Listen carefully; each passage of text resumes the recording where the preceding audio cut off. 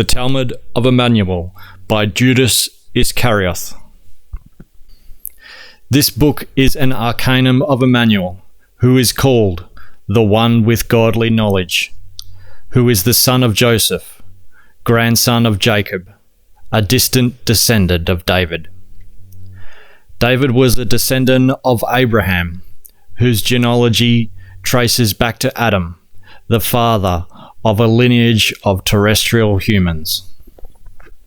Adam was begotten by Meier, the leader of the celestial sons, who were the guardian angels of God, the great ruler of the travellers from afar. Meier, the celestial son of a guardian angel of God, the great ruler of the voyagers who travelled here from the vast expanses of the universe, took a terrestrial woman and begot Adam, the father of the white human population. Adam took for himself an earth wife and begot Seth. Seth begot Enos. Enos begot Achbeel. Achbeel begot Ursik. Ursik begot Kenan. Kenan begot Mahalaleel. Mahalaleel begot Urachbarameel. Urachbarameel begot Jared. Jared begot Enoch. Enoch begot Methuselah. Methuselah begot Lamech. Lamech begot Tamgel. Tamgel begot Daniel. Daniel begot Asil. Asil begot Samsaphil. Samsaphil begot Jomjal. Jomjal begot Turel. Turel begot Hamek. Hamek begot Noah. Noah begot Sem. Sem begot Arpachsad. Arpachsad begot Batrael. Batrael begot Ramuel. Ramuel begot Askil. Askil begot Amas.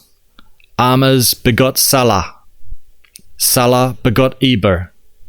Eber begot Peleg. Peleg begot Regu. Regu begot Surag. Surag begot Arasil. Arasil begot Nahor. Nahor begot Thara. Thara begot Abraham. Abraham begot Sak. Sak begot Jacob. Jacob begot Uda. Uda begot Ananj. Ananj begot Ertael. Ertael begot Perez.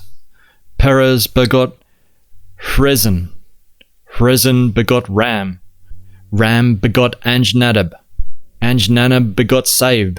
Save begot Nanhesem. Nanhesem begot Sana. Sana begot Boaz. Boaz begot Obed. Obed begot Jesse. Jesse begot David. David begot Solomon. Solomon begot Asa.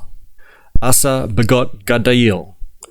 Gaddiel begot Josaphat. Josaphat begot Laura. Laura begot Amaniel. Amaniel begot Uzja. Uzja begot Jothan. Jothan begot Gadriel. Gadriel begot Ahas. Ahas begot Jejeka. Jejeka begot Manas. Manas begot Amen. Amen begot Josja. Josja begot Jojajan. Jojajan begot Selthgel. Selthgel begot Jequin. Jequin begot Zerubbabel. Zerubbabel begot Abjad. Abjad begot Eljakjam. Eljakjam begot Asor. Asor begot Zadok. Zadok begot Achim. Achim begot Eljad. Eljad begot Eliza. Eliza begot Matham. Matham begot Jacob. Jacob begot Joseph. Joseph was the husband of Mary, the mother of Immanuel, who was impregnated by a distant descendant of the celestial son, Raziel, who was the guardian angel of the secret. When Joseph heard of Mary's secret impregnation by a descendant of the celestial sons from the lineage of Raziel, Behold, he was filled with wrath and thought of leaving Mary before he would be married to her before the people. While Joseph was thinking in this manner, behold, a guardian angel sent by Gabriel, the celestial son, who had impregnated Mary, appeared and said, Joseph, Mary is betrothed to you, and you are to become her spouse. Do not leave her, because the fruit of her womb is chosen for a great purpose. Marry her in all openness, so that you may be the husband and wife before the people. Behold, the impregnation of Mary occurred 11,000 years after the procreation of Adam, through the celestial son Semyasa, to fulfill the word of God, the ruler of those who travelled from afar, who conveyed those words through the prophet Isaiah. Behold, a virgin will be impregnated by a celestial son before she is married to a man before the people. They will name the fruit of her womb Immanuel, which translates means the one with godly knowledge, as a symbol and honour to God. Throughout God's power and providential care, the earth was made to bear intelligent human life when the celestial sons, the travellers from afar reaches of the universe, mated with the women of earth. Behold, God and his followers came from the far depths of space, where they delivered themselves from a strong bondage and created here a new human race and home with the early women of this earth.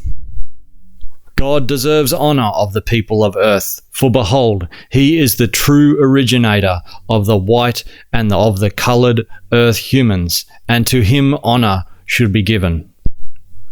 Except for him, there is nothing equal in form for these human lineages created by him. Besides him, therefore, people should have no other gods who created other human lineages in other parts of the earth. Except for God, there is nothing of comparable form worthy of veneration. Over him and his celestial sons reigns only the omnipotence of all creation, creation itself, which should be revered. Behold, therefore, over the earth reigns God, the master of the celestial sons and the people of the white and coloured terrestrial lineages. God is the lawgiver for these human populations, and therefore his wishes should be fulfilled by man and woman. God, the Lord, is generous in his love, but he is also terrible in his wrath when his laws are disobeyed. Mary's impregnation with God's law, and you, Joseph, are to be her husband in matrimony. The birth of Immanuel. When Joseph heard of this, however, he was mindful of his devoutness to God's laws, so he brought Mary home and married her before the people. At this time, a decree went out to Emperor Augustus that all the world should be counted. The census was the first of its kind and occurred at a time that Cyrenius was the governor in Syria. All went to be assessed, each to his own town. Joseph of Galilee of the town of Nazareth also went with his wife Mary to the Judaic land, to the city of David, which is also called Bethlehem, because he was of the house and lineage of David, in order to be assessed with his wife Mary, who was impregnated by the celestial son Gabriel from the lineage of Raciel. When they went there, the time came for her to give birth. Since they could find no shelter, they spent time in a stable. And Mary bore her first son on the straw, wrapped in a cloth, and laid him in a manger near the animals, because there was no room for her in the inn. Chapter 2. The Wise Men from the Orient. When Immanuel was born in the stable at Bethlehem, in the shelter in the land of the Jews during the time of Herod Antipas, Tetrarch of Galilee and Peranea, behold, wise men arrived in Jerusalem from the Orient and asked, "Where is the newborn King of wisdom of the Jews? We have seen a bright light in the sky and heard a voice saying, 'Follow the tail of the light, because the King of wisdom of the Jews is born, who will bring great knowledge. Follow the tale of light, because the King of wisdom of the Jews is born, who will bring great knowledge. Therefore we have come to worship the newborn King of wisdom. He shall possess knowledge of God, and be the son of the celestial son Gabriel. His knowledge will be boundless, as will be his power to control his human consciousness, so that humans may learn and serve creation. When Herod Antipas heard of this, he was frightened, and with him everyone in Jerusalem, because they feared that the newborn child would wield dreadful power. Herod Antipas called together all chief priests and scribes from among the people, and inquired of them where Immanuel had been born. And they replied, "In Bethlehem, in the Jewish land, for thus it was written by the prophet Micah. And you, Bethlehem, in the land of the Jews, are by no means the least among the cities in Judea. From you shall come forth the King of wisdom, who will bring great knowledge to the people of Israel, so that they may learn and serve creation." Thereupon Herod Antipas called the wise men secretly and diligently asked them when the bright light with the long tail had appeared in the sky. He later directed them to Bethlehem and said, "Go and search diligently for the young child, and when you find him, let me know, so that I may come to adore him." After they had listened to Herod Antipas, they departed, and behold, the light with the long tail they had observed in the Orient moved ahead of them with a high singing sound until it reached Bethlehem and stood directly over the stable where the infant was born. When they saw, they were filled with great joy. And they went to the stable and found the young child, his mother, Mary, with Joseph, and they fell down and worshipped the infant and offered their treasures, which were gold, frankincense, and myrrh. However, the voice rang out from the light high above, saying, they should not return to Herod Antipas, because he planned evil for the young child. And they returned to their homeland by another route. After the 3 wise men had left, behold, the celestial son Gabriel appeared to Joseph, saying, "Arise and take the infant and his mother Mary with you, and flee to Egypt. Stay there until I beckon you, because Herod Antipas is planning to seek out the young child and kill him, since he fears that this babe might wield terrible power. While you are in Egypt, I will send my messenger to Herod Antipas and teach him the truth."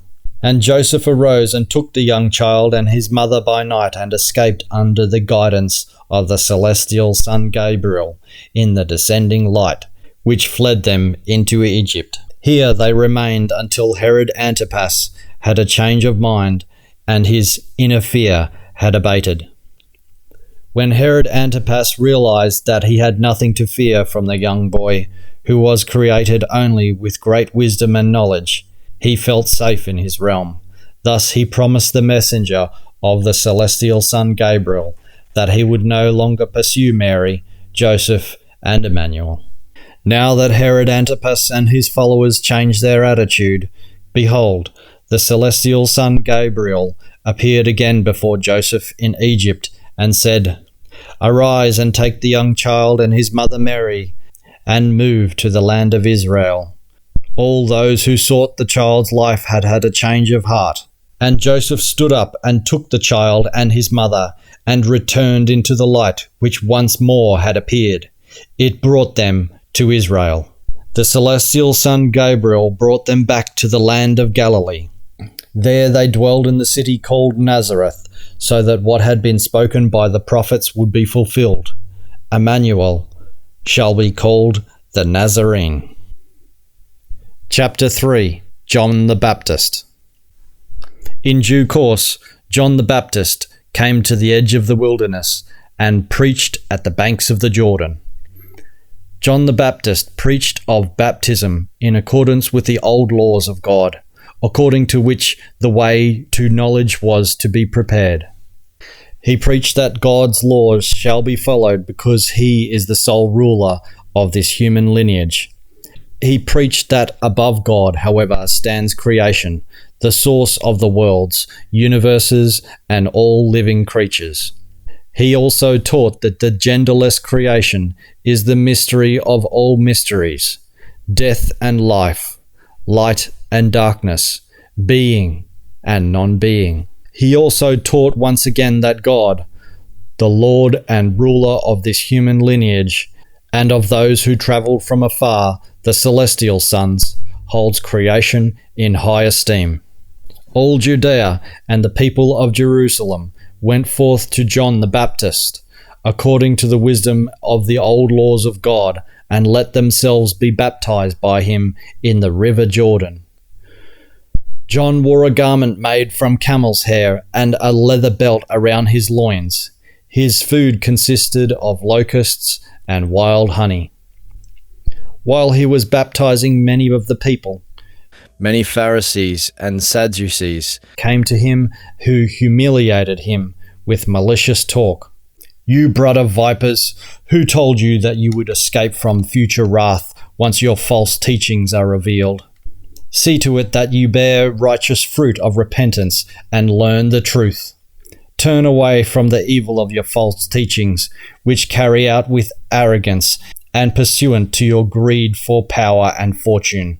Do not think just of saying to each other, 'We have Abraham as father.' I say to you, with this knowledge and power, God is able to rise up above children of Abraham out to these stones, because he has the knowledge of the mystery of creation. Already the axe has been lain to the roots of trees. Therefore, any tree that does not bring forth good fruit will be hewn down and thrown into the fire. You brood of vipers, in 2 times 1,000 years, you and your followers, who pursue false teachings out of your own arrogance, in your greed for power and fortune, shall be vanquished, and, on account of your lies, punished. So it shall be when humankind begins to comprehend, and when the chaff is separated from the grain.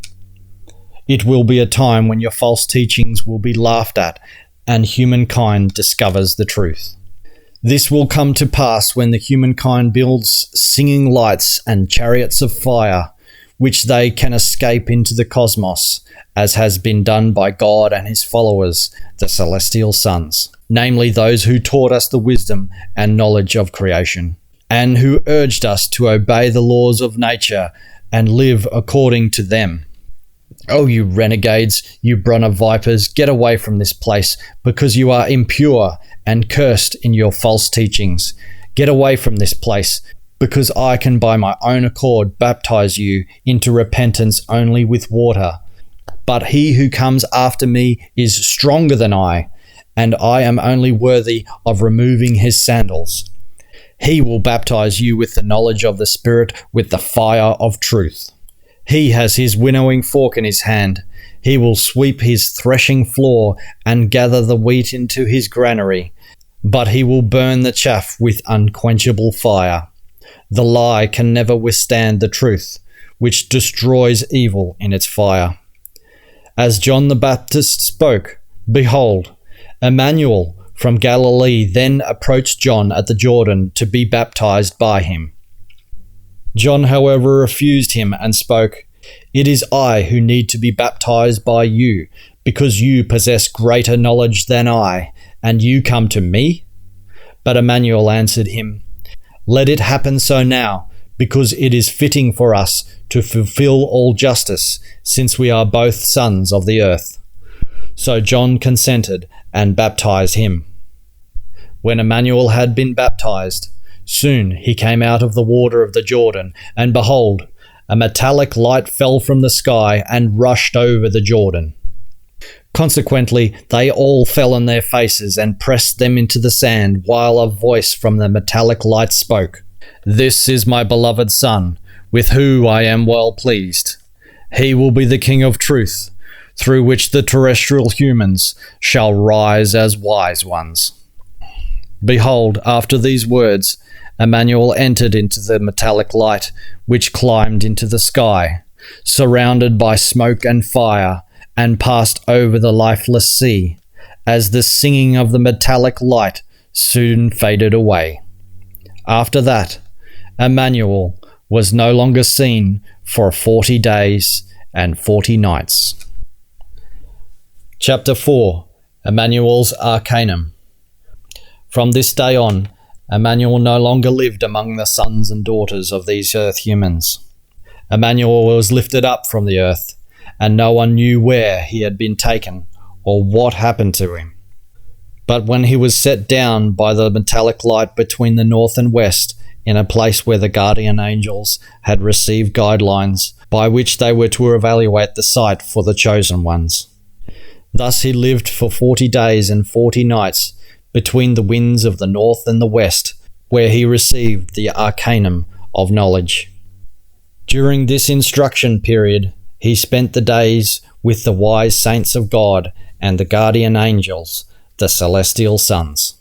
They taught him the wisdom of knowledge. They taught him about the dominion of God over the terrestrial humans and over his celestial sons. They also explained to him the omnipotence of creation of the universe. They also taught him about the immortality of the spirit through rebirth. There he saw the initial forefathers, the saints of the ancient times, who were the celestial sons and the fathers of the terrestrial humans. From there he went to the north, towards the ends of the earth, where the metallic light and chariots of fire came down from the sky, or shot upwards into a singing sound, enveloped in smoke and fire. There, at the end of the entire earth, he saw a great and marvelous wonder. In that place he saw the celestial portals open, of which there were 3 different ones. The celestial portals radiated in the most brilliant Zohar in an area as large as the lifeless sea on the river Jordan. Actually gleaming herein was the entire land of Israel, alive and true, humans and animals and everything that was there. In this first celestial portal, no secret was concealed, because the Zohar entered into the smaller spaces in the cottages and revealed the last intimate detail. Inside the second celestial portal, there rose mighty mountains, whose peaks reached into the sky and disappeared into the clouds. Far below lay deep masses of snow, at whose edges a different, brown-skinned human population built their huts. The third celestial portal revealed a land of gigantic dimensions, mountains and interspersed with rivers, lakes and seas, where yet another human population dwelled. Not far from these 3 celestial portals had been built a place of God, the ruler of the terrestrial humans and of those who had travelled from afar, the celestial sons, the guardian angels. In his palace, God ruled over the 3 human lineages created by him and over his following, the celestial sons. He was immortal, ancient, and of giant size, like the celestial sons. In the palace of God there appeared to Immanuel 2 very tall men, the likes of whom he had never seen on earth. Their faces shone like the sun, their eyes looked like burning torches. From their mouths issued fire. Their clothing resembled a covering of foam, and their arms were like golden wings. They inhabited an environment of their own, because the air of the earthly world would have been fatal for them. These 2 men from the constellation of the 7 stars were venerable teachers, and they were together with 2 smaller men, who they said were from Ba'awi. They said, "People have come from the heavens to earth, and other people have been lifted from the earth into the heavens.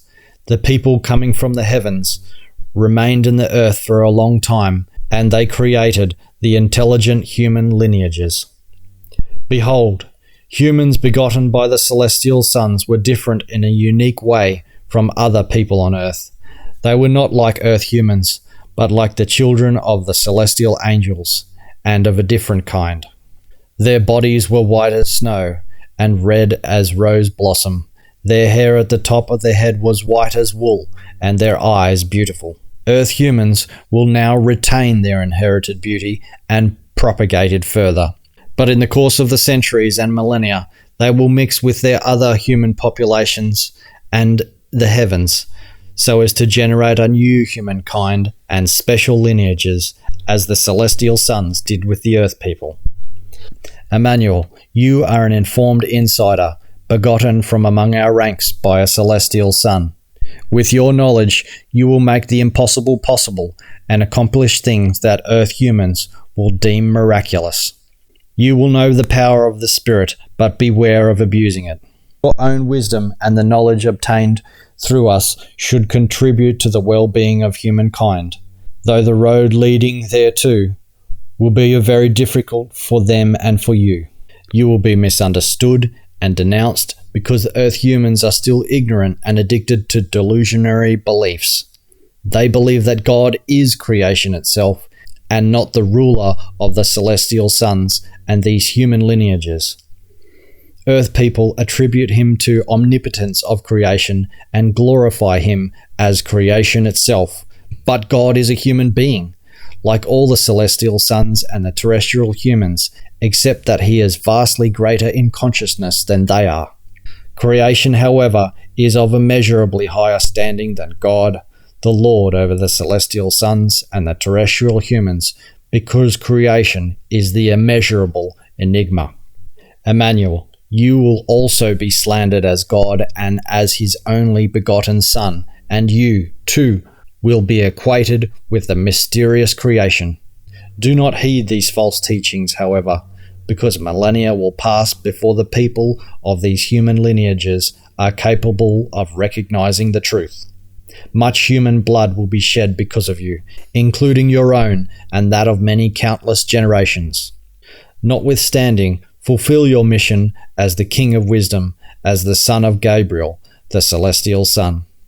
The law of your creation was issued in the name of God, so that you may serve as a prophet and pioneer of the wise knowledge of the human lineages. Fulfill your mission unperturbed by the irrationality and false teachings of the scribes and the Pharisees, and despite their disbelieving people. Hence, following the fulfillment of your mission, centuries and 2 millennia will pass before the truth and knowledge you brought to the people will be recognized and disseminated by a few humans. Not until the time of space-traveling machines will the truth break through and gradually shake the false teachings that you are the Son of God or creation.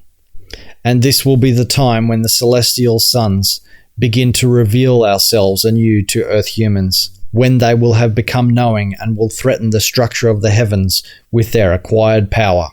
Thus they spoke, the celestial sons between the north and the west, before bringing Immanuel in the metallic light back to Israel, to the land of Galilee. When Immanuel had heard that John the Baptist had been imprisoned, he left the town of Nazareth and came to live in Capernaum, which lies in the sea in the land of Zebulun and Naphtali. From that time on, Immanuel began to preach, saying, "Repent and turn to the truth and knowledge, because they alone will bring you life." When Immanuel went by the Sea of Galilee, he saw 2 brothers, Simon, who is called Peter, and Andrew, his brother, casting their nets into the sea because they were fishermen. And he said to them, "Follow me, I will teach you knowledge and make you fishers of people." Thereupon they left their nets and followed him. As he went on, he saw 2 other brothers, Jacob, the son of Zebedee, and John, his brother, in the boat along with their father Zebedee mending their nets, and he called them. Forthwith they left their boat and their father and followed him. Immanuel went about the entire land of Galilee, teaching in their synagogues, preaching the knowledge of the Spirit, and healing all diseases and infirmities among the people. News of him spread throughout the entire land of Syria, and they brought to him all the sick and afflicted with various diseases and torments, the possessed, the lunatics, the paralytics, and he made them well. And many people followed him from Galilee, from the Decapolis, from Jerusalem, from the land of Judea, from beyond the Jordan. Chapter 5. The Sermon on the Mount. When Immanuel saw the people following him, he went up to a hill and sat down, and his disciples came to him. And he taught them, saying, "Blessed are those who are rich in spirit and recognize the truth, for life is theirs.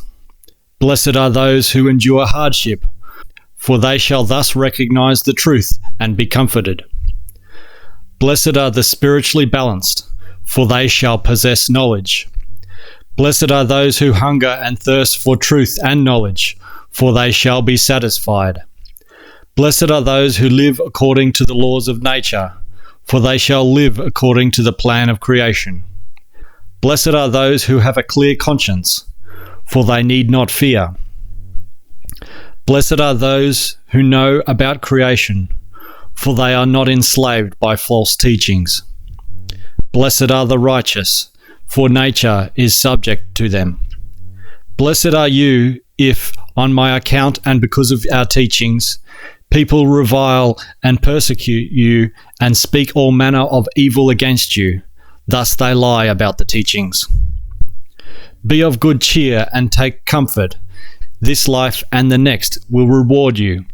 For so have the belittlers of truth persecuted the prophets who were before you, and they will also persecute you. You are the salt of the earth, and if the salt loses its flavour, with what would one salt? It is useless henceforth, except it be thrown out and stepped on by the people. It does not light a candle and place it under a bushel, but on a candlestick. Thus it shines for all those who are in the house.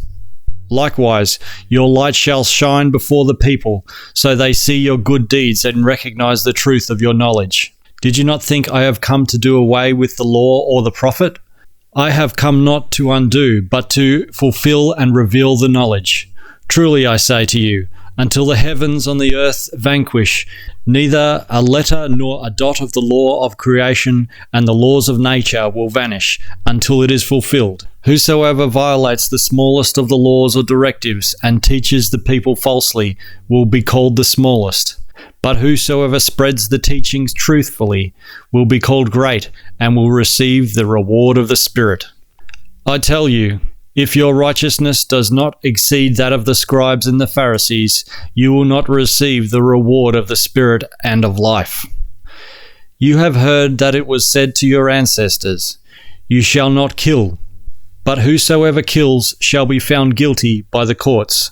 However, I say to you, exercise justice according to natural laws of creation, so that you find judgment in logic. Guilty are those who kill when not acting in self-defense, or according to legal verdict based on self-defense. Likewise, guilty are all those who engage in evil speech and actions. Only justice according to the laws of creation produces a logical judgment.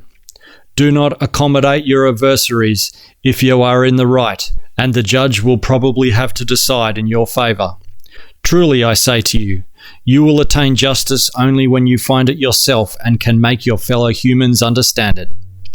You have heard that it was said, "You shall not commit adultery."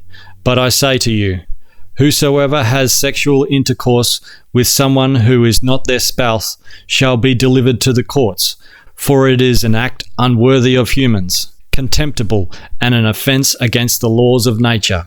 If, however, your right eye causes annoyance, tear it out and throw it away, because it is better for you that just one of your members be destroyed than your whole body. If a thought causes you annoyance, eradicate it and ban it from your brain.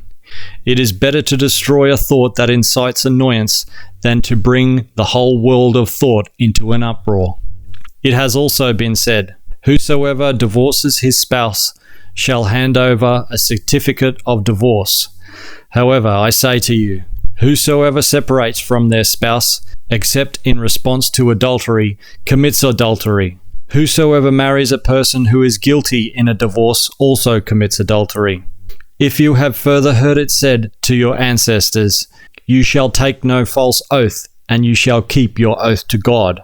However, I say to you that you shall not swear at all, nor swear by the heavens, because they are infinite and immeasurable.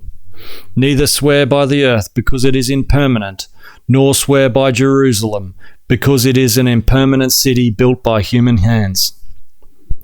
You shall not swear by your head, because you cannot change the color of a single hair. Also, do not swear by the memory of a person or thing, for they are all impermanent. Let your speech at all times be yes, yes, or no, no. Anything beyond that goes against the laws. You have heard it said, an eye for an eye, and a tooth for a tooth.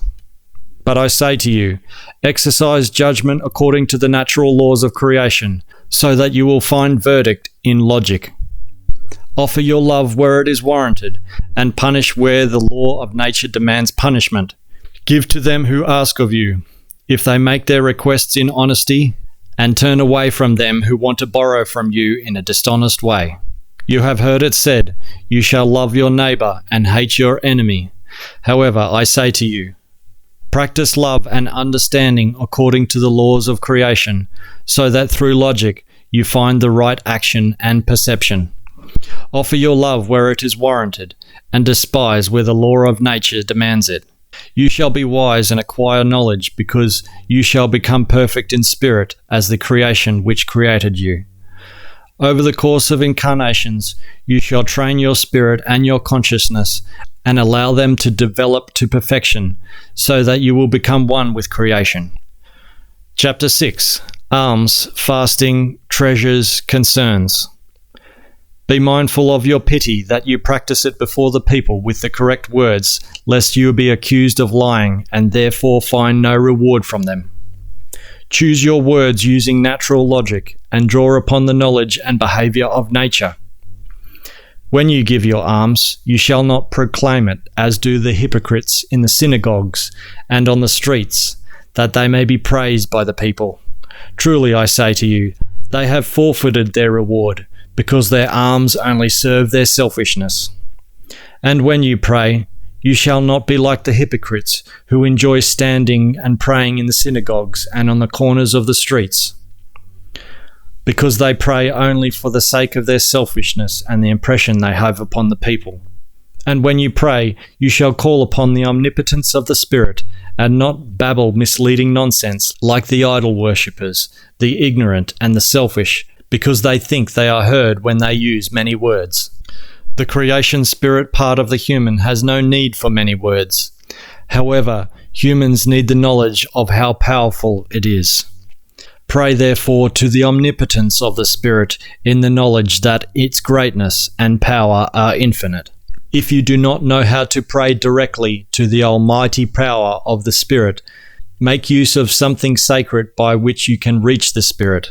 But never be like the ignorant, the hypocrites, and the idol worshippers, and the selfish, who worship something sacred in the belief that the omnipotence of the Spirit dwells in it. Be aware, however, that the almighty power of the Spirit always dwells within you, regardless of your usage of a sacred object or place. Be aware, however, that the almighty power of the Spirit always dwells within you, regardless of your usage of a sacred object or place. Therefore, pray as one who knows. Thus, you shall pray as follows. My Spirit, you exist within omnipotence. May your name be holy. May your kingdom incarnate itself within me. May your power unfold itself within me, on earth and in the heavens.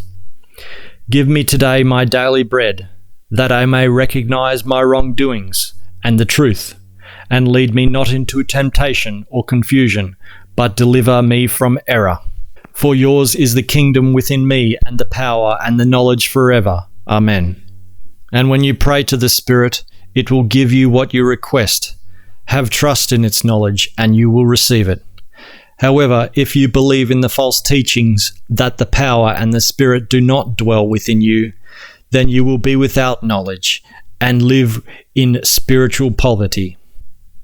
Now and then you will receive what you in your false belief request from misused sacred things or from idols and gods, but you will receive only because of your strong false belief, without knowledge of the real truth. Truly I say to you, blessed are those who serve the actual truth and knowledge, because only they receive in honesty. When you fast, do not look sour like the hypocrites, for they put on pretentious faces in order to shine with their fasting before the people. Truly I say to you, they forfeit their reward, because they fast only for the sake of their selfish impression upon others. But when you fast, anoint your head and wash your face, so that you do not shine before the people with your fasting, but before your own spirit, which is hidden. You fast for the sake of your health and for the expansion of your consciousness, spirit, and knowledge. Neither should you amass great treasures on earth, where moths and rust consume them, and thieves break in and steal them. But collect treasures in spirit and consciousness, where neither moths nor rust consume them, and where thieves neither break in nor steal. For where your treasure is, there your heart is also. And the true treasure is wisdom and knowledge. The eye is the light of your body. When your eye is clear, your entire body will be a light. But if your eye is evil, your whole body will be dark. Now if the light within you is dark, how great then will be the darkness? No one can serve two masters. Either he will hate one and love the other, or he will adhere to one and despise the other. You cannot serve your spirit and mammon. Therefore, I say to you, concern yourself about the knowledge of your spirit, and besides that with what you eat and drink, and be concerned about your body and how you will clothe it. For are not the spirit, life, and body more important than the treasures of the world? The human spirit, which is thirsting for the truth, is incapable of preserving its earthly life without the body, because the body and spirit together are one. Thus you should be concerned about increasing your knowledge for the Spirit's sake, about the laws of life, and about food, drink, and clothing your body. Look at the birds in the sky. They do not sow, they do not reap, they do not store their food in barns, yet creation feeds them. Are you not much more than they? Look at the birds in the sky. They devour harmful insects, and they have plumage for clothing. Yet they have no spirit capable of ongoing evolution. They work to fulfill their duty, and they are fed and clothed by creation. Are you not much more than they? You can think independently through your free consciousness. You can work independently, and prepare your food and drink and clothe your bodies independently. Behold the lilies in the marsh as they grow. They neither toil or spin. Yet truly I say to you, the lilies also fulfill their mission when they give pleasure to the eye with their beauty. I tell you, even Solomon in all his splendor was not arrayed as one of these. Creation nourishes and clothes the grass in the field, which today is standing and tomorrow is thrown into the stove. Should not you then do much more for yourselves? The grass fulfills its mission by serving as fodder and fuel. But are you not much greater value than the grass, O you of little knowledge? Therefore you shall care for the wisdom and knowledge of your spirit, and take care that you do not suffer from lack of food, drink, and clothing. Truly I say to you, if you suffer from hunger, thirst, and nakedness, then wisdom and knowledge will be crowded out by worry. First seek the realm of your spirit and in its knowledge, and then seek to comfort your body with food, drink, and clothing. Therefore, take care for the next day, for tomorrow will not take care of itself. It is enough that each day has its own troubles. Therefore, you must not also be at the mercy of the need for your physical welfare. Chapter 7. The Spirit of Judgment. Judge not falsely, lest you be falsely judged. For whatever judgment you judge, you will be judged, and with whatever measure you measure, you will be measured. Judge according to the logic of laws of nature, which are from creation, because only they possess the truth and correctness. Why do you see the splinter in your brother's eye, and are not aware of the beam in your own eye? Or how dare you say to your brother, "Wait, I will take the splinter out of your eye, and behold, here is a beam in your own eye. You hypocrite, first take the beam from your own eye, then see how you can take the splinter out of your brother's eye. Learn first the laws of nature and of creation, their logic, before you judge and condemn and wish to see the faults of your neighbour. Through the laws of nature and of creation, learn first how to recognize your own faults, so that you can then correct the faults of your neighbours. You shall not give sacred things to the dogs, nor throw your pearls before swine, lest they trample them with their feet and turn on you and tear you apart. Truly I say to you, do not throw your spiritual treasure into the dirt, and do not waste it on the unworthy, because they will not thank you, and they will tear you apart, for their understanding is small, and their spirit is weak. Response to prayer. Ask, and it will be given to you. Seek, and you will find. Knock, and it will be opened to you. For whosoever asks of their spirit will receive, and for whosoever seeks through the power of their spirit will find. And whosoever knocks at the door of the Spirit, to that person it will be opened. Who among you would hand your son a stone if he asked for bread, or offer him a snake if he asks for fish? So if you now, through being wicked, can nevertheless give your children good gifts, how much more will your Spirit give you if you ask for it? Everything that you wish people do to you, do likewise to them. This is the law delivered through the prophets. Enter through the narrow portal. The portal is wide, and the path is broad, which leads to damnation, and many are those who travel herein. And the portal is narrow, and the way is slender, which leads to life and knowledge, and there are only few who find it. Beware of the false prophets and scribes who come to you in sheep's clothing, but inwardly they are like ravenous wolves, preaching to you about submissiveness before shrines, false deities and gods, and preaching submissiveness to idols and false teachings. Beware of those who forbid you access to wisdom and knowledge, for they speak only to attain power over you and to seize your goods and belongings. You will recognize them by their fruits. Can one gather grapes from thorns or figs in the thistles? Hence, every good seed brings forth a good harvest, but a rotten seed brings forth a bad harvest. A good tree can never bear bad fruit, and a rotten tree can never bear good fruit. Thus, by their fruits you will recognize them. Therefore, whosoever hears the words of mine and acts upon them will be like an intelligent man who has built his house on the rock. Now, when a downpour fell, and the waters came, and the winds blew, and beat upon the house, it did not fall, because it was founded on rock. Whosoever hear these words and does not act upon them is like a foolish man who has built his house on sand. And when a downpour came, and the waters and the winds beat upon the house, it collapsed, and great was its fall. It happened that after Immanuel had finished his talk, the people were shocked by his teachings. He taught with authority, a new doctrine, unlike that of the scribes. Chapter 8. The healing of the leper. When he descended from the mountain, many people followed him. Behold, a leper came to him and knelt before him and said, Master, if you will it, you can make me clean. And Immanuel stretched out his hand, touched him, and said, I will do it. Be cleansed. And immediately he was cleansed of leprosy. And Immanuel spoke to him, See to it that you tell no one. Instead, go and present yourself to the priest. You were healed through the power of your spirit and the wisdom of knowledge. The centurion at Capernaum.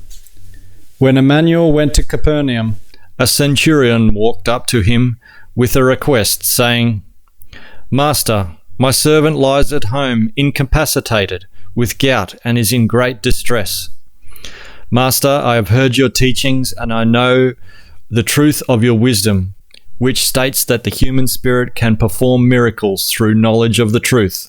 Immanuel spoke to him, I will come and make him well. The centurion replied, Master, I am not worthy to have you enter under my roof, but only say the word, and my servant will be well.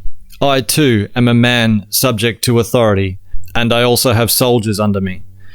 If I say to one, Go, he goes, and to another, Come here, then he comes, and to my servant, Do this, he does it.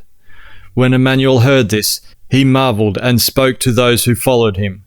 Truly I say to you, such trust I have found in no one in Israel. But I say to you, many will come from the east and the west, from the south and the north, and they will understand my teachings and recognize their wisdom and knowledge.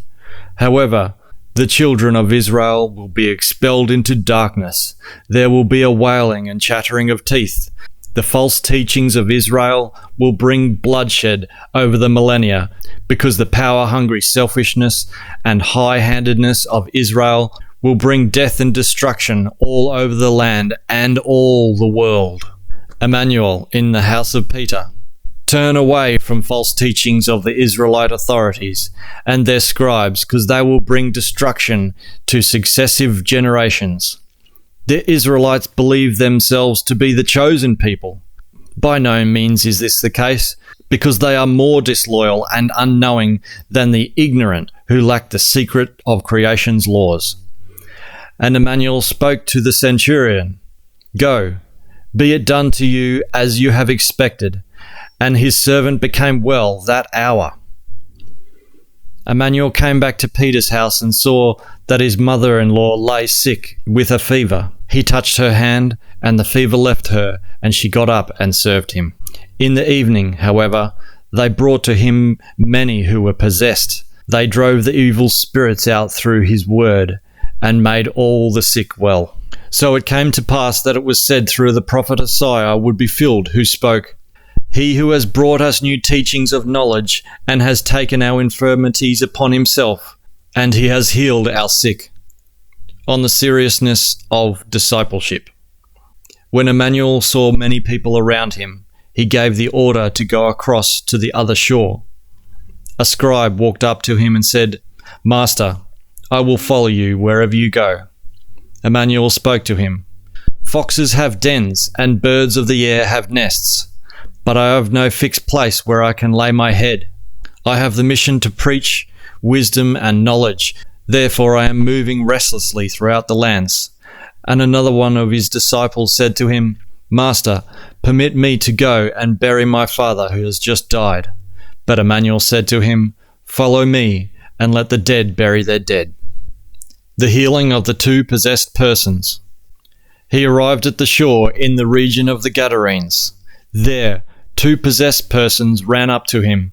They came out of the burial caves and were very dangerous, so that no one could walk on the street. And behold, they cried out, saying, What do you want of us, you son of Gabriel, the celestial son? Have you come to torment us before it is even time? Then the evil spirit within the possessed asked him, Master, if you intend to drive us out, then let us go into the herd of swine grazing just over there. And he spoke, So go there. And they went out into the swine, and behold, the whole herd rushed down into the water and drowned. The swineherders fled and went into the town and told everything, including what had happened to the possessed. And behold, the whole town came out and approached Immanuel. And when they saw him, they asked him to leave the area. Chapter 9. The healing of the paralytic. Then he stepped into the boat and returned to the other side again and came into his town. And behold, they brought to him a paralytic lying on a bed. When Immanuel saw their faith, he spoke to the paralytic. Be comforted, for your faith is within the power of my spirit, and your confidence in my teachings of wisdom, which are the teachings of nature and of creation, has helped you. And behold, some of the scribes began stirring up talk among the people. This man blasphemes God and our holy teachings. But since Immanuel understood their thoughts, he spoke, Why do you think such evil thoughts against your better knowledge? Yet, what is easier to say, Your faith has helped you, or stand up and walk, so that you may know that I am a person like you, yet know how to use the power of my spirit through my knowledge. I command the paralytic, Get up, pick up your bed and go home. And he stood up, took his bed and went home. When the people saw this, they became fearful and praised to the new wondrous teachings of Immanuel, which could give such power to humans. Matthew. As Immanuel was leaving, he saw a man named Matthew sitting at the tax office and spoke to him, "Follow me." And he stood up and followed him. And it came to pass, as he was eating at home, behold, many tax collectors, ignorant people, and seekers of the truth came and ate at the table with Immanuel and his disciples. When the Pharisees saw this, they spoke out to his disciples, "Why is your master eating with the tax collectors and the ignorant?" When Immanuel heard this, he spoke, "The healthy do not need a physician, but the sick do. And the knowledgeable do not need the teachings, but the ignorant do. Those who were not misled do not need the teachings, but those who were misled do. Go, therefore, and recognize the falseness of your wrong teachings, so that you do not mislead those people who thirst for the truth." Fasting. Then the disciples of John came to him, saying, "Master, why do we and the Pharisees fast, while you and your disciples do not?" Immanuel said to them, "How can the ignorant fast and suffer while they are being taught knowledge? And how can the teacher fast when he must teach knowledge to the ignorant? Truly I say to you, your teachings are false, and if you fast according to a religious dogma, fasting serves only the health of the body and the growth of the spirit. No one mends an old garment with a new patch of cloth, because the patch will tear again from the garment, and rip will become worse.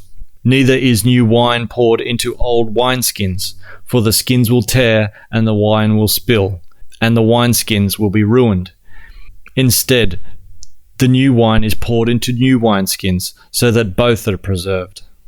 The daughter of Jairus and the woman with hemophilia. When he was walking with them, behold, one of the community leaders came and knelt before him, saying, "My daughter has just died, but come and lay your hand on her so that she will live." And Immanuel stood up and his disciples followed him. And behold, a woman who had hemophilia for 12 years stepped up behind him and touched the fringe of his garment. She spoke to herself, "If only I could touch his garment, I would be cured." Then Immanuel turned around and saw her, and he said, "Be comforted, your faith has helped you." And the woman was well from that hour on. When he came to the community leader's house and saw the pipers and the turmoil of the people, he spoke, "Depart, because the maiden is not dead but asleep." And they laughed at him. But after the people were driven out, he entered and took her by the hand and spoke, "I order you to get up and walk." And the maiden stood up and walked, and the news of this spread throughout the entire land. A blind man and 2 mutes. As Immanuel left, he continued from there. A blind man followed him, crying, "O Lord, you son of wisdom and knowledge, who can use the power of your spirit, take pity on me." And as he arrived at the house, the blind man stepped up to him, and Immanuel spoke to him, "Do you have confidence that I can do this?" And he answered, saying, "Yes, Master." Then Immanuel touched his eyes, saying, "Be it done to you according to your faith." And his eyes were opened, and he saw. Then Immanuel warned him, saying, "See to it that no one learns what happened to you." However, the man went out and spread the news of him throughout the land. After the man had left, behold, they brought to him 2 people who were mute and possessed. After the evil demons of self-delusion were cast out, behold, the mutes could speak. And the people were amazed, saying, "Such things have never been seen in Israel. How mighty are these new teachings about the power of the Spirit, that they can accomplish such miracles." However, the Pharisees said, "He drives out the evil spirits through their supreme chief, and he blasphemes God, our Lord." But among themselves they said, "Who is this Immanuel? Who possesses great wisdom and greater knowledge than we? His teachings are mightier and truer than ours, and therefore he endangers us. We must try to seize him, so that he will suffer death." The Great Harvest. And Immanuel went about all the cities and the villages, and taught in the synagogues, and preached about the mystery of creation and the laws of nature, so that the Spirit could attain omnipotence. He preached about the spiritual kingdom within the humans, and healed every type of sickness and infirmity. When he saw the people, he took pity on them, for they were languishing and scattered like a flock of sheep without a shepherd. Then he spoke to his disciples, "The harvest is great, but there are few labourers to bring it in. See and pray in your consciousness that more labourers will be found for the harvesting." So it came to pass that workers for the harvest were found, who gathered around Immanuel to become disciples. Chapter 10. Commissioning of the Disciples. He called his 12 disciples to him, and gave them knowledge for controlling the unclean spirits, so they could drive them out and heal every sickness and infirmity. These are the names of the 12 disciples: Simon, called Peter, and Andrew, his brother, James, the son of Zebedee, and John, his brother, Philip, and Bartholomew, Thomas, and Matthew, the tax collector, James, the son of Alphaeus, and Thaddeus, Simon Cananius, and Judas Ishkerioth, the only one other than Immanuel who understood handwriting. Immanuel sent for these 12 people, commanding them, saying, "Do not go unto the streets of Israel, and do not go to the scribes and the Pharisees, but go to the cities of the Samaritans, and to the ignorant in all parts of the world. Once I have left you, go to those who lack understanding, to the idol worshippers and the ignorant, because they do not belong to the house of Israel, which will bring death and bloodshed into the world. Go out and preach and say, the laws of nature are the laws of creation, and the power of the creational spirit within humans embodies life. Heal the sick, raise the dead, cleanse the lepers, drive out evil spirits. Because you received without having to pay, give therefore without compensation. You shall not amass gold, silver, or copper in your belts.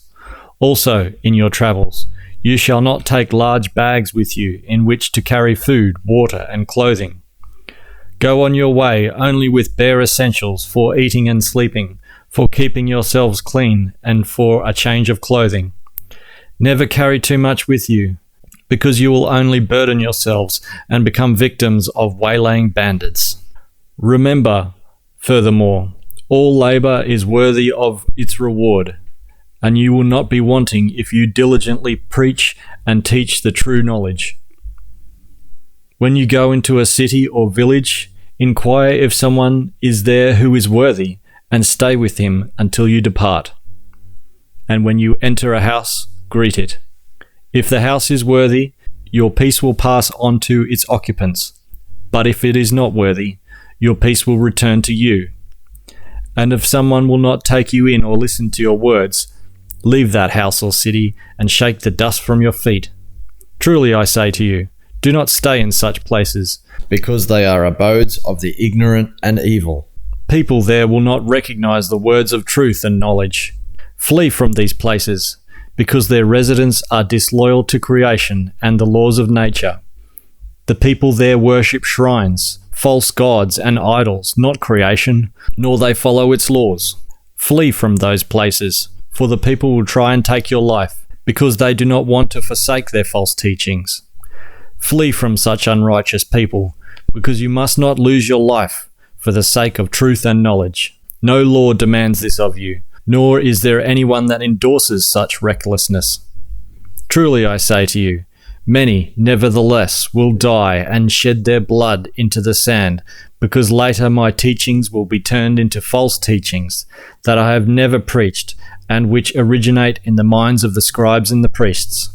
Thereby they will bring people under their control through belief in their false teachings, in order to rob them of their goods and belongings. Throughout the world there'll be wailing and chattering of teeth when the blood flows from all those who have made my teachings from wisdom and knowledge into false teachings, and when the blood flows from all of those who, in their false belief through their evil seduction, believe and advocate these false teachings, teachings which are certainly not mine. Many of these false believers will lose their lives, including many Israelites. Who will ever find peace until the end of the world? Because they are ignorant and unwise and deny the power of spirit, love, and of knowledge. Truly, I say to you, the people of Israel were never one distinct people. They have always lived by murder, robbery, and fire. They gained possession of this land through guile, murder, in irreprehensible, predatory wars, where the best friends were slaughtered like wild animals. May the people of Israel be cursed until the end of the world, and never find their peace. Behold, like sheep among the wolves, I am sending you among the ignorant and the idolaters. Therefore be wise as serpents, and innocent as doves. But beware of the people, for they will turn you over to the courts and scourge you in their synagogues. And you will be led before sovereigns and kings because of my teachings, as witness to them and to all other ignorant people. If you cannot flee, and they turn you over to the courts, do not be concerned. The power of your spirit will not leave you, and your knowledge will let you say what you should say. It will not be you who speaks, but the power of the Spirit with its knowledge, and you will come to be hated for the sake of my teachings. But those who persevere to the end will be great. When they persecute you in one city, however, flee to another. Do not go to much trouble in the cities of Israel, for truly, I say to you, they will get nowhere with the people of Israel until the end of the world. The disciple is never above the teacher, nor the servant above the master. It is enough for the disciple to be like his teacher, and the servant like his master. If they have called the master of the house Beelzebub, how much more will they malign those of this household? Therefore, beware of Israel, because it is like a festering boil. However, do not be afraid of them, because there is nothing written that will not be revealed, and nothing secret that will not be known. What I tell you in darkness, speak in the light, and what is whispered into your ear, proclaim from the rooftops. Do not be afraid of evil slander, nor fear those who take life and limb. Do not think that I have come to bring peace on earth. Truly, I have not come to bring peace, but the sword of knowledge and the power of the Spirit which dwells within each human being. For I have come to bring wisdom and knowledge, and to provoke mankind. Son against father, daughter against mother, daughter-in-law against mother-in-law, servant against master, citizen against government, believer against preacher. The people's enemies will be their own housemates. The path of truth is long, and wisdom of knowledge will only penetrate slowly. Dark ages will follow, centuries and millennia, before the truth of the Spirit will penetrate to the people. The unrighteous and the ignorant, including the scribes, the priests and the authorities, will hate those who have the knowledge and will, therefore, persecute them, and sow enmity. Chapter 11. The Baptist Question. It happened that after Immanuel had finished giving such directives to his 12 disciples, he continued on from there, teaching and preaching in their cities. When John in prison heard about the works of Immanuel, he sent forth his disciples to him and had them say, "Are you the one who has come, the King of wisdom, as foretold by the prophets? Or should we wait for another?" Immanuel answered, saying to them, "Go back and report to John what you hear and see. The blind see, the lame walk, the lepers are cleansed, the deaf hear, the dead rise, and the truth of knowledge is proclaimed to those who seek it. And blessed are those who are not offended by my teachings." Testimony about the Baptist.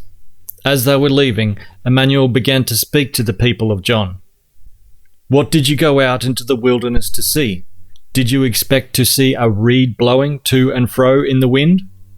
Or what did you go out to see? Did you expect to see a man clothed in soft raiment? Behold, For those who wear soft raiment are in kings' houses, with the rulers and the rich, and with the hypocrites, scribes and priests. Or what did you go out for? Did you expect to see a prophet? Yes, I tell you, he is more than a prophet. This is he of whom it is written, Behold, I will send my messenger before you, who shall prepare your way before you. Truly I say to you, among all those born of women, no one has arisen who is greater than John the Baptist. But now, in the days of John the Baptist, the earth suffers from violence, and those who commit violence are devastating it. For all the prophets and the law have foretold up until this time of John. And if you wish to accept it, he is Elijah, who has come again in his next life. Those who have ears, let them hear. In praise of the Spirit and knowledge. But to whom shall I prepare this generation? It is like children who sit at the market and call to their playmates, saying, We have struck up a tune for you. And would you not dance? We wailed before you, and you would not mourn. John, who is Elijah, has come neither eating nor drinking, so they say he is possessed. But I have come eating and drinking, and so they say, Behold, what a glutton and wine-bibbler this man is, a companion of the tax collectors and the unjust. Yet wisdom is justified through the acknowledged deeds in praise of the Spirit and knowledge. But Immanuel this time began to speak.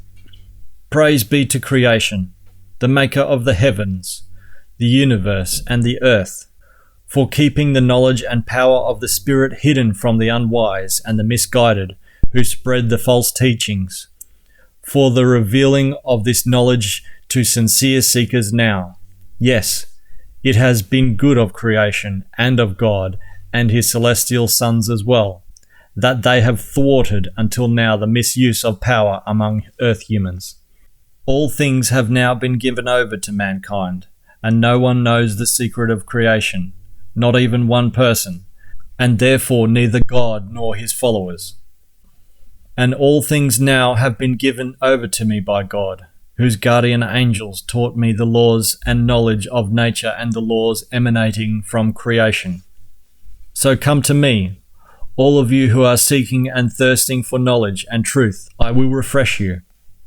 Take upon yourselves the yoke of having to learn new teachings, for they offer enlightenment, and within them you will find peace for your life, because the yoke of spiritual development is gentle and its burden is light. Chapter 12, regarding marriage and cohabitation. And it came to pass that Immanuel began to speak of the laws of marriage and related topics, and he said, You have been given the directive, you shall not commit adultery. Despite this, people commit adultery and fornication, thus violating the laws of nature. It is written, Whosoever commits adultery and fornication shall be punished, because the fallible are unworthy of life and its laws, and thus they shall be castrated or sterilized. If unbetrothed men and women bed down with one another in disgrace or without loving each other, they shall be punished also, for the fallible are unworthy of life and its laws, thus they shall be castrated or sterilized. And if two men bed down with each other, they shall be punished, for those fallible are unworthy of life and its laws, and behave heretically. Thus they shall also be castrated, expelled and banished before the people. If, however, two women bed down with one another, they shall not be punished, because they do not violate life and its laws, since they are not inseminating, but are bearing. When inseminator and inseminator join together, life is desecrated and destroyed. But if conceiver and conceiver join together, there is neither desecration, nor destruction, nor procreation. Truly I say to you, there is no animal beneath the heavens that would behave like humankind and violate the laws of creation and nature, Are you not much more than the animals? No animal is found under the heavens for which males cohabit with other males, but females are found together with females, because male and female animals follow laws of nature. Whosoever indulges in fornication for the sake of pay or pleasure shall be castrated or sterilized, expelled and banished before the people. Regarding marriage and cohabitation, whosoever sexually abuses a child is unworthy of life and its laws, and shall therefore be punished by castration or sterilization, and be deprived of freedom through lifelong confinement and isolation. Whosoever indulges in incest is unworthy of life and its laws, and shall therefore be punished by castration or sterilization, be deprived of freedom through lifelong confinement and isolation. Whosoever has sexual intercourse with animals is unworthy of life and its laws, and shall be castrated or sterilized, and be expelled and banished before the people. Whosoever marries a man or woman divorced in guilt shall be castrated or sterilized, because he or she is unworthy of life and its laws. They shall both be expelled and banished before the people. He who begets a child without being married to a woman and leaves her unmarried is unworthy of life and its laws, and shall therefore be punished by castration and loss of his freedom. Whosoever rapes a woman or a man is unworthy of life and its laws, and shall therefore be punished by castration and sterilization, and be deprived of freedom through lifelong confinement and sterilization. Whosoever commits violence against another person's body, life, or mental health is unworthy of life and its laws, and shall therefore be punished with loss of freedom through lifelong confinement and isolation. Truly, I say to you, these laws are rational and were established by nature, and they shall be obeyed, or humans will bring death to themselves in great masses. This earth can nourish and support 500 million people of all human populations. But if these laws are not followed, in 2 times 1,000 years there will exist 10 times 500 million people, and the earth will no longer be able to support them. Famines, catastrophes, worldwide wars and epidemics will rule the earth. Earth humans will kill each other, and only a few will survive. Truly, I say to you, there will be wailing and chattering of teeth when so much human blood drenches the sands of earth that new life forms arise from it, bringing the final horror to mankind. But on this day you have been allowed to receive all good things, and have been given the laws by which you shall live. And you shall adhere to the laws, so that you will have prosperity on earth and peace within your families. Do away with enforcing the old law that subjects woman to man, since she is a person like the man, with equal rights and obligations.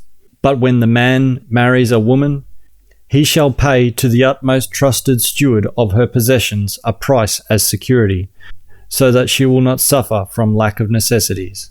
The price shall be calculated whereby 100 pieces of silver will be required for each year of the woman's age if her health is not lacking. Thus she will be measured according to her knowledge, abilities, and strength. The price shall not be considered that of a purchase, but as security for the woman, so she will not suffer from want. The bond of matrimony between man and woman shall be permitted only if both are mentally competent and capable of conducting a marriage according to the laws. A marriage agreement between man and woman shall be concluded only when the price for the woman is paid. If, according to prearranged agreement, no price is paid, the law applies that the man must provide for all of the wife's necessities. A wife's infertility is no cause for a divorce or any other judgment or action. The only valid grounds for divorce, aside from adultery, are the destruction or endangerment of the material consciousness or body or life of a member of one's own family. A person who is to blame for a divorce shall be castrated or sterilized, expelled and banished before the people, because he or she is unworthy of life and its laws. If all is done and adhered to in this way, justice and peace will come to all humankind, and life will be preserved. Chapter 13. Immanuel and the Sabbath. At that time, Immanuel walked through a field of grain on the Sabbath, and his disciples, being hungry, began to pluck ears of grain to eat. When the Pharisees saw this, they spoke to him, "Behold, your disciples are doing what is not allowed on the Sabbath." But he spoke to them, "Have you not read what David did, when he and those with him were hungry? How he went to the temple and ate the shewbread, which neither he or him were permitted to eat, but only the priests? Or have you not read in the law how on the Sabbath the priests in the temple violate the Sabbath, and are yet without guilt? Truly I say to you, you brood of snakes and vipers, a stone will turn into bread before no work will be done on the Sabbath. For the law that the Sabbath be kept holy is only a man-made law, without logic, as are many man-made laws that contradict the laws of creation. False prophets and distorters of scriptures are the guilty ones, responsible for the false laws that contradict the laws of creation and of nature. It is therefore a human law that the Sabbath be kept holy and that no work be done on that day. But this law escapes logic, since this law is a false teaching emanating from the human mind. Truly I say to you, no Sabbath is holy, and no law of creation dictates that no work will be done on the Sabbath. Thus the Sabbath is a day like any other day, on which the day's work may be done. Humans are creatures of wills of their own. Thus they alone are masters over the Sabbath, as was previously written in the ancient scriptures and laws that were not adulterated by the false prophets, distorters of scriptures and Pharisees.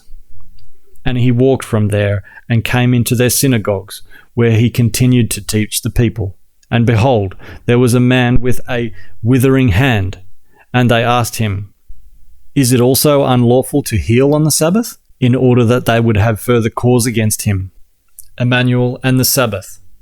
But he spoke to them, "You hypocrites, if only you had eyes and ears your minds could see, hear and understand, but you are blind, without reason, because you lack the knowledge to see, hear and understand nature. Therefore, you lack insight into the laws of creation that would enable you to see, hear and understand that creation does not keep the Sabbath holy. Every Sabbath day, creation rotates the stars through the heavens, regulates the sun, winds, and rain, and nourishes all creatures on earth. It keeps rivers flowing in their beds, and everything goes its normal way on the one Sabbath as on the other, just as creation made it. But are not humans much more than all the creatures and plants? Thus they are masters over all of them, when they follow the true laws. You brood of snakes and vipers, you distorters of the scriptures who, because of your greed for money and power, spread false teachings. Had you but one sheep that fell into the pit on the Sabbath day, who among you would not take hold of it and pull it out? How much more is a person worth than a sheep, or your deceitful false teachings?" Then he spoke to a man, "Stretch out your hand." And he stretched it out, and it became sound again, just like the other hand. Then the Pharisees went out and held counsel about him, on how they could destroy him, since he made known their lies and their false teachings in front of the people. When Immanuel learned of this, he withdrew from there, and many people followed him, including many sick people, and he healed them all. He warned them, however, do not spread the news about him, because he was afraid he would be captured and put to death by torture. But his dedication to the truth prevailed, and he continued to reveal his teachings and wisdom to the people. Chapter 14. The wrongdoings of Judas Ishkerioth. And it came to pass that Immanuel and his disciples went to Bethlehem, where he taught and instructed the people. However, Judas Ishkerioth, became disloyal to the teachings of Immanuel and lived only for his own gratification. Secretly, he was collecting from Immanuel's audiences, accumulating gold, silver, and copper in his money bag so that he could live vainly.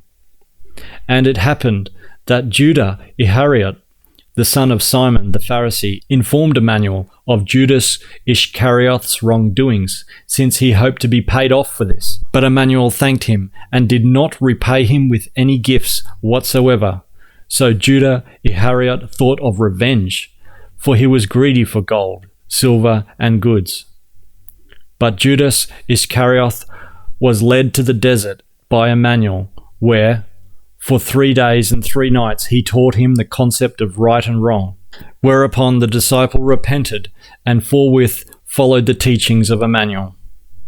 When he returned to the city, he distributed all his possessions and collections among the poor and became a trusted disciple of Immanuel. However, that same day it transpired that the writings in which Judas Ishkerioth had reported on the teachings of Immanuel were stolen from him. So he told Immanuel about it.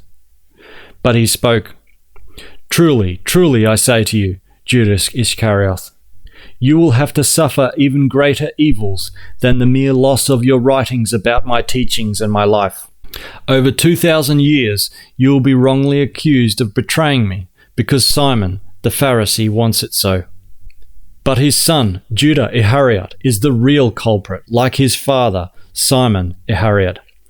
He is a Pharisee who seeks my life. It is he who stole the writings from you, who brought them to the scribes and the Pharisees, so that they could thereby judge me and put me to death. He received 70 pieces of silver for your writings, and will receive another 30 pieces when he makes it possible to hand me over to the executors. Truly, I say to you, he will certainly succeed in this, and for 2 times 1,000 years you will innocently have to pay the penalty for it. Consequently, you will become a martyr. But write down my teachings of my life story another time, for the time will come in 2 times 1,000 years when your writings will be revealed. Until then, my teachings will be falsified and will be turned into an evil cult, which will cause much human blood to flow, because the people are not prepared to comprehend my teachings and recognize the truth. Not until 2 times 1,000 years will an unassuming man come who will recognize my teachings as truth and disseminate them with great courage. He will be vilified by the established cult religions and advocates of false teachings about me. He will be considered a liar. But you, Judas Ishkerioth, will until then be innocently reviled as my betrayer and thus be condemned, as a result of the deceitfulness of the chief priests and the ignorance of the people. But pay no attention to this, for teaching the truth demands sacrifices that must be made. The people are not very great in their spirit, consciousness, and knowledge. Therefore, they must take upon themselves much guilt and error before they learn thereby to accumulate knowledge and wisdom so as to recognize the truth. For all this has to take place, however, and for the knowledge of truth to bring forth a rich harvest within the people, write down my teachings and my life story once again. In this way, my teachings will be available for later generations and bear fruit to the truth. Remain with me from now on. Follow me and faithfully carry out your duty as the transcriber of my teachings, namely the teachings of the laws of nature, which are the original laws of creation. Never will there be a greater will of creation which reveals itself through these laws.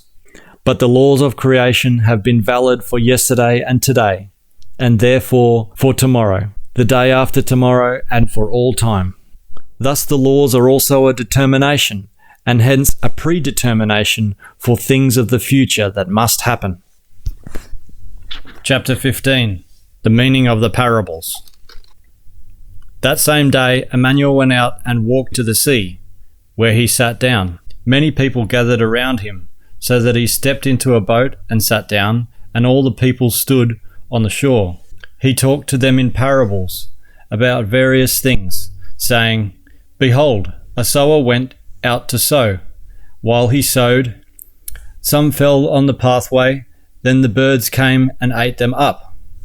And some fell on the rocks, where there was not much soil. And as the sun rose high, they withered, because they had no roots, and they dried out. Some fell among the thorns, and the thorns grew up and smothered them.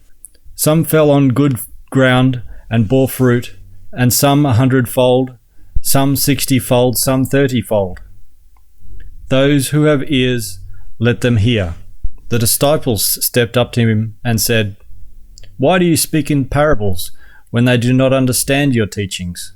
And he answered, saying, "It has been given to you to understand the secrets of the Spirit, but it will not be given to them. They certainly hear my words, but they still live and think according to the false teachings of their scribes and Pharisees. Their consciousness is unknowing and empty. Therefore, they must first learn to live and think. What would it be better to make them come alive and think, if not through speaking in parables? Truly, I say to you, life and the knowledge of truth are only valuable and good when they are achieved through one's own thinking or through resolving of mysteries that are accounted in parables. As yet, humans have little knowledge and no insight, and they are not yet conscious in the laws of creation and the power of the Spirit. First, humans must learn to recognize the truth and thus live in according with the laws of creation, so that they may become knowledgeable and strong in spirit. For those who have, more will be given, so that they will have in abundance. But from those who have not, from them will be taken away what they have. Therefore I speak to them in parables, because with seeing eyes they do not see, and with hearing ears they do not hear, nor do they understand. And in them the prophecy of Isaiah is fulfilled that says, "With your ears you will hear, and you will not understand, and with eyes open you will see, and not perceive." For those people are stubborn in their minds and endeavours. The ears of these humans hear poorly, and their eyes slumber. So they neither see with their eyes, nor hear with their ears, nor understand in their intelligence, nor do they try to comprehend the truth and the knowledge and the laws of creation, although they would thereby attain help and knowledge. For those people of Israel are unfaithful to the laws of creation and are cursed, and they will never find peace. Their blood will be shed, for they constantly transgress against the laws of creation. They presume themselves to be above all humankind as chosen people, and thus as a separate race. What an evil error, that an evil presumption! For inasmuch as Israel was never one people or one race, so it was never a chosen people. Unfaithful to the laws of creation, Israel is a massive people with an inglorious past, characterized by murder and arson. Only a few fathers in the masses of these unfaithful have an honourable past and a traceable family tree. These, however, are not a part of the brood of snakes and vipers who have pledged themselves to the false Judaic faith, to the false beliefs and false teachings they adopted from Moses, who, in turn, had stolen them from the Egyptians. These few fathers are knowers of the truth and true knowledge, and they recognize only the laws of creation. They have become rare in this land, however, and so can be counted on just one man's hand. They are only a few, and no one's eyes may recognize them, and no ears may hear them. But blessed are your eyes, for they see, and your ears, for they hear. Truly I say to you, many prophets and righteous men have wanted to see what you see but did not see it, and to hear what you hear but did not hear it.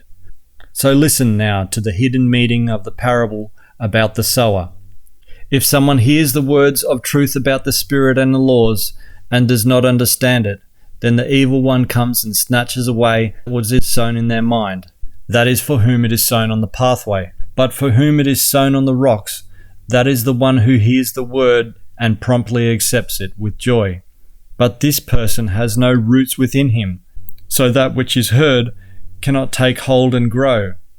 Rather, this one is fickle and becomes annoyed when misery and persecution arise because of the truth.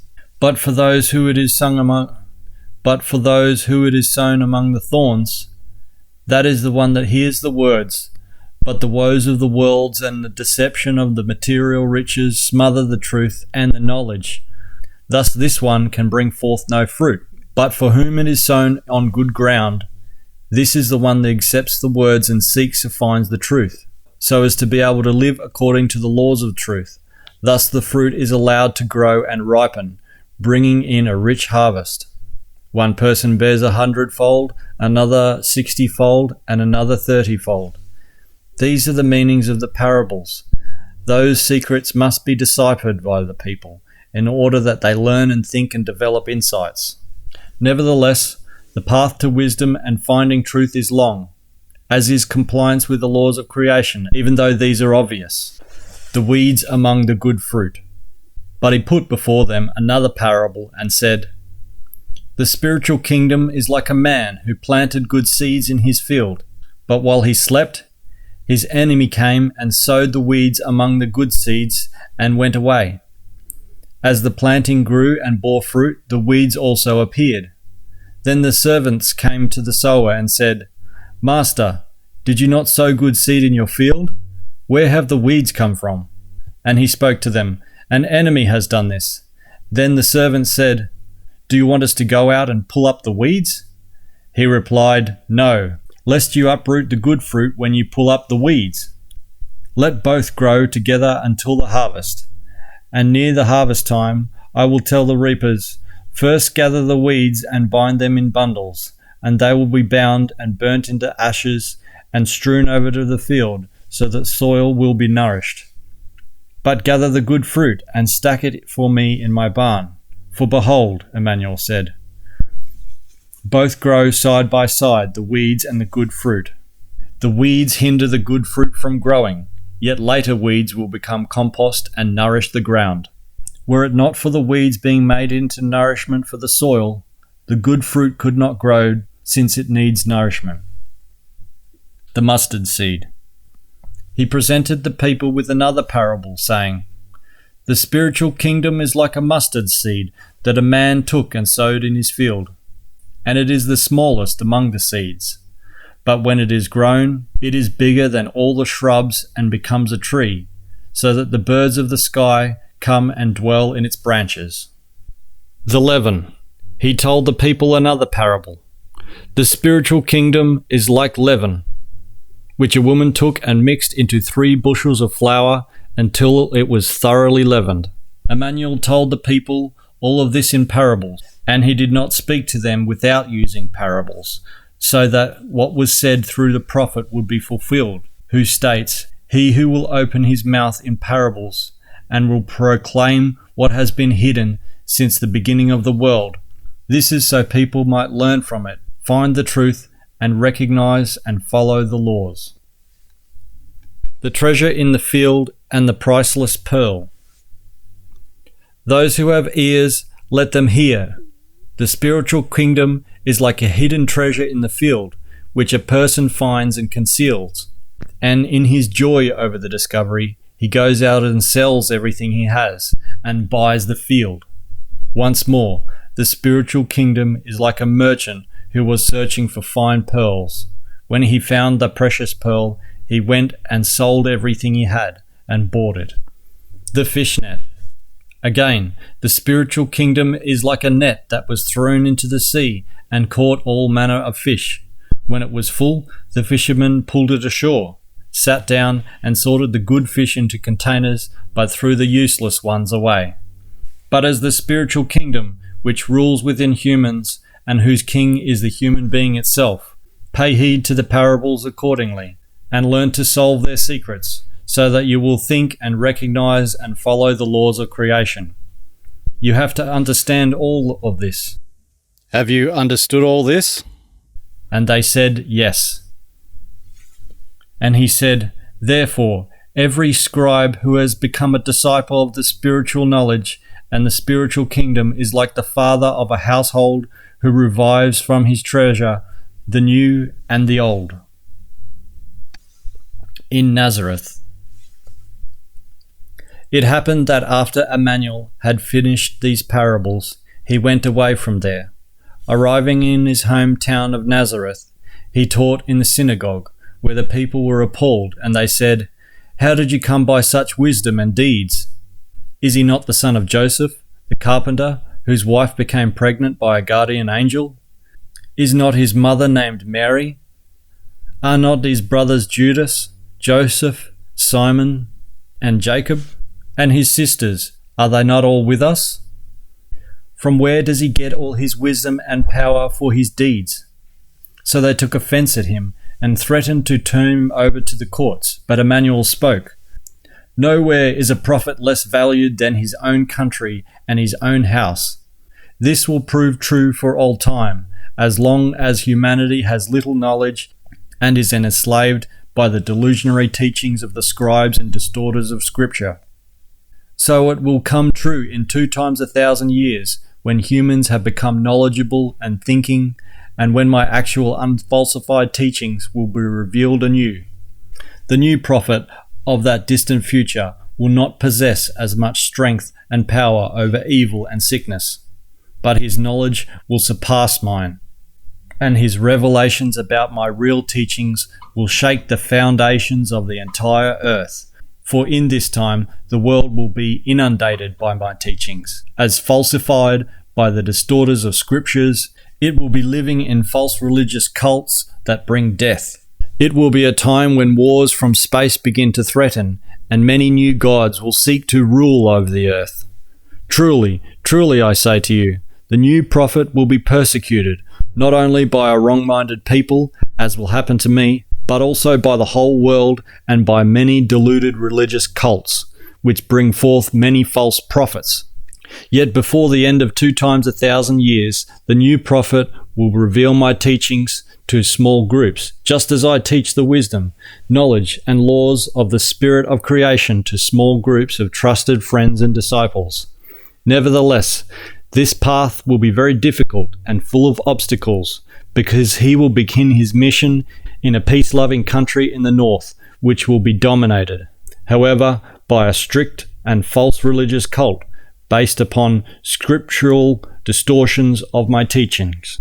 Thus I prophesy, and thus it shall be. And he did not there show great signs of his power, nor did he impart his great wisdom because of their disdain for the truth. Chapter 16. Herod and the Baptist. At the time when Immanuel was staying in Nazareth, news about him reached Herod, and he spoke to his people, "Surely this is John the Baptist, who has risen from the dead, and who therefore possesses such mighty powers. For Herod has seized John, bound him into a prison because of Herodias, the wife of his brother Philippus, and had him beheaded. However, it came to pass previously that John reprimanded Herod, saying, 'It is not good that you have taken Herodias, because you have committed adultery with your wife's brother, and therefore you must be punished according to the law.' For this he wanted to kill the Baptist, but was afraid of the people, because they considered this man to be a prophet. However, as Herod was celebrating his birthday, the daughter of Herodias danced before them, and Herod was greatly pleased. He therefore promised her, with an unlawful oath, that he would give her whatever she demanded of him. And as she had been induced accordingly by her mother, she said, 'Give me the head of John the Baptist on a silver platter.' But the daughter of Herodias wept while she was saying this, not just because she was inspired with love for John the Baptist, but also because she was devoted to his teachings. The king was pleased that Herodias had persuaded her daughter to demand the head of John the Baptist, because this way he was not guilty in the eyes of the people, inasmuch as he had taken an oath. But Herodias' daughter did not know that Herod and her mother had agreed, even before the dance, to demand the head of John the Baptist through her.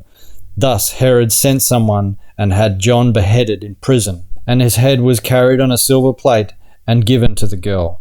She kissed the brow of the decapitated head, wept bitterly, and said, 'I did not know that love tastes so bitter.' Then she brought the head of John the Baptist to her mother. His disciples then came, took the body and buried it. Then they went to Immanuel and told him of the event.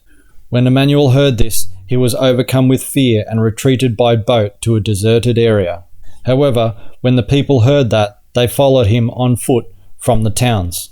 Immanuel saw the large crowd from the water, and feeling sorry for them, he went ashore and healed their sick. Feeding of the 5,000.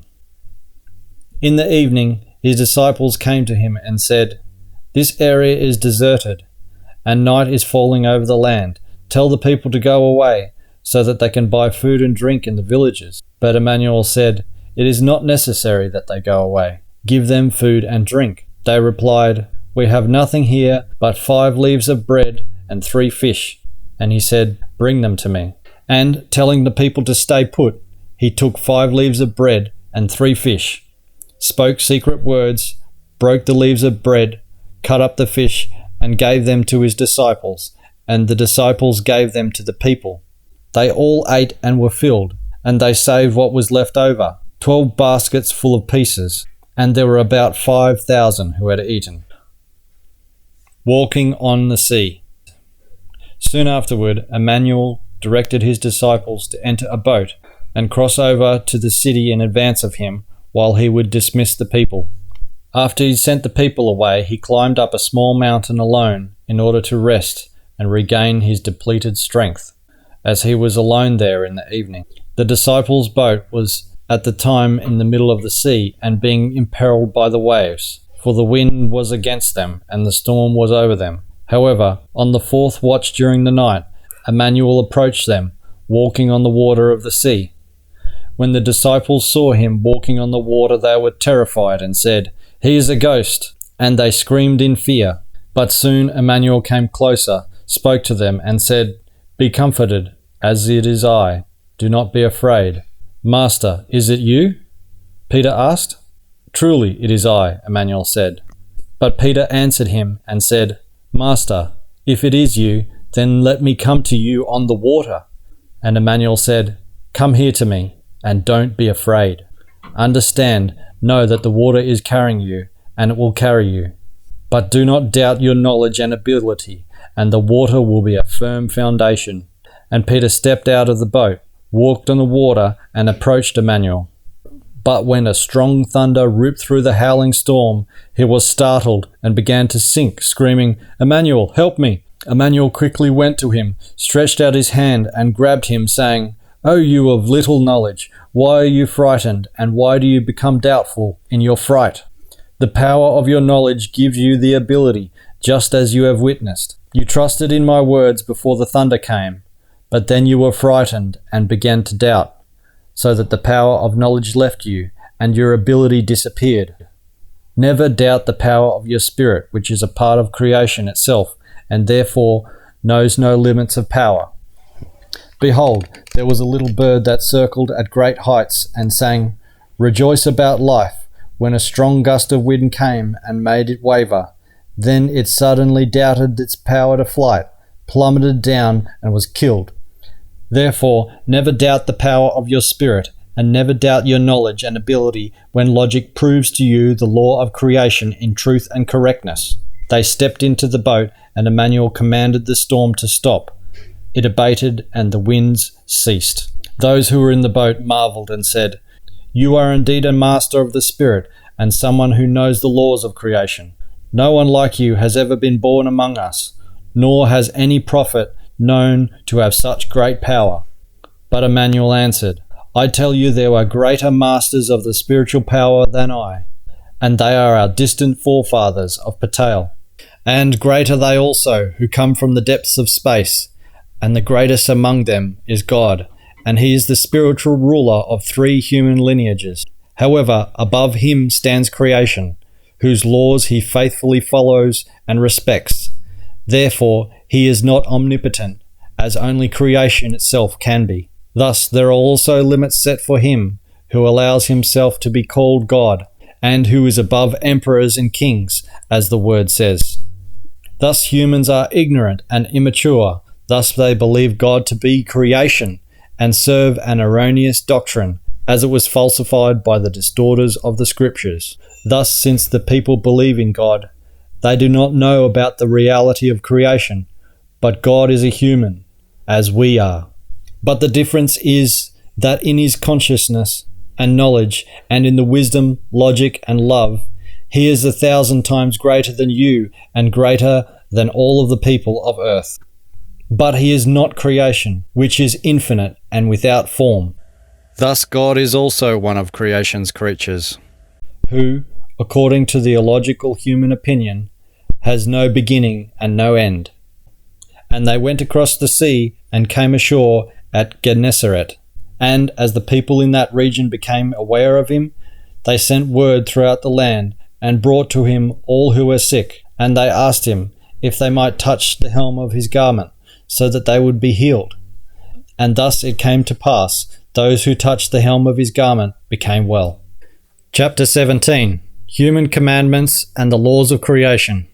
Pharisees and scribes from Jerusalem came to Immanuel and said, "Why do your disciples disregard the statutes of the elders?" And he answered, saying to them, "Why do you violate the laws of creation by following your statutes?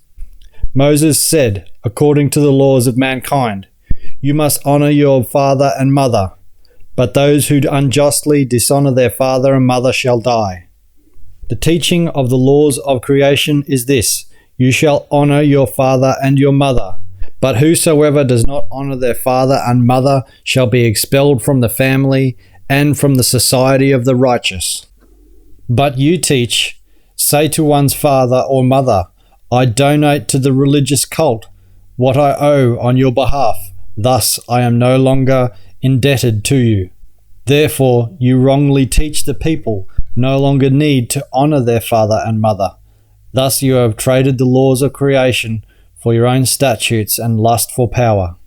You hypocrites, Isaiah has prophesied quite accurately about you when he said, the people of Israel will give lip service to creation, but their hearts and their knowledge are far from it. They serve their cult in vain, because they teach such falsified and untruthful teachings, which are no more than man-made laws. And Immanuel called the people to him and said, listen and understand. The teachings of the scribes and the Pharisees are false and untruthful, for they preach to you only man-made statutes, which are not laws of creation. Thereupon his disciples came to him and said, are you aware that the scribes and the Pharisees were offended by your words when they heard them? They went out to bear witness against you and to have you killed because of your teachings. But he answered and spoke, all plants that do not live according to the laws of creation will dry up and rot. Leave them be. They are blind leaders of the blind. But when the blind man leads another blind man, both will fall into the pit. But let us go away, so that the henchman will remain without booty. Then Peter answered him, saying, please interpret your speech about the plants and the blind men for us. But Immanuel reprimanded his disciples and said, are you too still without wisdom, and therefore also ignorant, and doubt in recognition, comprehension, and understanding? You have been with me for a long time now, yet you still lack the ability to think and recognize the truth. Truly I say to you, you yourselves will do much towards falsifying my teachings in the future. In your knowledge, you barely exceed the people. Haven't you realized yet that all the parables and speeches have a spiritual meaning, and therefore about the spiritual life of humans? O you of little knowledge, does your understanding not extend beyond the stupidity of the people? Beware, lest you see me in a false light, and accuse me of an origin from which I could not have descended. Chapter 18. The Pharisees demand a sign. And behold, the Sadducees and the Pharisees approached him and demanded that he let them see a sign of his spiritual power. But he answered, saying, in the evening you say, tomorrow will be a fair day, because the sky is red. And in the morning you say, today will be foul weather, because the sky is red and cloudy. So you can judge by the appearance of the sky. Why then can you not also judge by the signs of the time? This wicked and unfaithful generation is seeking a sign. No sign shall be given, except for the sign of Jonah, who appeared alive into the belly of the fish, dwelled alive in its belly, and emerged alive again into the light. And he left them and went away. The leaven and the Pharisees. When they sailed across the sea, then arrived at the shore, they had forgotten to take along some bread. But Immanuel said to them, "Take care and beware of the leaven of the Pharisees and the Sadducees." They spoke to each other and said, "This must refer to our not having brought along any bread or anything else to eat." When Immanuel heard this, he was angry and said, "O you of little knowledge, why does it worry you that you have no bread? Don't you understand, and you can't imagine the meaning of my words? Are you then of such little knowledge and without understanding that you can't recognize the meaning? Do you still not understand? And do you intend not to understand for all times? Don't you remember the 5 leaves of bread and the 3 fish divided among 5,000 people, and how many basketfuls you then saved?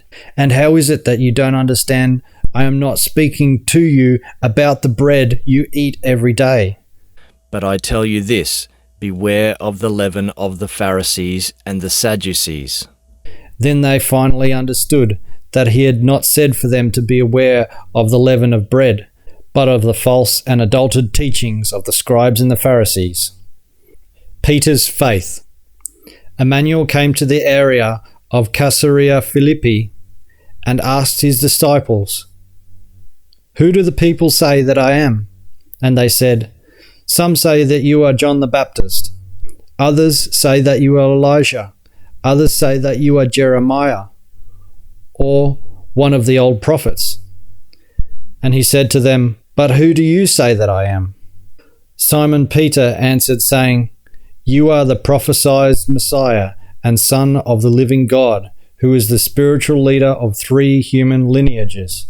Immanuel became angry and answered, saying to him, "O you unfortunate one, my teachings have not revealed this to you, for I instructed you in the truth. And I also tell you, you are certainly a faithful disciple, but your understanding must be compared to that of a child. You are Peter, and I cannot build my teachings on your rock. You will open the portals of misunderstanding, so that the people will be overcome by your mistaken interpretation of my teaching, and will follow them and live according to falsified teachings. I cannot give you the key to the spiritual kingdom, otherwise you will open false locks and wrong portals with it. I am not the son of a spiritual ruler of 3 human lineages, and therefore I am not the son of God. Furthermore, the sole spiritual power is creation, and never a human being, and therefore free yourself from these erroneous teachings and learn the truth. My mother is Mary, who truly conceived me through a guardian angel, a descendant of our ancestors, who travelled here from the far reaches of the universe.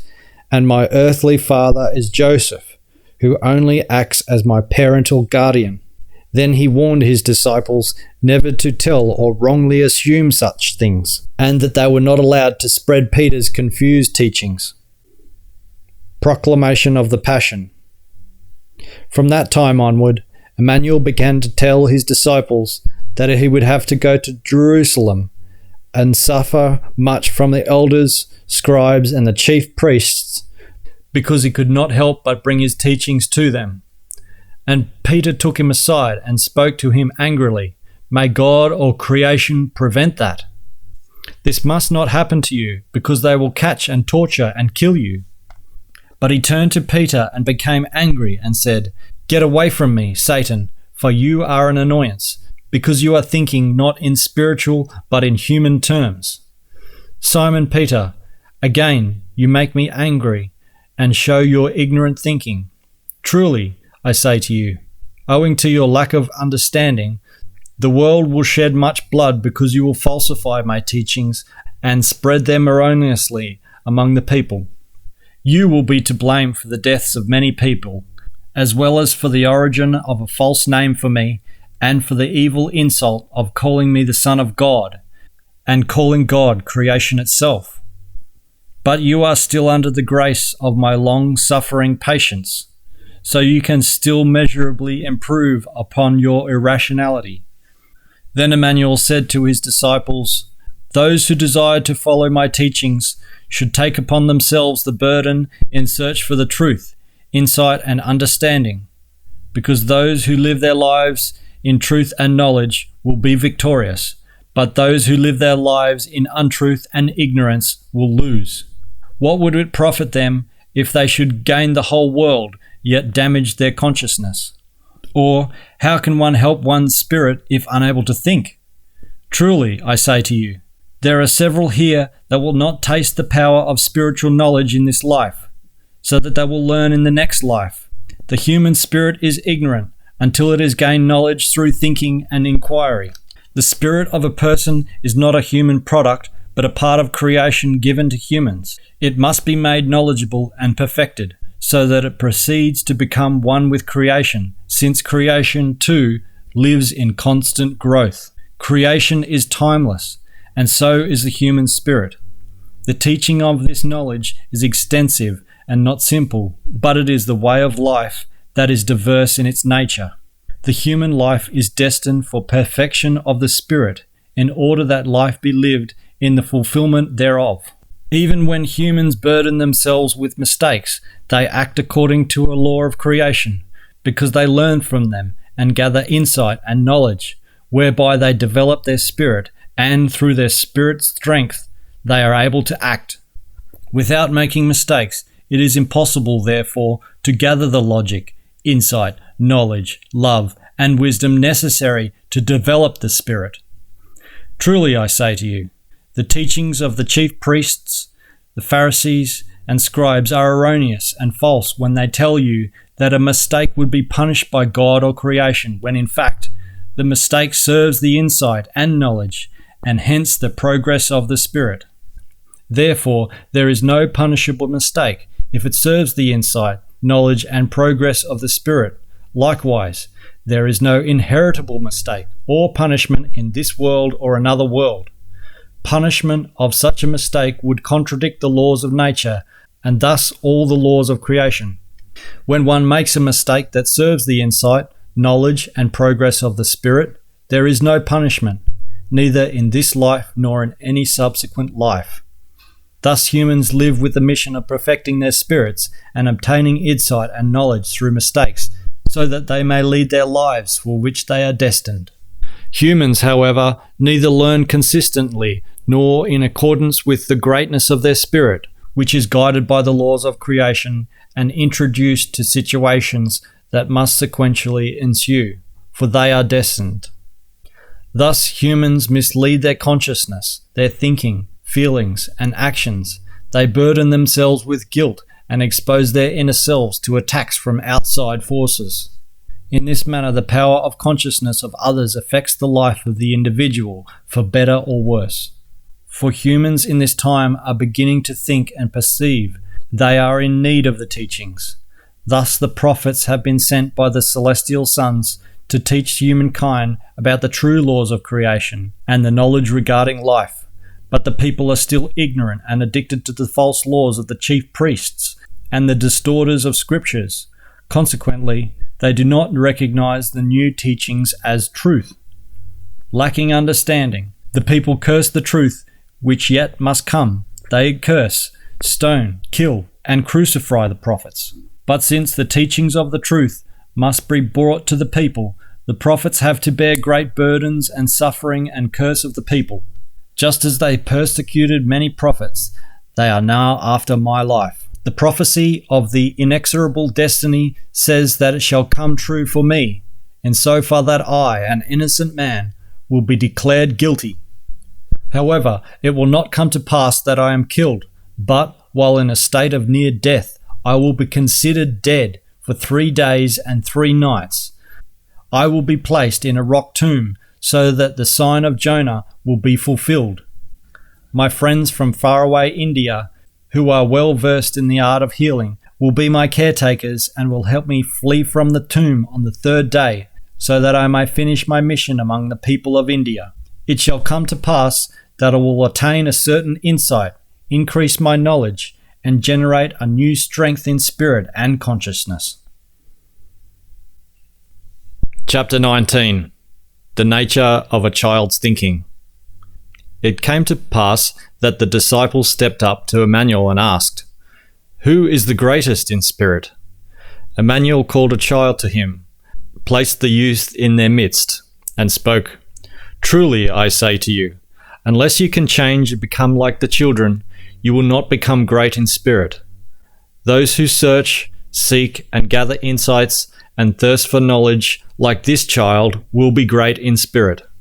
Those who search, seek, and find like a child will always reach their fullest potential within themselves.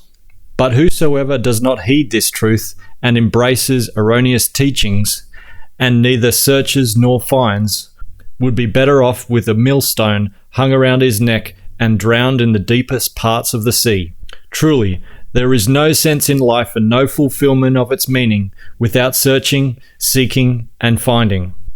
It would be better to expel those who lack understanding from the company of the true seekers and from those who search for true life, so that they do not hinder those willing to seek the truth.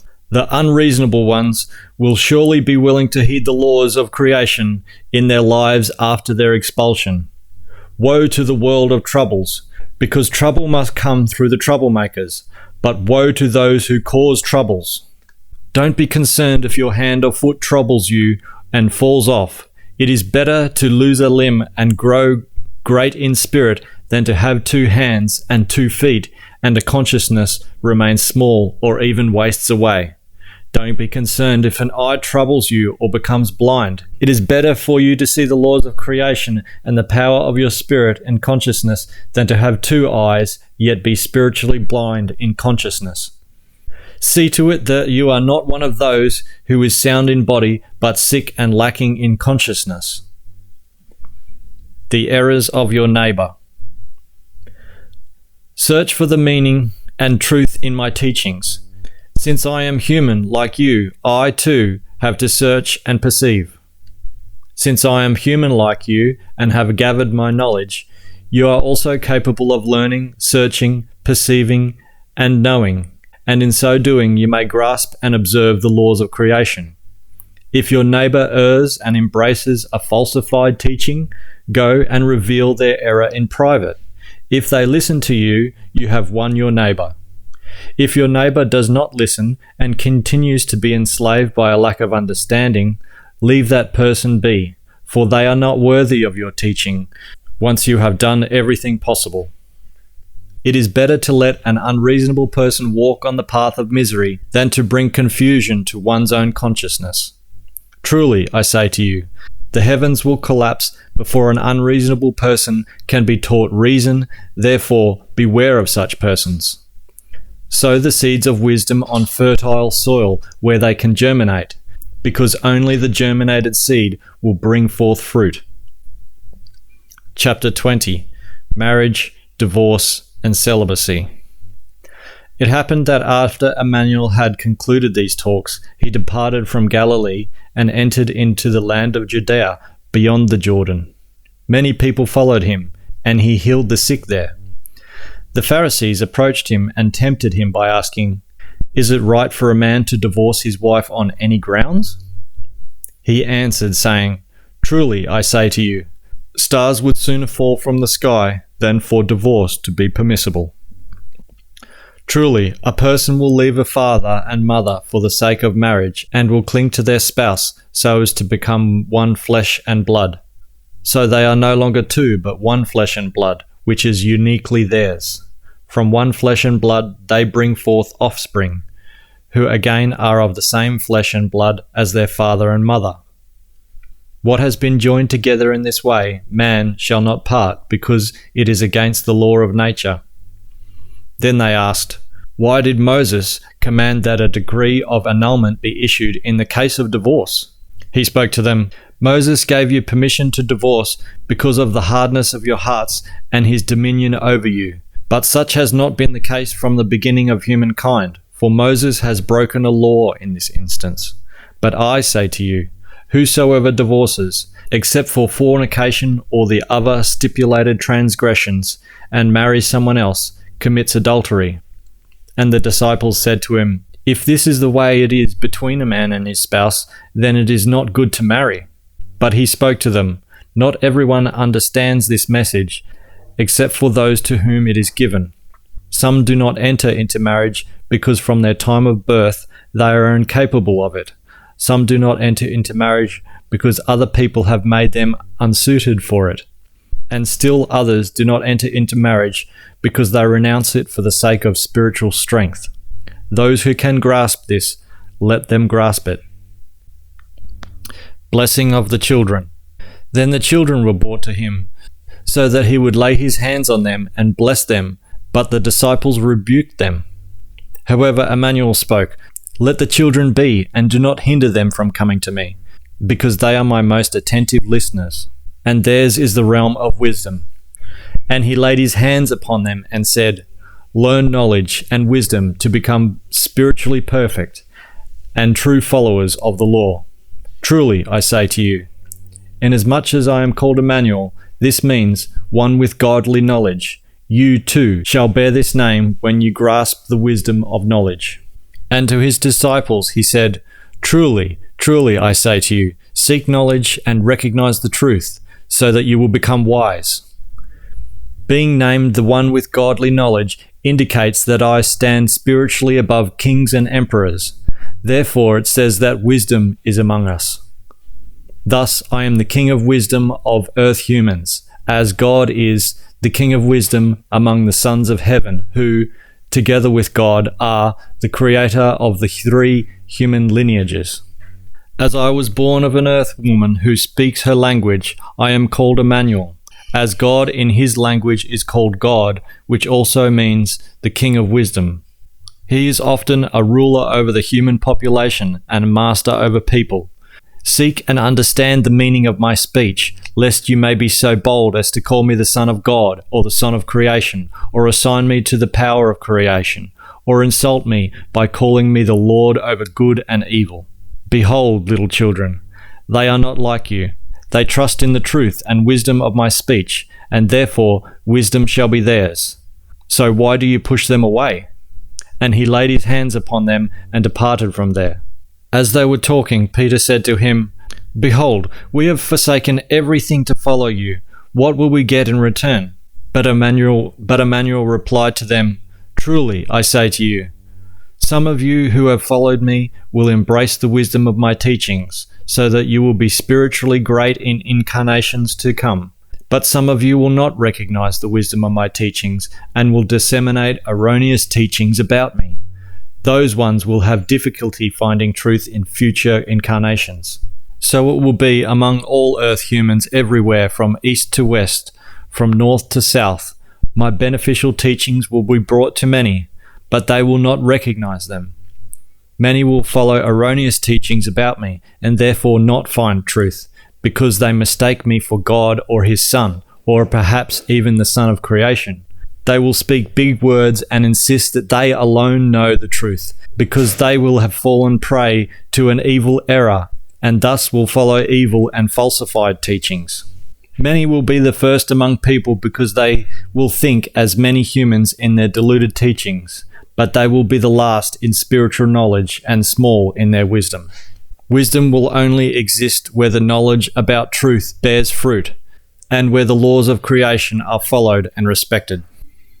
Chapter 21. Two blind persons. When they set out on their way to Jericho, many people followed him. And behold, two blind persons sat by the wayside. And when they'd heard Immanuel going by, they cried out, saying, "O Lord, Son of a celestial Son, have mercy on us." The people threatened them to be quiet, but they screamed even louder, saying, "O Lord, Son of a celestial Son, have mercy on us." And Immanuel stood still and called out to them, asking, "What do you want me to do for you?" They said to him, "Lord, open our eyes so that we can glimpse the splendor of the world." And he had pity on them and asked, "Whose power do you suppose it is that can make you see?"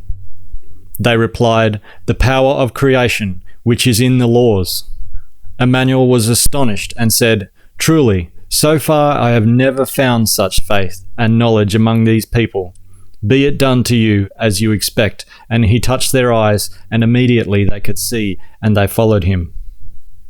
As they went on their way, Immanuel taught the people with sincerity, and he spoke, "Truly, truly I say to you, If you are knowledgeable and comprehending and embrace wisdom, and if you practice love truthfully and do not doubt, not only will you do such things with blind eyes, but when you say to a fig tree, "Dry up," it will dry up. Or when you say to a mountain, "Lift yourself up and throw yourself into the sea," it will come to pass. But be knowledgeable in truth and wisdom, so that your spirit and your consciousness will become powerful. And when you are knowledgeable and live in the truth of wisdom, your spirit and your consciousness will be filled with infinite power. Then everything you command or ask for in prayer you will receive if you trust in it. Do not suppose, however, that prayer is necessary, because you will receive without any prayer if your spirit and your consciousness are trained through wisdom. Do not delude yourselves by heeding the false teachings that a person has a predetermined will, because this belief is wrong. Know this: whatever person may wish to accomplish, they must also first create the will to do so, because this is the law of nature. Thus a person determines the course of their own life, known as fate. But it is a fact that one must acquire knowledge to learn the truth in order to engender a will that is imbued with the laws. Consider yourselves as people who live in order to learn and perfect the spirit, because you were born with the task of becoming perfect in spirit. Pay no attention in the future when the erroneous teachings will be spread that humans must once again perfect themselves in spirit because they have fallen away from creation. Beware of this false teaching, because it is wrong down to the final dot on the I. Truly I say to you, humans were never perfect in spirit, thus they have never fallen away from creation. The spirit of each person was created specifically for the task of perfecting itself and gaining wisdom. This is so as to become one with creation as destined by the laws, whereby creation grows, then expands within, thus perfects itself.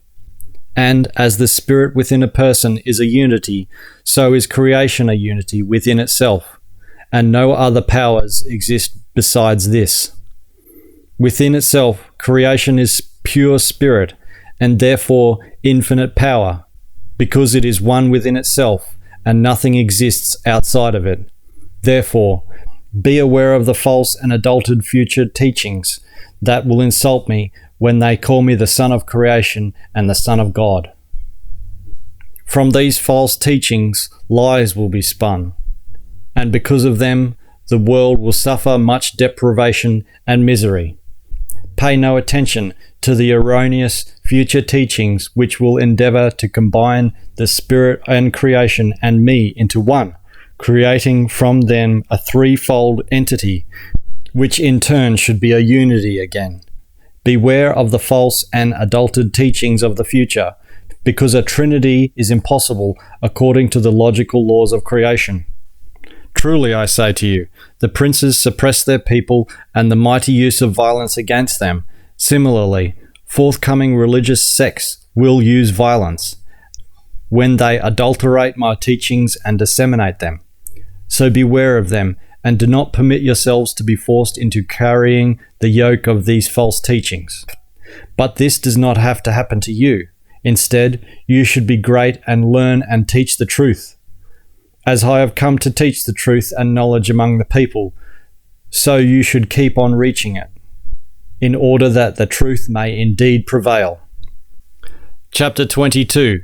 Entry into Jerusalem. As they approached Jerusalem at Bethphage, near the Mount of Olives, Immanuel sent forth 2 of his disciples and said to them, "Go into the village that lies ahead, and forthwith you will find a female donkey tied to a post and a foal with her. Untie her and bring her to me, because she is a present to me and is only temporarily being kept there at the stable. And if anyone questions you, say, Immanuel of Nazareth needs her, and right away he will let you have her." The disciples went there and did as Immanuel had told them. They brought the female donkey and the foal, and they laid their clothes on the old animal, and he mounted it. And when the people heard that Immanuel, the King of Wisdom, was coming, they spread their clothes on the path. Others cut branches from the tree and scattered them on the path. And the people who walked ahead of him and those who followed him shouted and said, "Hail to the descendant of David! Praise be to him who comes to proclaim anew the teachings of truth." And when they entered Jerusalem, the whole city became excited and asked, "Who is it that is coming?" The people replied, "It is Immanuel, the prophet from Nazareth in Galilee, who brings anew the teachings of truth." Purging of the temple. Immanuel went into the temple in Jerusalem and became furious when he saw that traders, vendors, dove merchants, and money changers had established themselves there. Immanuel was very upset and said to them, "It is written, the temple will be a place of teaching and a place of contemplation, but you make it into a den of thieves." In his anger, he overturned the tables of the money changers and the chairs of the dove merchants, and he drove them out with a donkey driver's whip. And the blind and the lame came to him in the temple, and he healed them all.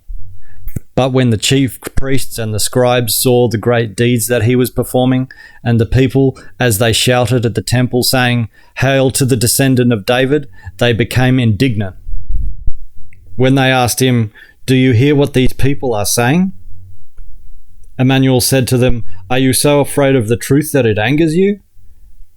And he left them there and departed from the city for Bethany, where they stayed overnight. Back in Jerusalem. And when Immanuel returned again to the temple and taught, the chief priests, the scribes, and the elders of the people came to him and asked, "By what authority are you doing these things? And who gave you the authority?" But Immanuel answered, saying to them, "I too want to ask you a question, and if you answer it, I will tell you whose authority I am doing everything. Whence came from the baptism of John, from creation or from men?" They pondered the question and spoke among themselves. "If we say that it was through creation," he will reply, "why don't you trust in it? And why aren't you following its laws? But if we say that it was through men, then we must fear the people, because they consider John a prophet." So they answered Immanuel, saying, "We don't know." Whereupon he replied to them, "You brood of snakes and vipers, neither will I tell you by whose authority I act. But what do you think? A man who has 2 sons and went to the first one and said, 'My son, go and work today in the vineyard.' And he answered, saying, 'Yes, father, I will go.' Yet he did not go. So he went to the other son and said, 'My son, go and work today in the vineyard.' But he answered and said, 'I don't want to go, and therefore I will not go.' However, he soon felt remorseful and went. Now I ask you, which of the 2 did the will of the Father?" And they said, "The latter, of course." But Immanuel spoke to them, "Truly, truly I say to you, the publicans, the prostitutes will recognize the wisdom and knowledge before you do. John and the prophet came to you and taught you the right way, and you did not trust them. But the publicans and prostitutes did trust them. And although you recognize it, you nevertheless did not penance and change your mind, so that you would not trust them from that time on. You know the truth, yet you deny it in order to profit in gold, silver, and goods to enrich yourselves at the expense of the poor, misguided people. You misled and exploited them in the name of the faith. But listen to another parable about the vineyard, and perhaps you will understand, if you have not lost your minds. There was a lord of a large property who planted a vineyard, built a fence around it, and dug a cellar herein. He built a tower, leased the vineyard to vine dressers, and left the country.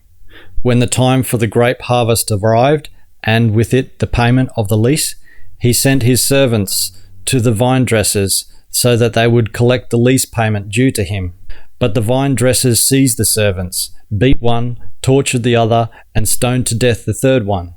Again, the Lord sent out other servants, more this time than the first. However, the vine dressers treated them the same way as they did the servants before. Finally, he sent the son of his administrator to them and said, They will be afraid of the administrator's son. But when the vine dressers saw the son of the administrator, they spoke among themselves, 'He is the heir. Let's come and kill him and take over his inheritance.' They seized him, pushed him out of the vineyard, and killed him, so they thought. While presuming him dead, they put him into a tomb, where he remained in a state of near death for 3 days and 3 nights, and then he fled. Thereupon he returned to the Lord of the vineyard and reported to them. Now, when the Lord of the vineyard heard what had happened to the son of the administrator, what do you think he did?" They replied to him, "He probably had the villains punished and banished and turned his vineyard over to the vine dressers who paid his lease at the proper time, and surely he had turned over the inheritance to the administrator's son in advance."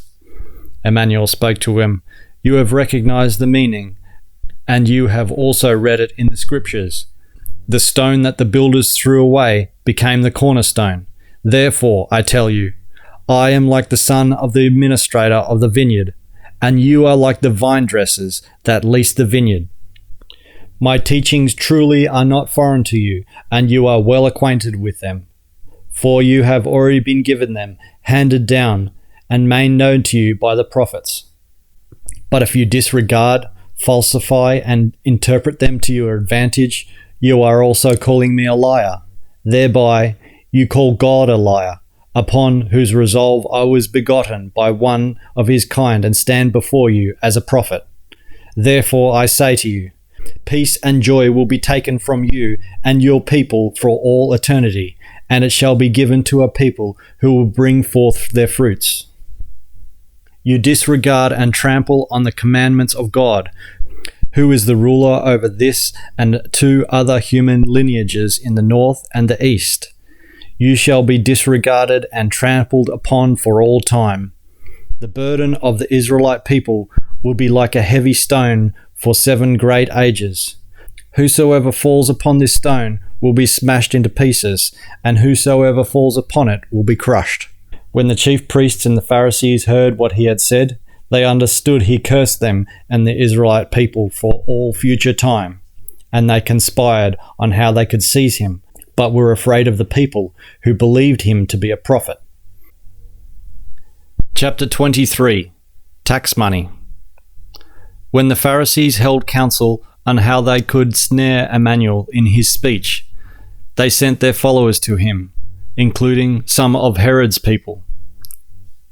They then said to him, "Master, we know that you are truthful and teach the way of the laws rightly, and we do not inquire about anyone, since you do not care about the people's reputations, but only about the laws of God and, in fact, the laws of creation. Therefore, tell us your opinion. Is it right to pay tax to the emperor or not?" But Immanuel sensed their malice and said, "You deceivers, hypocrites and swindlers, how low in intelligence and understanding are you that you will want to tempt me in such a sick and foolish manner?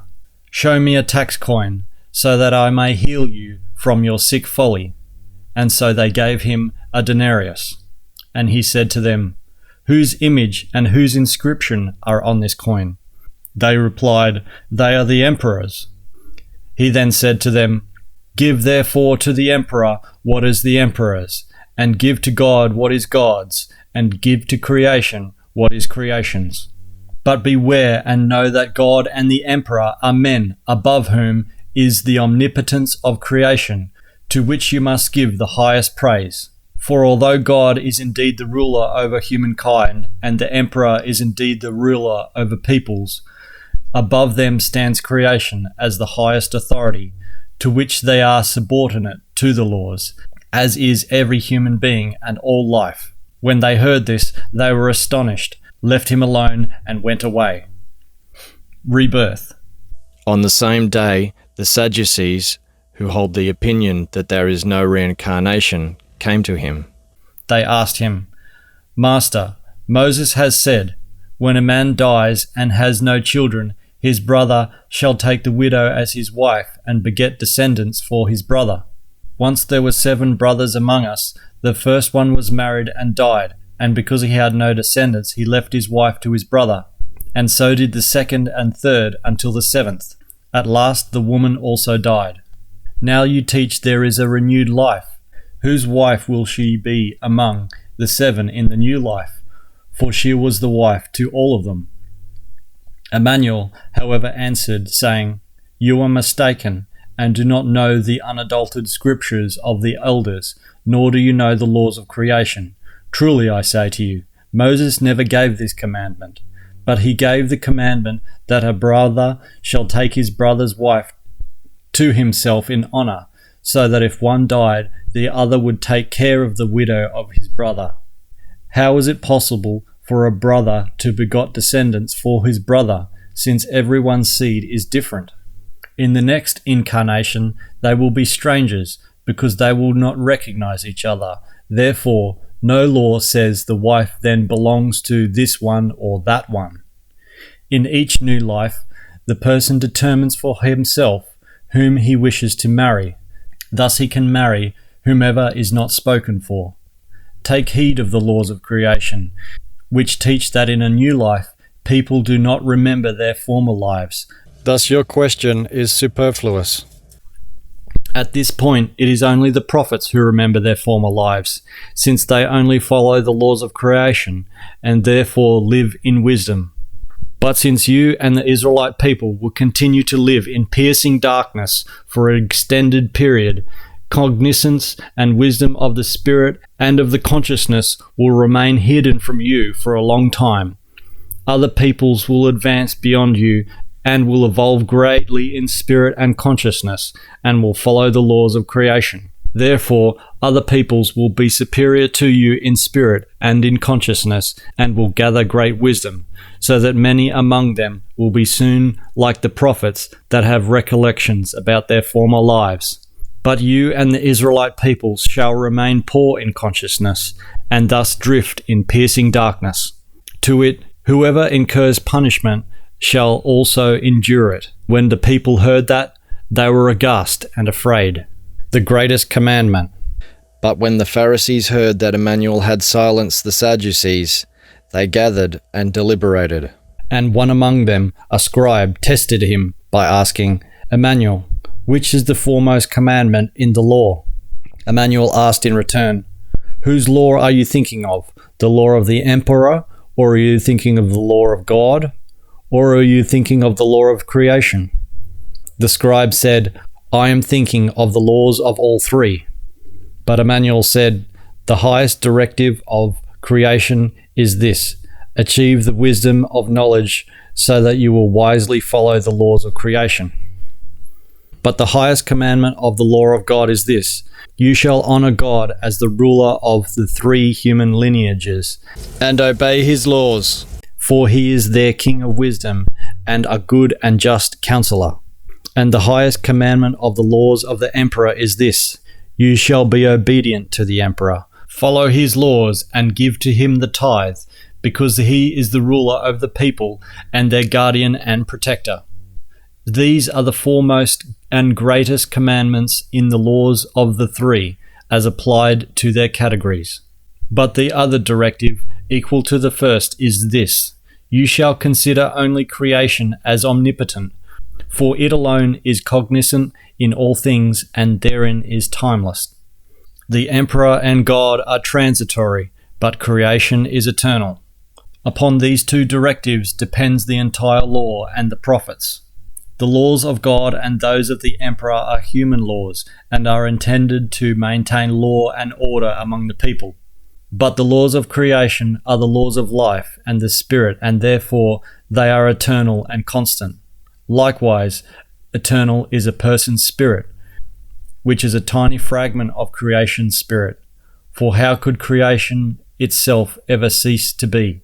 Hence, when a person dies, their spirit lives on and leaves this side of existence for the other side, where it continues to gather the wisdom of knowledge. The greater the spiritual wisdom gained through the learning of the consciousness, the more the spirit itself determines its future, its return, and its subsequent activities.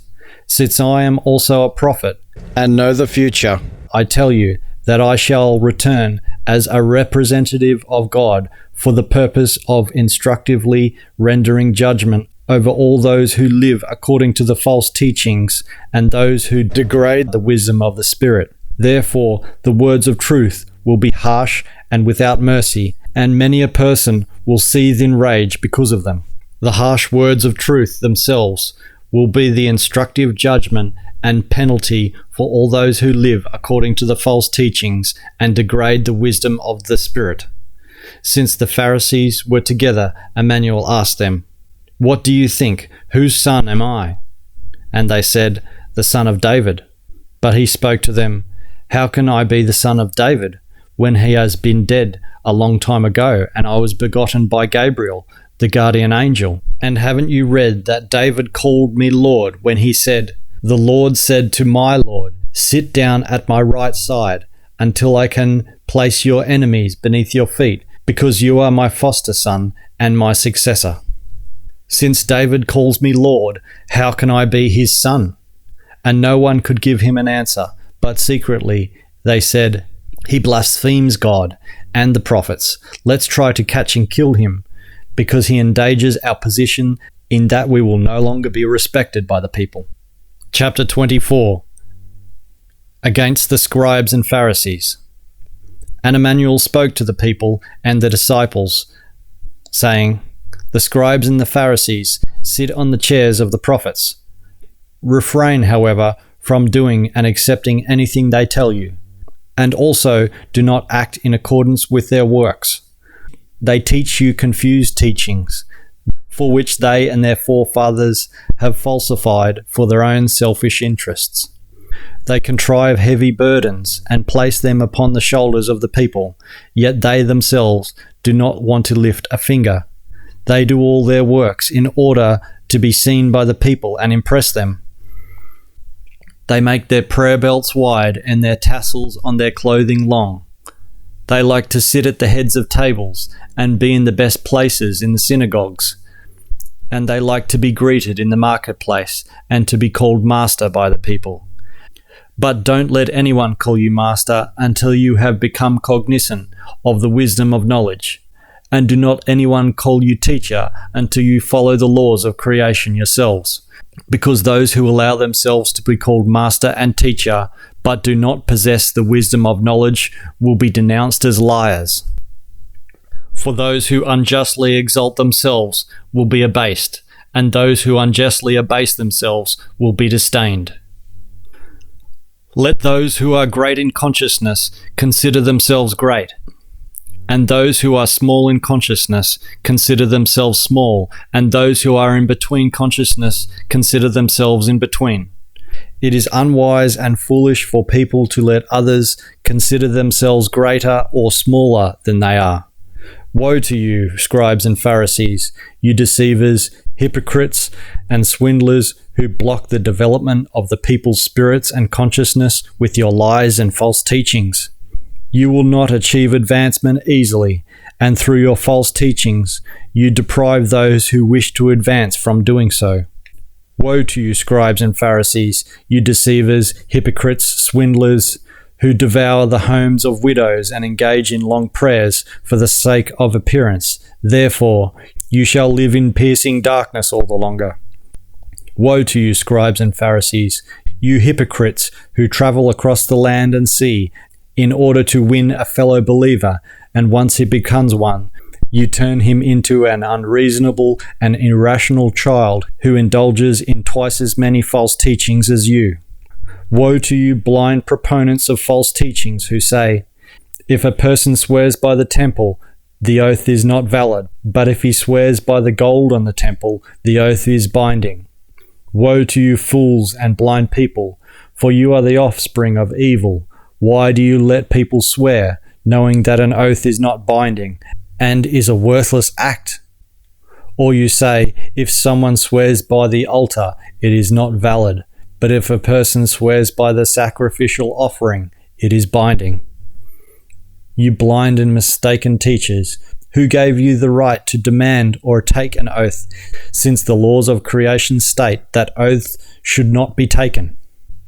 Your words should only be yes, yes, or no, no. Therefore, those who swear by anything on this earth or in the universe swear by something fleeting, which is without permanence. Hence, the oath is also without permanence. And those who swear by creation or its laws swear by something over which they have no power. Therefore, such an oath is also without permanence. Whosoever swears by anything, therefore, commits an offence against truthfulness or of their word and makes it untrustworthy.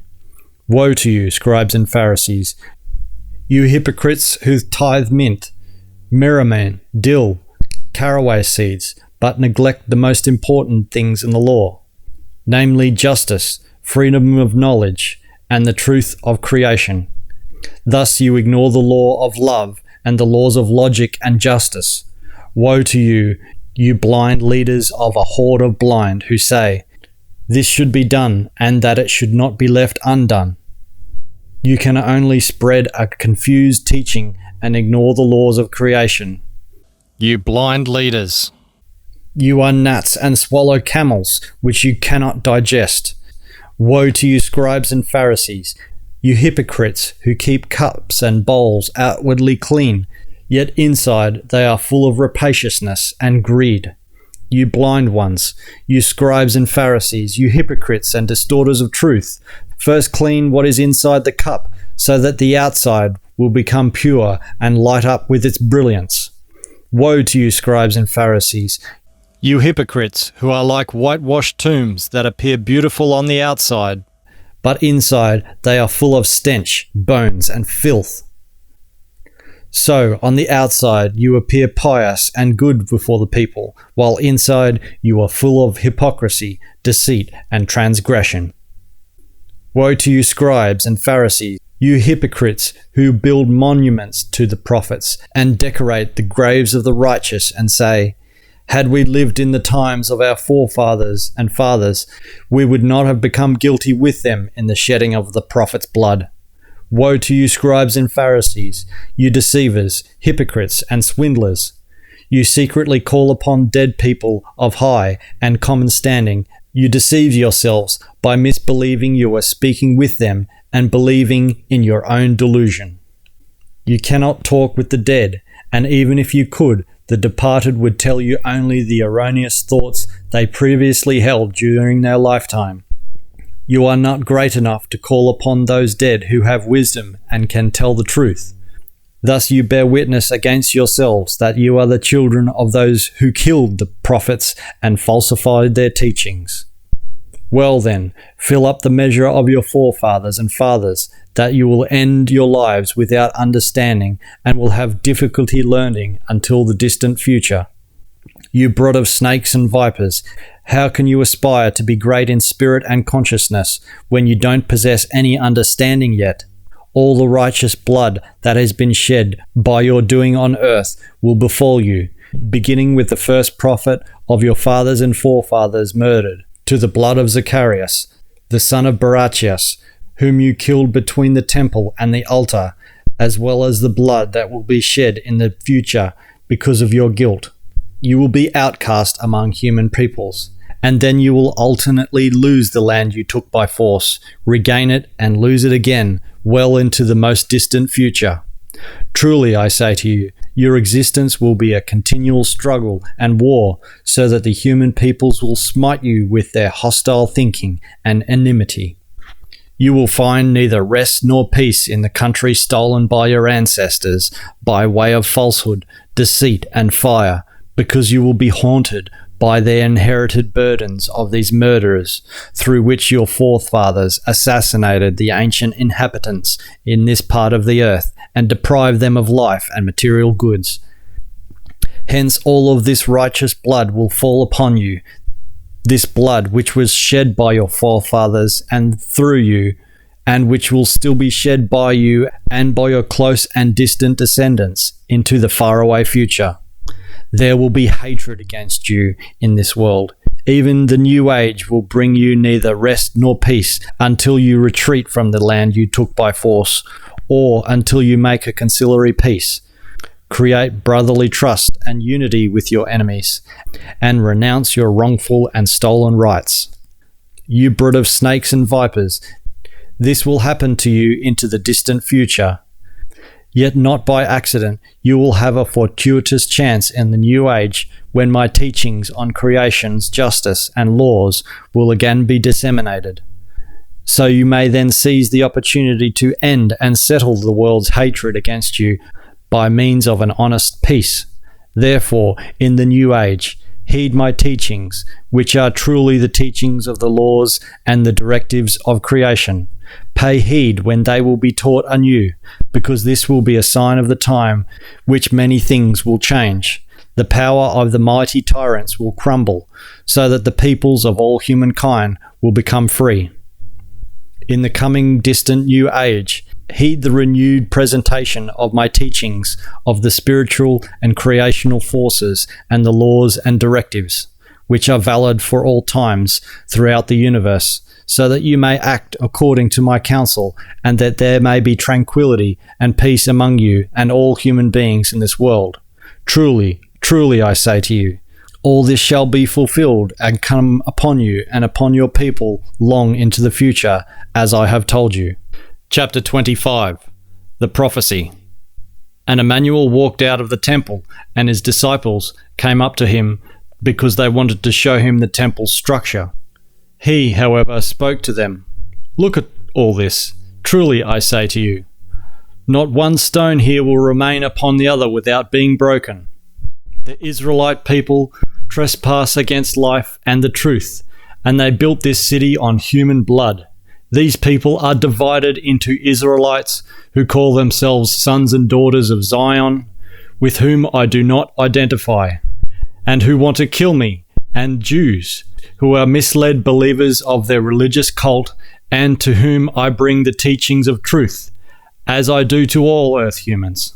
The Israelites have ravaged this land through plunder and murder.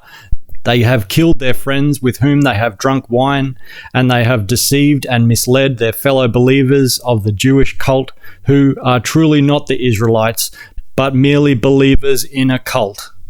Thus the Israelites betrayed their own friends and murdered them because of their greed, but it shall likewise be done to them by the rightful owners of this land, whom they have deprived of their rights and subjugated since ancient times. And he sat on the Mount of Olives, and his disciples came up to him and said, "Tell us, when will this take place? And what will be the sign?" And Immanuel answered, saying, 2,000 and more years will pass, but meanwhile Israel will never find peace, because wars and many calamities will threaten the unlawful occupants of this land. But see to it that nobody leads you astray. That is, many deceivers and false prophets will come in my name and say, "I am Immanuel, I am the sign of the time," and they will mislead many. People will hear about wars and threats of war, and they are to witness this, but be not frightened, because it must transpire. But it will not yet be the end, for many a nation will rise up against its government, one nation against another, and one kingdom against another. And there will be times of privation, earthquakes, and immense storms and floods all about. All of these events are just the beginnings of the woes. Soon the knowledgeable people will be consigned to misery and will be killed. They will be hated on account of the truth of the teachings and the wisdom. Various religious cults will rise up against one another, and much blood will flow. Then many will succumb to the temptation. They will be betrayed and hate one another because they remain small in consciousness. Love will grow cold in many people because ignorance will gain the upper hand. Hatred will rule over the world and evil will reign. But those who persist in the truth will survive. This lesson will be preached in the new age throughout the world as testimony for all peoples, and then the end will come. When the people see the horror of destruction in Jerusalem, of which the prophets have spoken, the end will come. Whoever is in the land seized by the Israelites should flee to the mountains at that time. Those on the roofs should not climb down and get things from inside their houses. Those who are in their fields should not go back to get their coats. Woe to the pregnant women and nursing mothers at that time, for they will suffer much grief and death, and there will be many of them. Soon thereafter there will be a greater grief than there has been before since the beginning of the world, and than will ever be again. If these days were not cut short, no one would survive, but the days will be cut short for the sake of the Spirit and of life. This will be for the sake of the people who serve the truth and the laws, but there will be howling and chattering of teeth when the time is brought about by the people's lack of understanding and by their greed. They will construct machines of metal for use in the air and on the water and on land, and will bring about mutual destruction. From these machines of metal they will bring flying heavy projectiles across the land and upon the cities. Fire will burst from these projectiles and burn the world, and little will be spared. They will place the basic elements of life and deadly air into the projectiles to kindle the deadly fires and destroy land and life. If at the time mighty nations were not to intervene, as once did the celestial sons, to bring a halt to the unrestrained madness and deadly conduct of demented dictators, truly I tell you, no human being would survive. Since the human populations will consist of far more than 10 times 500 million people at that time, great segments of them will be eradicated and killed. This is what the law ordains, because people have violated it, and will continue to violate it into the distant future. If at the time someone will tell the people, "Behold, there is Immanuel, who is the sign of the time," they should not accept it as the truth. For many a false Immanuel and many deceivers and false prophets will come forth and perform great signs and miracles, so that it will be possible to lead astray not only the seekers, believers, and errant ones, but also the scholars and knowledgeable people. Behold, I have told you this beforehand, and so it will fulfill itself. Thus, when the deceivers and those led astray will say, "He is in the desert," the people should not venture there, and when they say, "Behold, he is in the chamber," they should not accept it as the truth. Since I will certainly return at that time, I will not let them recognize me. This is as the law and destiny ordained it, and so it shall be. For as lightning flashes and illuminates from start to finish, so will be my coming in the future, when I will bring the teachings anew and announce the legions of the celestial sons. At that time I will have a renewed life, and will again be accused of deception and blasphemy across the entire world, until the teachings of truth will bring about an insight and change in the people. People of all times, beware. Where the carcass is, where the vultures gather, so watch out for them. Soon after the misery of that faraway time, sun and moon will lose their luster. Comets will fall from the sky, and the powers of the heavens will begin to sway. The makeup of the earth's sky and air will be disturbed, and the land will burn because of the black oil of the earth, ignited by the people's craving for power. The sky will darken because of smoke and fire, which will rage for 1,000 days, and everything above burning land and far beyond will be covered in black soot. Consequently, weather will break down, and severe cold and much death will come over the people, plants, animals, and over the earth as a result of the senselessly unleashed forces of the people who live in lust for power, evil passions, and vices. And then signs will appear in the sky, and all earth humans will wail and come to see the signs in the clouds of the sky that will bear witness to the great power and severe judgment against irrationality. So God is Lord over all three human lineages, yet laws and directives of creation are eternally valid. Through these laws and directives, which represent creation, humankind in its irrationality will bring cruel judgment upon itself.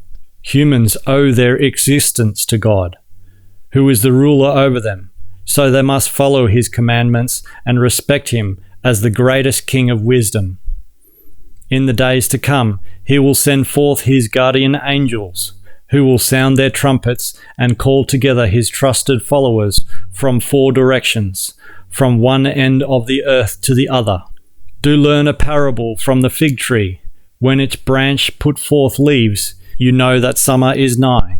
So will it be for the people at that time. When they see all this transpire, they may know that these events are upon them. Truly, truly I say to you, this is how it will be. And that generation will not pass away until all of this has happened. At some future time, the heavens and the earth will pass away, and so will the universe. But my words will not pass away, because they are the words of truth within the laws of creation. No one knows the day or the hour when this will all take place.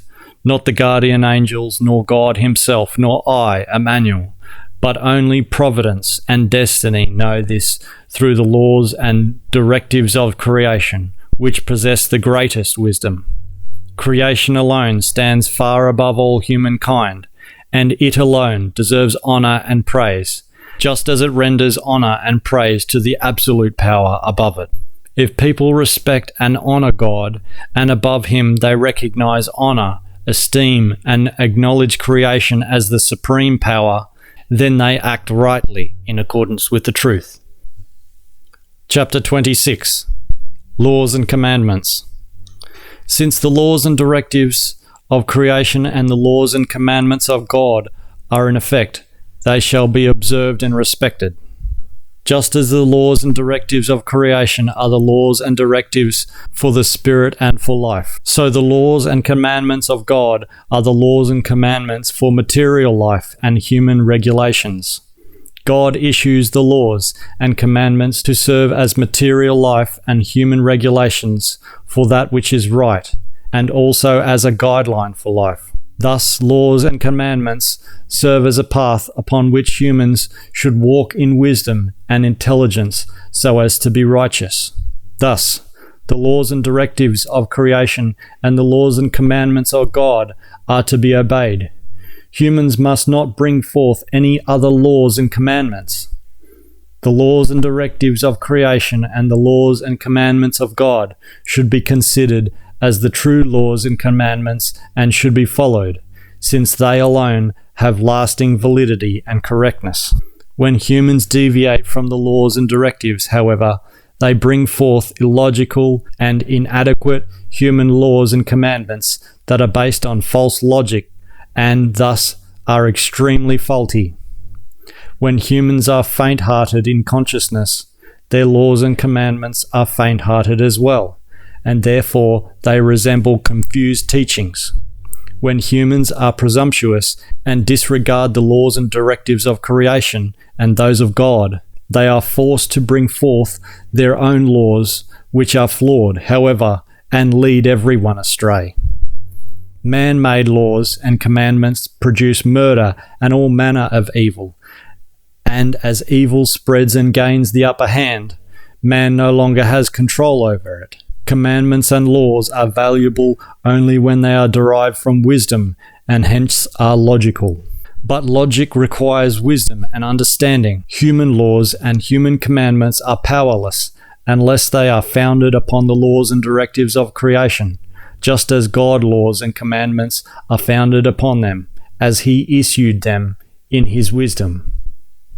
Proverbs of Wisdom. Truly I say to you, wisdom must be learned from the laws of creation, which humans may recognize in nature. But if humans do not think and seek, they will not be able to obtain wisdom and will remain fools. The wise do not moan about lost things, about the dead, or about events in the past. Fools, however, cry over things that are not worth crying over, and thereby they increase their grief, privation, and misery. Those who have acquired sufficient wisdom and live according to the laws permit not even the slightest harming of creatures when they are without fault. Half-wits and fools who are not masters over their senses mistake harm for benefit, benefit for harm, and great sorrow for joy. Because people are not dedicated to wisdom and do not seek knowledge or recognize the laws, they harbor foolishness and vice. The dishonest, the stupid, grumpy, greedy, the unscrupulous, uncouth, and the angry will suffer from harm or for being poor in consciousness. When the people duly receive daily just a little wisdom in their consciousness, they will grow like a waxing moon during the first half of the lunar month. Wisdom is the greatest asset of humanity, and so is the created will, which is Lord over love and happiness. But all of this is meaningless without the power of the Spirit. A fool who idly rests and waits for fate goes to ruin like an unfired pot in water. Those who take care of a cow always receive milk. Likewise, those who nurture wisdom and apply it through the power of the Spirit bring forth rich fruit. Recognize each law of creation, and once you have recognized it, adhere to it and live accordingly, because the laws are the greatest wisdom. There is no eye equal to wisdom, nor darkness equal to ignorance, no power equal to the power of the Spirit, and no terror equal to the poverty of consciousness. There is no higher happiness than wisdom, no better friend than knowledge, and no other saviour than the power of the Spirit. Those who have intelligence may grasp my speech, so they will be wise and knowing. The false teachings of Saul. When Immanuel had finished his speech, behold, a man named Saul approached him and said, "You preach a new teaching, and it has been strange to me from the beginning, yet it seems silly to me, and your mind seems confused." But Immanuel said, "How can you tell me that I am confused in mind, when it is you who are confused in consciousness and do not understand? Truly, I say to you, though you are Saul, and you persecute me and my disciples because of my teachings, you will change your mind. Hereafter you shall be named Paul. You shall travel in every direction and make amends for having called my teachings false and my spirit confused. You will load great guilt upon yourself, for in your ignorance you will misunderstand my teachings and will therefore preach them incorrectly.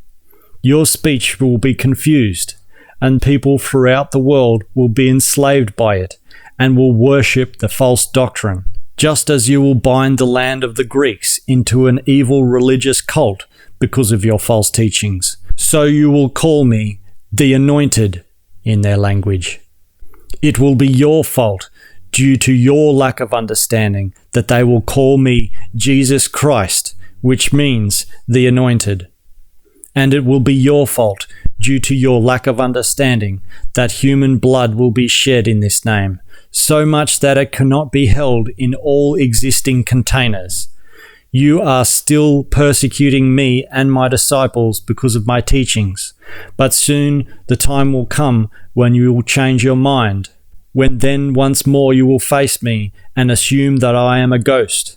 Truly I say to you, like so many others, you will be greatly at fault that my teachings will be adulterated and humans will establish erroneous religious cults. You, however, will be the cornerstone of the folly by which I will be called Jesus Christ and the Redeemer for a deluded religious cult." And Immanuel was furious and seized a stick and chased Saul away. Saul, through his thoughts of revenge, joined forces with Judas Ishkerioth, son of a Pharisee, and they discussed how to seize Immanuel so that he could be handed over to the henchmen. Suicide. Once Saul had departed, Immanuel called together his disciples and said to them, "You know that Passover comes over 2 days, when I shall be turned over to the courts to be crucified, as it is destined, so that I will continue to learn. My betrayer will be Judas Ishkerioth, the son of Simon, the Pharisee, because he is interested only in gold, silver, goods, and chattels.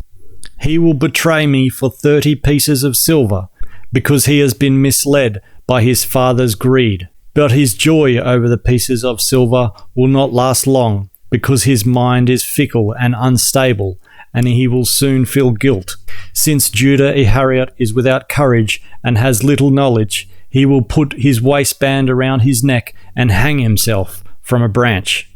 Truly, truly I say to you, although Judas Ishkerioth's suicide appears just, it is none the less unjust. Although humans have free will to exercise authority over themselves, they do not have the right to decide over life or death. The intent of the laws is for the humans to live their lives to their final decline, so that in this way they may perfect their spirits. But those who judge themselves through suicide deviate from the law and violate the plan and laws of creation. Realize from this that humans do not possess the right to sit in judgment over their own lives and deaths. They possess the right only to exercise their authority over the conduct of their lives, not to decide over life itself and, therefore, over death. The laws say that no event or situation justifies suicide. This includes suicide carried out by another person, such as a hired murderer or mercy killer, regardless of how much guilt a person may incur, nor how heavy their load or burden is. They nonetheless have no right to determine their own death.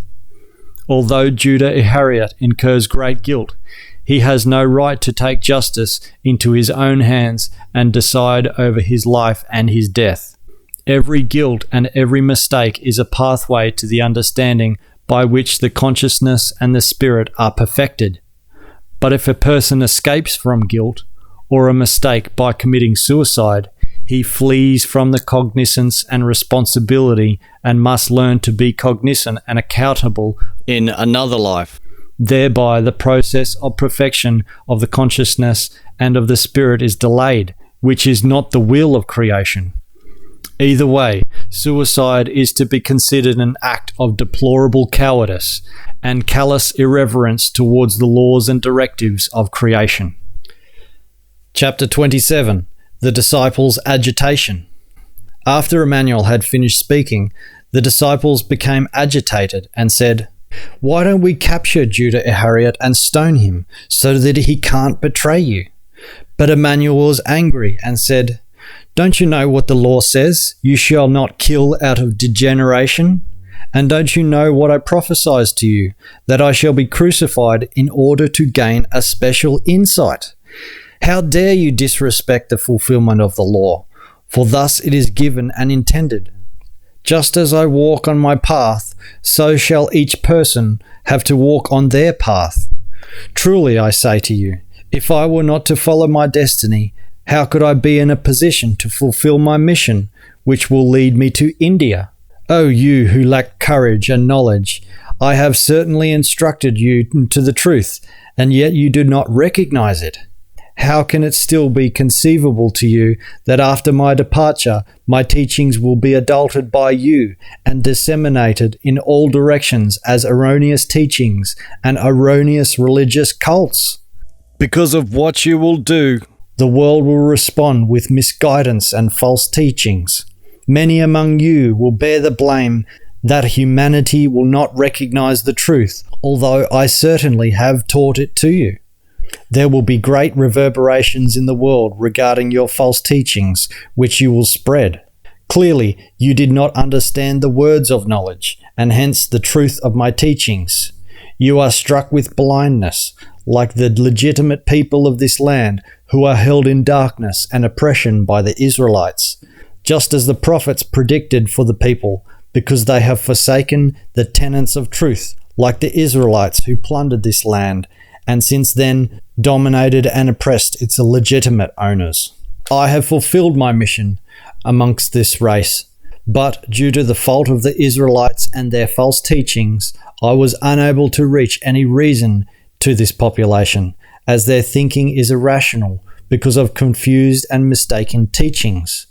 I will leave, therefore, so that the teachings of truth can also be brought to two other populations in the north and east. Just as the legitimate owners of this land, who are governed by the violent rule of the Israelites, exist under the guidance of God. So also are the other two peoples under him. They are the people in the high north land, where cold and ice reign in the highest mountains and at the end of the earth, and also the people in the land of India, because he, God, is the master over these three human populations. As a prophet, I have to come back into the world from the realm of Arahat Athersata. I was sent here upon God's will to instruct the three human populations in the newly conveyed teachings of truth. Therefore, I must walk on my path as predestined by Arahat Athersata and requested by God, since I also serve God's will and his laws, and God himself serves the laws of creation. In Bethany, and Immanuel finished his talk and departed for Bethany, and the house of Simon the leper.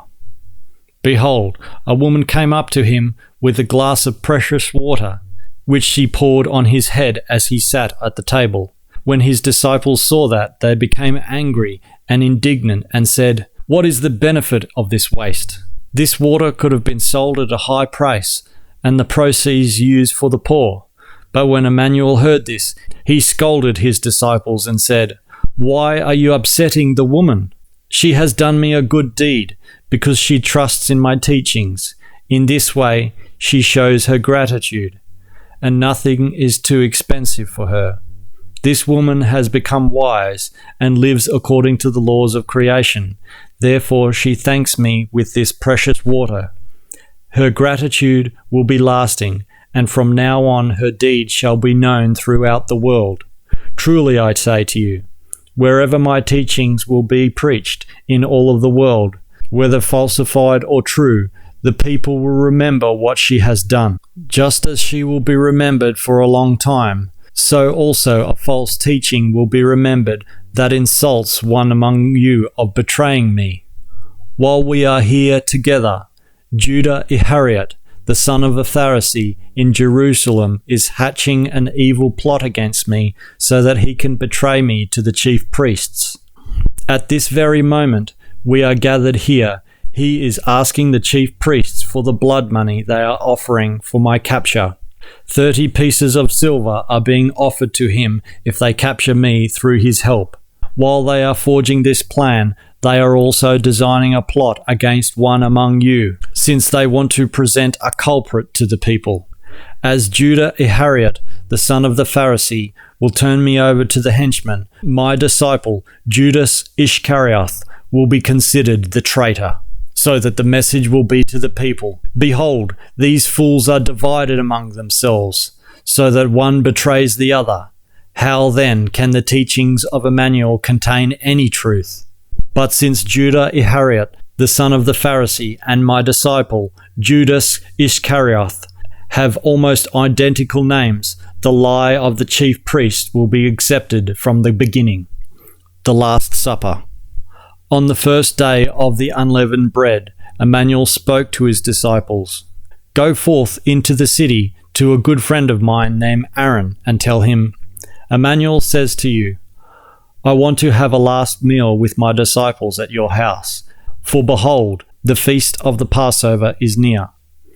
And the disciples did as Immanuel had ordered them, and they prepared the meal, together with Aaron and his wife in their house.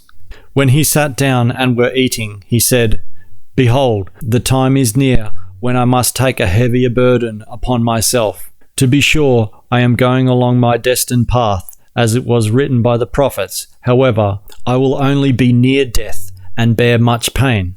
So you must not fear and worry about me. Truly, I say to you, from now on I will no longer drink the fruit of the vineyard, nor eat the grain of the bread until the day I drink and eat again with you after my ordeal. So it shall be, when I have risen from near death, and so have then lain in a tomb for 3 days and 3 nights. As they were eating, Immanuel took the bread, broke it, and gave it to the disciples, saying, "Take it and eat. The body requires nourishment, even in times of stress and grief." And when he took the cup and gave it to them, and said, "Drink from this cup, all of you. The throat becomes thirsty, even on a rainy and cold day. Truly, I say to you, a wise person does not hunger and thirst because of things that must happen, but a fool hungers and thirsts on account of stupidity and dissent against things that must happen. Truly, I say to you, just as you do not understand my words now and are angry with me because of them, so you will be angry with me tonight, because your minds still have not been enlightened with cognizance. But after I rise from near death and appear to have risen from the dead out of a tomb, I shall walk in front of you to Galilee, so you may recognize the truthfulness of my words. I have taught you knowledge and truth, but yet you doubt and distrust me. O you who are faint-hearted and of little trust, how startled and confused you will be when I meet you again after my near death. But Peter answered him, saying, Even if they were all angry with you, I will never be angry. Immanuel, however, replied, Truly, I say to you, you are one of the worst, because tonight, before the roosters crow, you will deny me 3 times. But Peter contradicted him, saying, This will never come to pass, and even if I was forced to die with you, I would never deny you. And thus spoke all of his disciples, so they failed to trust Immanuel's words. Chapter 28. In Gethsemane. Upon leaving the house of Aaron and his wife in Jerusalem, Immanuel went with his disciples to a country estate called Gethsemane, which belonged to a man named Joshua, who thought well of Immanuel. In the large garden of the estate, he spoke to his disciples, Sit down here while I go over there and ponder my thoughts. He took with him Peter and the 2 sons of Zebedee, and began to brud and be apprehensive, because he was frightened and alarmed about what would happen to him. And he spoke to them, Behold, to be sure, I am wise and have great knowledge, but I am afraid of the events before me, both known and the unknown. However, this is the nature of humans, even when they are knowing and wise. My mind is deathly grieved. Remain here, therefore, and watch with me, so that I do not feel alone. It is easier to bear adversity with 1 or 2 others at one's side than by oneself. If destiny wanted it, this cup would pass me by. Yet not my wish, but my will be done according to destiny, because this is what has been destined for me. When he spoke thus, Judas Ishkerioth joined him and said, Listen to what I have to say. Over there things are taking place in the shadow of the city walls, where I have just noticed veiled lights. But Immanuel said, They may be the henchmen Judas Ishkerioth is bringing, because he has secretly followed us here in order to betray me. And he went away a short distance, prostrated himself and reflected, saying, If it is possible, may this cup pass me by, yet not by my wish be fulfilled, but rather the law of destiny be fulfilled, so that I may be enlightened in this secret I must fathom. Returning to his disciples, he found them sleeping, so he said to Peter, Can you not watch with me for 1 hour, so that I am not left alone in my difficult hour? Be awake, and in great spirit and in consciousness, so that you will not fall prey to temptation. The spirit is willing, but the flesh is weak. A second time he went away, prostrated himself, and said, If it is not possible for the cup to pass me by, then I shall drink it, so that I may be enlightened in this secret and capable of fulfilling my mission in faraway lands and throughout all future times. Upon returning, he found his disciples sleeping again, and only Judas Ishkerioth remained awake with him.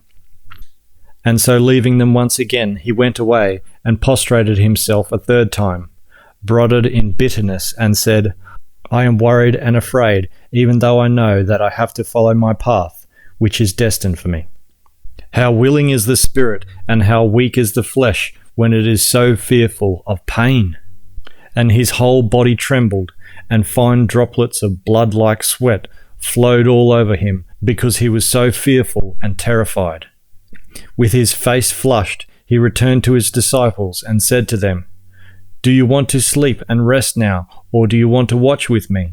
Behold, the hour has come when I will be turned over to the hands of the henchmen. So arise, and let's go, for behold, the henchmen are coming." The capture.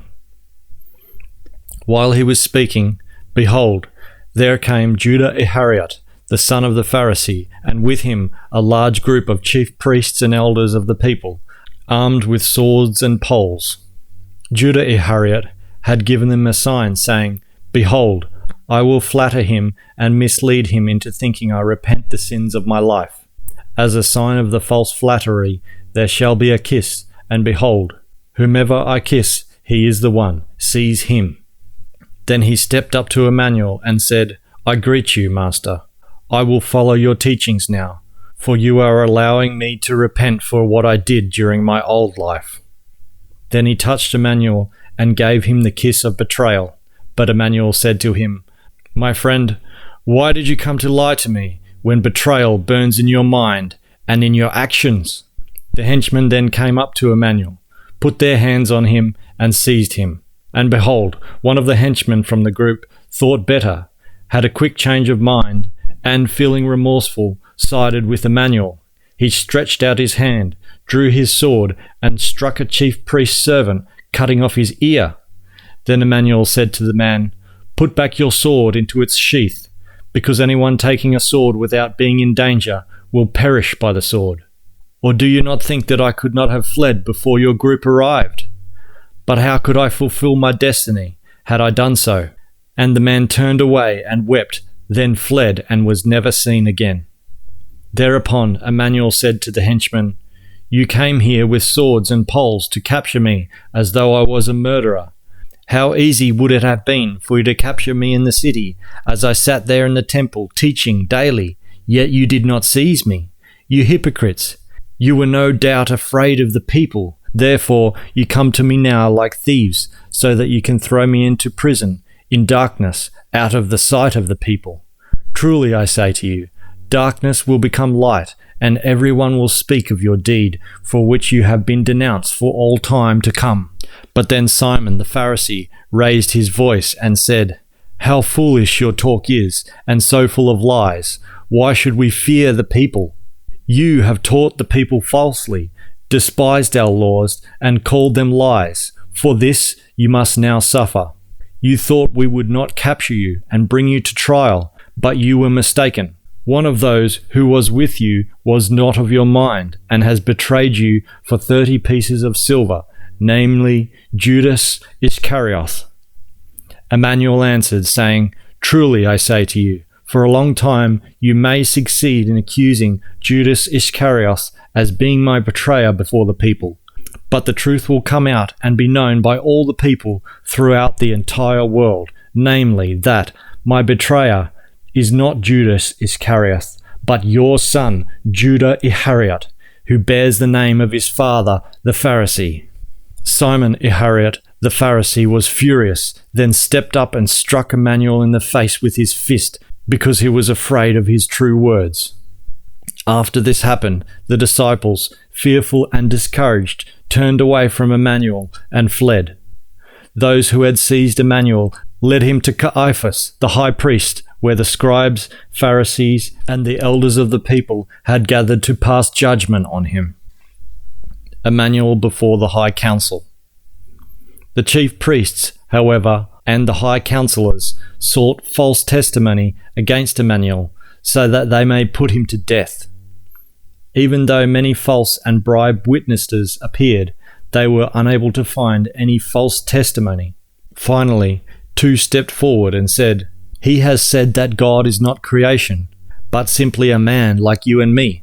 He also said that he was begotten by a guardian angel of God by the name of Gabriel." Caiaphas, the high priest, arose and said to Immanuel, "Will you not reply to what those two bear witness against you?" But Immanuel remained silent and smiled benignly. Therefore the high priest spoke to him, "I adjure you by the living God to tell us if you were begotten by the guardian angel Gabriel, who is the angel of God, as the scriptures attest." And Immanuel replied, "As you say." But I also say to you that God is not creation. Instead, he is the Lord over the 3 human lineages that were begotten on earth through his will. God has come from the vastness of the universe and has brought the world under his will. Therefore, he is the supreme emperor of these 3 human populations.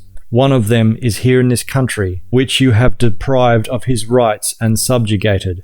Another is in the east as far as the land of India, and the third is in the north from the land of the King of the Horns to the sea, where icy mountains drift in the water. There are 7 human lineages living in all directions of the wind, from one end of the earth to the other. God is Lord over them also, although they serve other gods who are also not of this earth. If you consider God to be creation, you are mistaken and commit a sacrilege against the truth. Just as you are human, like I am, so God is human, except that in spirit and consciousness he is very much more advanced than the human lineages procreated by him. God and his celestial sons are other human lineages who have come from the stars, out of the depths of space in their machines of metal. Creation stands immeasurably higher than God and his celestial sons, who are the guardian angels. Creation alone is the incalculable mystery that begets all life, and thus stands immeasurably far above God and indeed all life. Recognize the truth of this teaching, so that you may attain knowledge and wisdom in truth. Thereupon Caiaphas the high priest rent his clothes and then spoke with rage. He blasphemes God, the Creator. Why should we need further testimony against him? Behold, now you have heard his blasphemy for yourselves. What punishment do you think he deserves? They answered, saying, He deserves death. Then they beat him with their fists and spat in his face. And some of them struck him from behind and said, Prophesy, you king of wisdom, and you son of the celestial son, who is it that is beating you? Peter, who had followed Immanuel and the group, hid among the people, looking through the doors and windows. Thus he saw what was being done to Immanuel. Then a maid approached him and said, Aren't you one of the disciples of this Immanuel from Galilee? The denial by Peter. When Peter was asked by the maid, he denied it and said, What kind of nonsense do you accuse me of? I don't know what you're talking about. But because of the maid's question, he was afraid and wanted to escape from that place, for he feared for his life. And as he walked out the door, behold, another woman saw him and told the people, This man was together with the blasphemer from Nazareth. But Peter lied a second time, and, raising his hand as in an oath, said, Truly, I do not know that confused person. And when Peter left the house, those who had been standing there came up to him, saying, Aren't you one of those that serve this Immanuel? You're giving yourself away through your manner of speech. Peter began to revile Immanuel, cursed him, and swore, I don't know this crazy person or his blasphemous teachings of God. But soon thereafter the rooster crowed 3 times, and Peter thought of Immanuel's words, and he hurriedly ran away from there and wept bitterly. Chapter 29. The Suicide of Judas Ishkerioth. Judas Ishkerioth, the betrayer of Immanuel, was among the counselors who wanted to kill Immanuel. But when he saw what appalling injustice and torture Immanuel was undergoing, and that his face was so bloody, he felt repentant. Suddenly, great distress and misery was within him. At odds with himself, he took his money bag, tossed it before the chief priests and the counselors and elders, and said, I have done evil to this person, because I was only thinking of gold and silver and goods and wealth. I repent that I have betrayed innocent blood, because his teachings did not seem evil to me. But the chief priests and elders replied, Of what concern is this to us? Behold, it is up to you what you want to do to live in peace with yourself. And Judas Ishkerioth wept and fled from there, and soon he hanged himself from a tree branch in the field of the potter beyond the walls of the city. The chief priests, however, took the pieces of silver and said, It is useless to put them into the collection box, because this is blood money. What shall we do with it? Then one of the sons of the elders came forth and said, I followed Judas Ishkerioth, and he hanged himself from a tree branch in the field of the potter.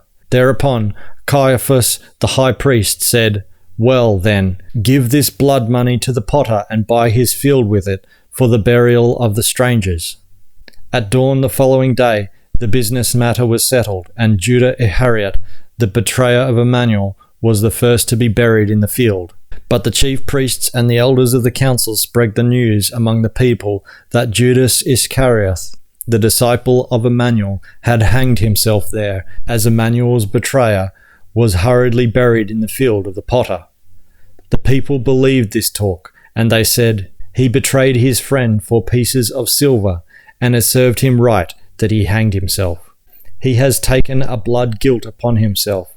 So from now on, the field of the potter shall be known as the field of blood. Before Pilate. Immanuel, however, was brought before Pilate, the governor, who asked him, Are you Immanuel, whom they call the King of Wisdom? He said, As you say, this is what the people call me. And Pilate asked and spoke, Is it also said that you were begotten by the angel Gabriel, who is an angel of God? But he said, As you say. Pilate inquired once again, saying, Let us hear your wisdom, for your teachings are new to me. Immanuel spoke, Behold, eons ago I returned from the realm of the higher world in order to fulfill a difficult task, and now I was begotten by a celestial son to be a prophet in this life.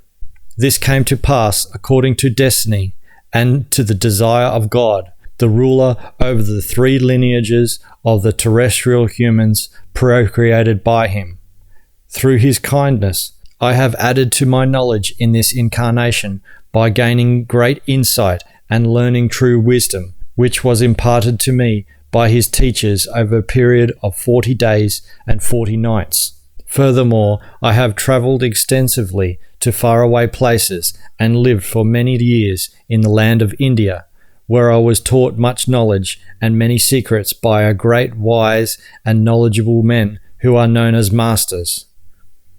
When I have fulfilled my mission here, I will return there with Thomas, my brother, who is a faithful disciple of mine. When they heard Immanuel's speech, the elders and the chief priests became agitated and shouted in front of Pilate, Do you hear this blasphemy? Thereupon Pilate asked him, Don't you hear how harshly they accuse you? Don't you wish to justify yourself? Immanuel answered him, saying, Behold, I will carry my burden as it is destined. But it is also true that many do oppose me, and will testify falsely against me. Hence I will not find justice. Truly I say to you, many dogs will kill hare, regardless of how many turns it takes. It is also customary among humans that the most righteous person does not find justice, because it doesn't matter whether many or few testify against him, as long as they are highly regarded. Justice rules only in the laws of nature, because they are the laws of creation. But among humans there is little justice, and it is decided according to their social status and their wealth. Therefore, I ask you, how could I expect justice by this standard?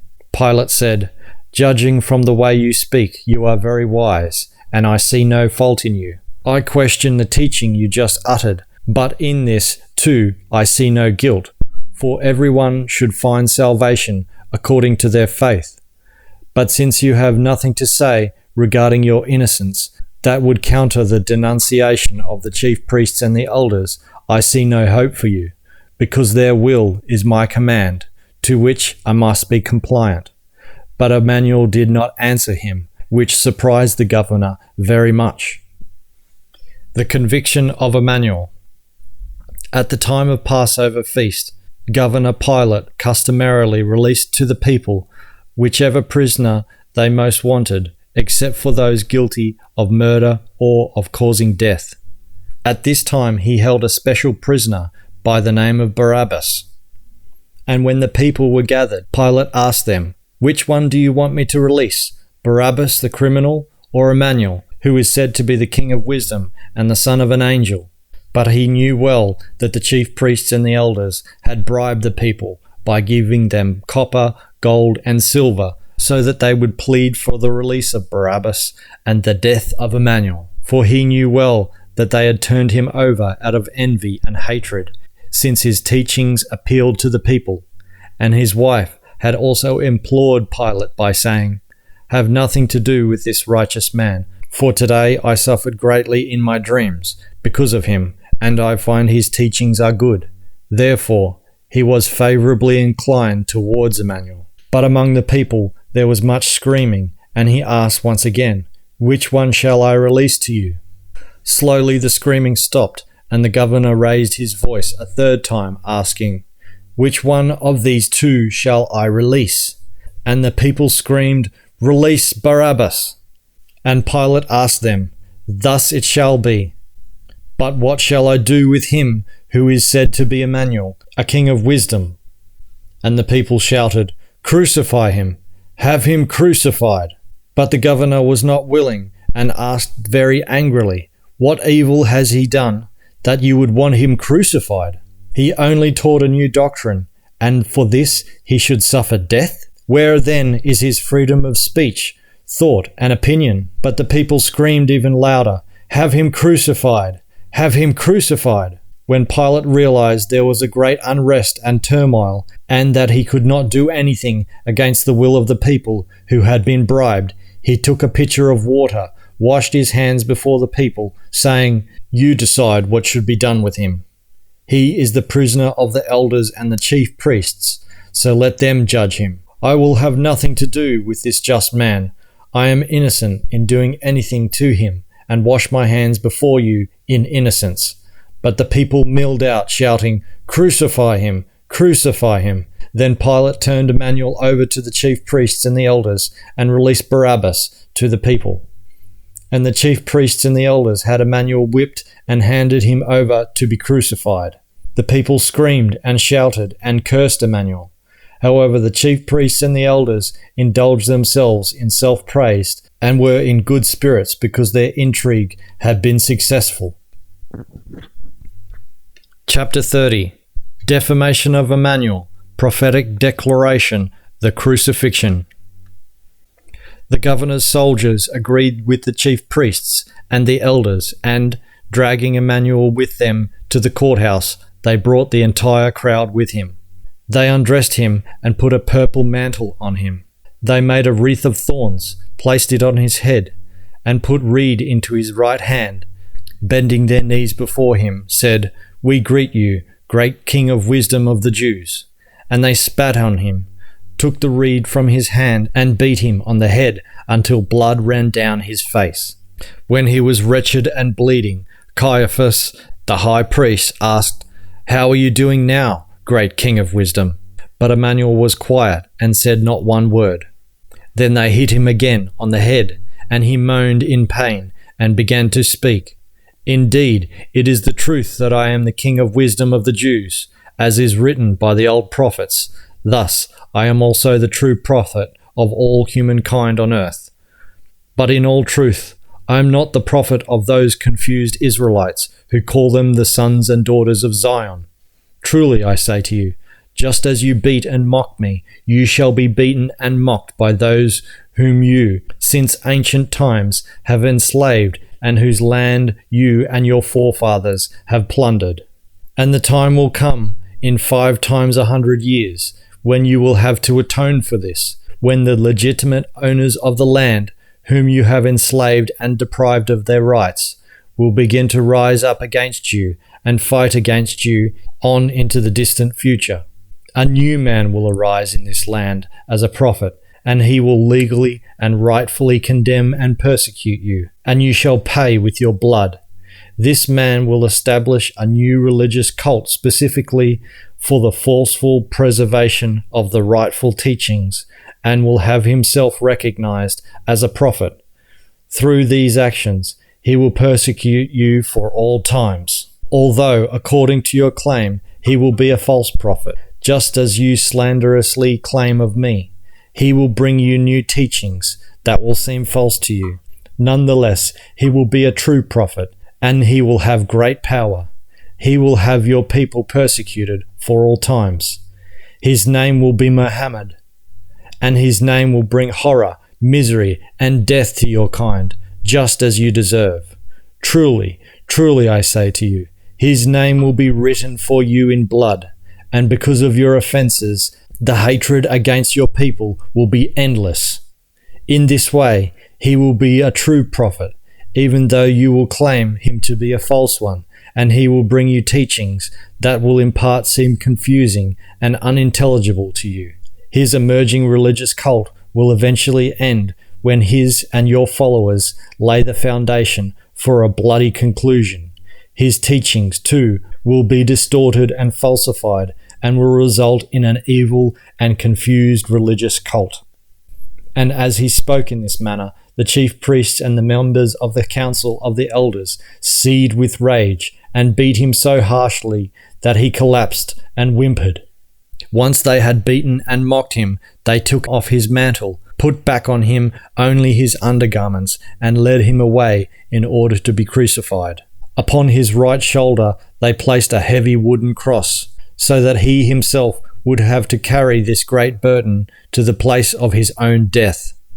But the cross was heavy, and Immanuel groaned under the burden. His blood combined with his sweat into a vile mixture. Immanuel collapsed under the heavy burden because his strength left him. But when a stranger came along by the name of Simon of Cyrene, they forced him to help carry the cross. Soon they arrived at the place called Golgotha. His path there was difficult because he was beaten, reviled, and mocked. They gave him wine to drink, mixed it with the bile from animals. When he tasted it, he did not want to drink, so they beat him to make him drink it. Then they forced him down while on the cross while beating him, and nailed his hands and feet onto the wood. This was done for the first time and contrary to custom, because until then the crucified were tied to the cross. After they had nailed him upon the cross and erected it, they divided his clothing among themselves by casting lots. And they sat around and guarded him, so that no one would come to take him from the cross. Also, 2 murderers were crucified with him, one to his right and one to his left, so that he was between them. Those all around him defamed, mocked, and ridiculed him. They shouted, "Since you are the King of Wisdom, help yourself. And since you are the son of a celestial son and possess great power, get down from the cross." The scribes and Pharisees, chief priests and elders of the people likewise mocked him, saying, "You help others, but you cannot help yourself. Since you are the King of Wisdom, get down from the cross and help yourself. If you do that, we will believe in you and your teachings." He trusted in his wisdom and in his being the son of the angel Gabriel. Thus, let his wisdom or the angel Gabriel save him now if he so desires. Likewise, the murderers crucified to his right and left mocked and reviled him. Then the sky clouded over, the sun became dark, and a great storm spread across the land, which was rare at this time of year, but happened now and then. The terrible storm raged for 3 hours before the sun again broke through the clouds. At that time, Immanuel cried out, "I am thirsty, give me something to drink." And right away, one of the chief priests ran, took a sponge, soaked it in vinegar, and stuck it on a lance for him to drink. But when the others saw that, they scolded the man, saying, "Stop, do not give him any more to drink. Let's see how long he can bear this." And behold, a final powerful thunderclap broke up the storm, whereupon the entire land trembled, and the ground shook. Amid the tremendous thunder, Immanuel again cried out, but nobody understood him, because his speech was confused. Then his head fell forward. He slipped into a state of near death, and they presumed he was dead. It came to pass that a soldier took his lance and stabbed Immanuel in his loin to ensure that he was dead. Blood mixed with water flowed from the wound, as is the case when a person is dead or in a near-dead state. Thus the soldier thought Immanuel was dead, and he informed the others. They were all astonished, because it was unusual for the crucified to die so quickly. But since the soldier had told them so, they believed him and departed. Among them were also many women and others who watched from a distance, because they were followers of Immanuel. They served him, and they followed him from Galilee. Among them were Immanuel's mother, Mary, and Mary Magdalene, and others. Once the people had departed, they went to him, knelt before the cross, and wept bitterly, because they too thought Immanuel was dead. Also among them, however, was Joseph of Arimathea, a follower of Immanuel. After a short while, he noticed that Immanuel was not quite dead, but he told no one. Entombment. He quickly went to the city, to Pilate, and asked him for the body of Immanuel, so that he could bury him. Pilate ordered that he should be given to him, and many people went with him, and they removed Immanuel from the cross. Joseph wrapped the body in pure linen, which he had previously coated, so as to form an image of Immanuel.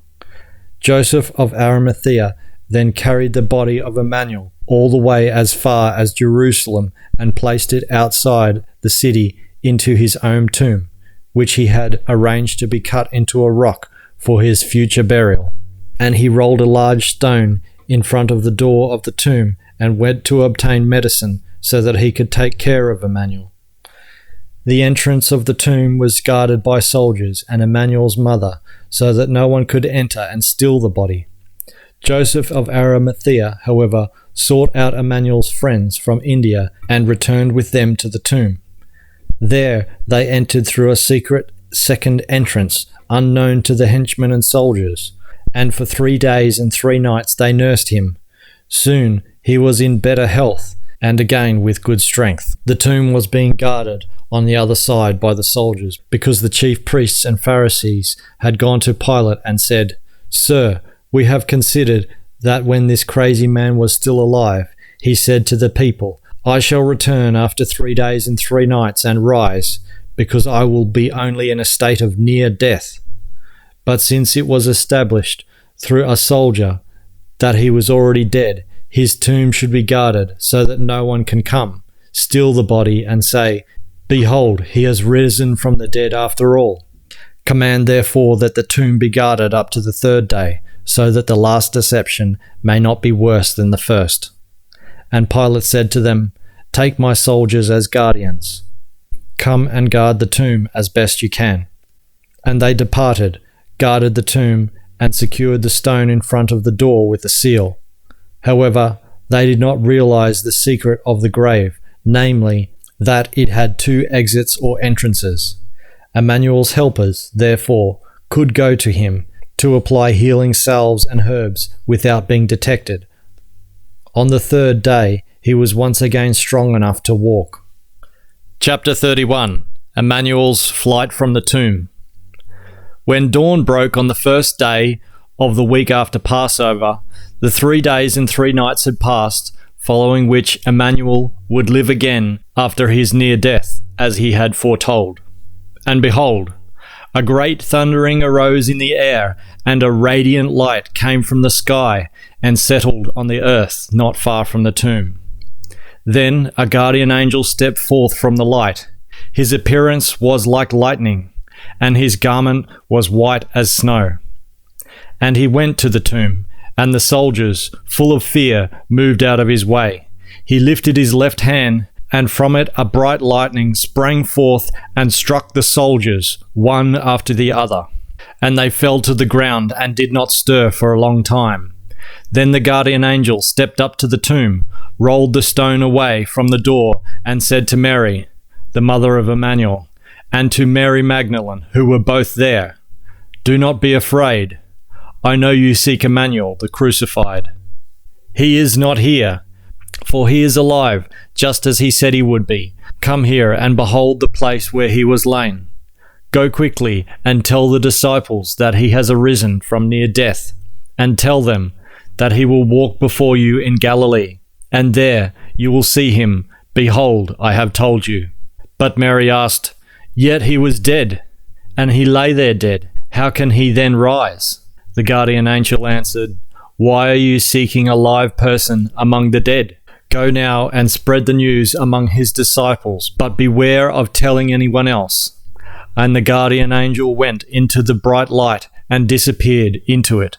Soon a great thundering came forth from it, and it arose up into the air, shooting straight into the sky. Immanuel's mother and Mary Magdalene then departed, leaving the tomb. The soldiers, however, recovered from their paralysis and were greatly astonished. So they went to the city to spread the news of what had happened.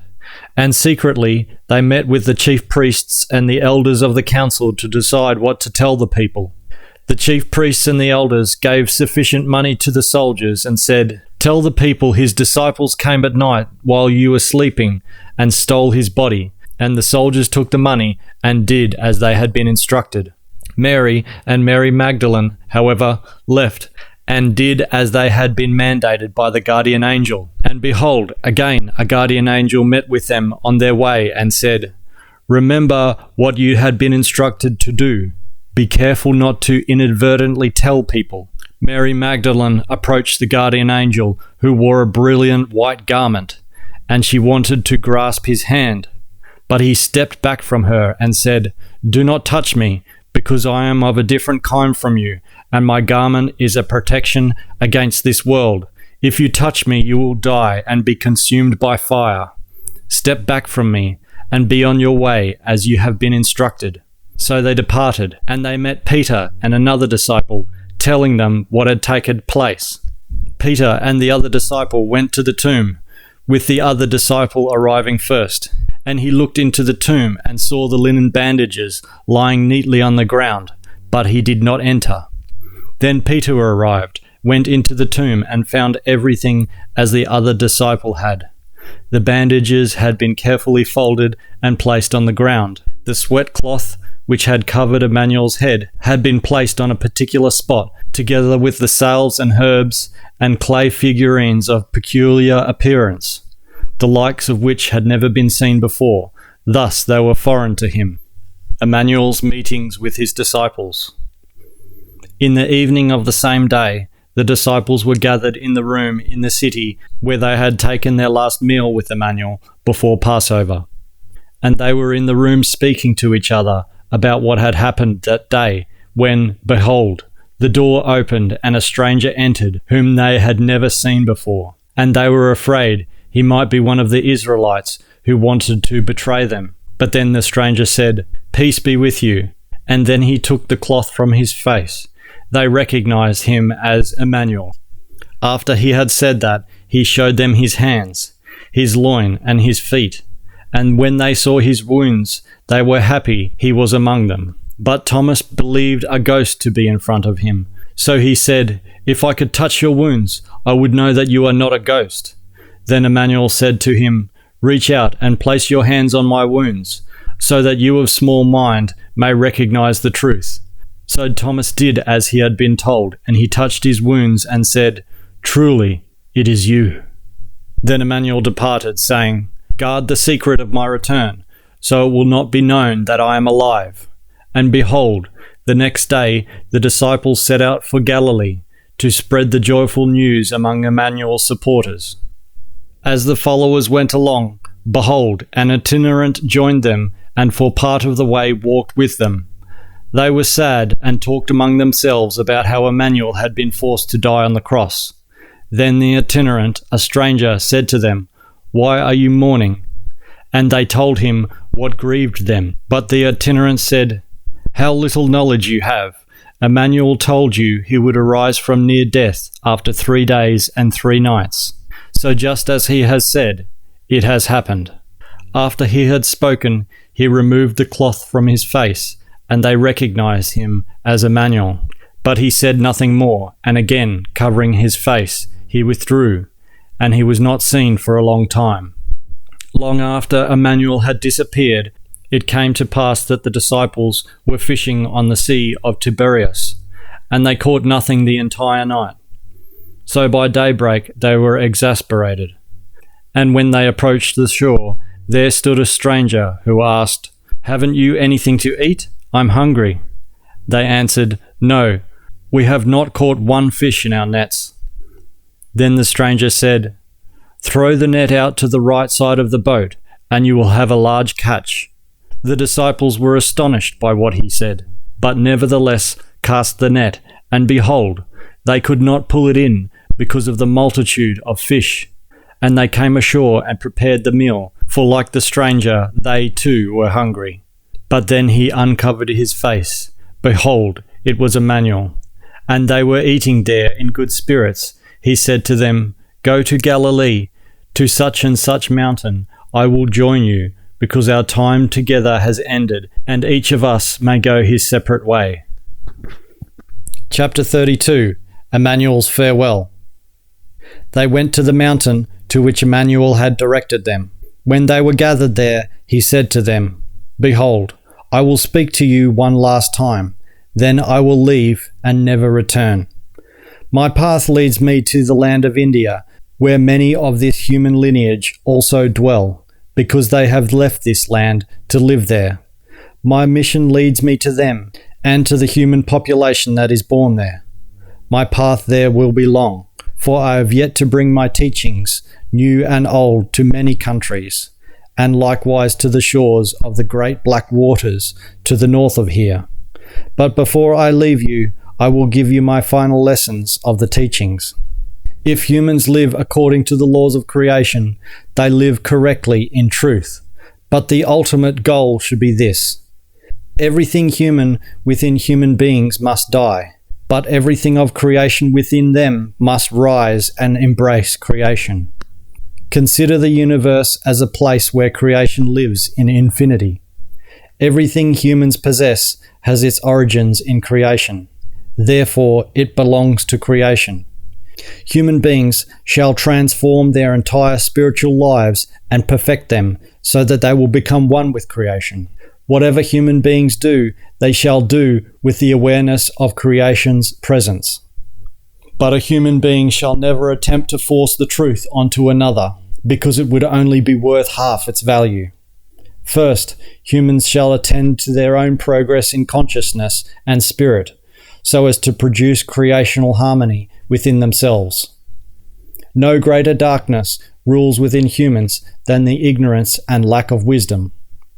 Greatness of personal victory requires uprooting and destroying all influences that oppose the creational force, so that which is creational may prevail. Human beings should develop within themselves the power to judge over good and evil, and to correctly perceive all things, so that they may be wise and fair and follow the laws. It is necessary to be cognizant of what is real and what is unreal, what is valuable and what is worthless, and what is of creation and what is not. Human beings must become a cosmic unity, so that they may become one with creation. Conform your lives to the laws. Live according to the laws of nature. Then you will also live according to the laws of creation. Regardless of how much humans may suffer, the power of creation within them is immeasurably greater and will conquer all ills. When human beings live in their conscious only as immortal humans, they are inaccessibly remote from their spirit, from creation, and therefore from its laws. The greater their dedication to the laws of creation, the deeper will become the peace within them. The happiness of the humans consists in seeking and finding the truth, so that they may thereby gather knowledge, gain wisdom, and think and act in accordance with creation. Only through the circumstance of human life can humans develop and use their creational powers in consciousness and in spirit. Humans gain experience in the use of their powers and capabilities only by trying daily to unlock them. As long as human beings do not become one with creation, they will never be able to rise above death or near death, since the fear of the unknown is within them. Only when they are able to fully recognize the perfection and unity of creation can they slowly begin to acquire sublimity. Instead of following instinctive and impulsive urges, humans should live by cognition and wisdom, so that they may live justly according to the laws and directives. Humans should not lose their way in the thicket of limitations, but should expand their consciousness and seek and find knowledge, logic, and truth, and from these learn wisdom. Thereby they may become closer to their life's goal and become cognizant of the creational principle in all things. Thousands of lights will guide humans along their path, provided they observe and follow them.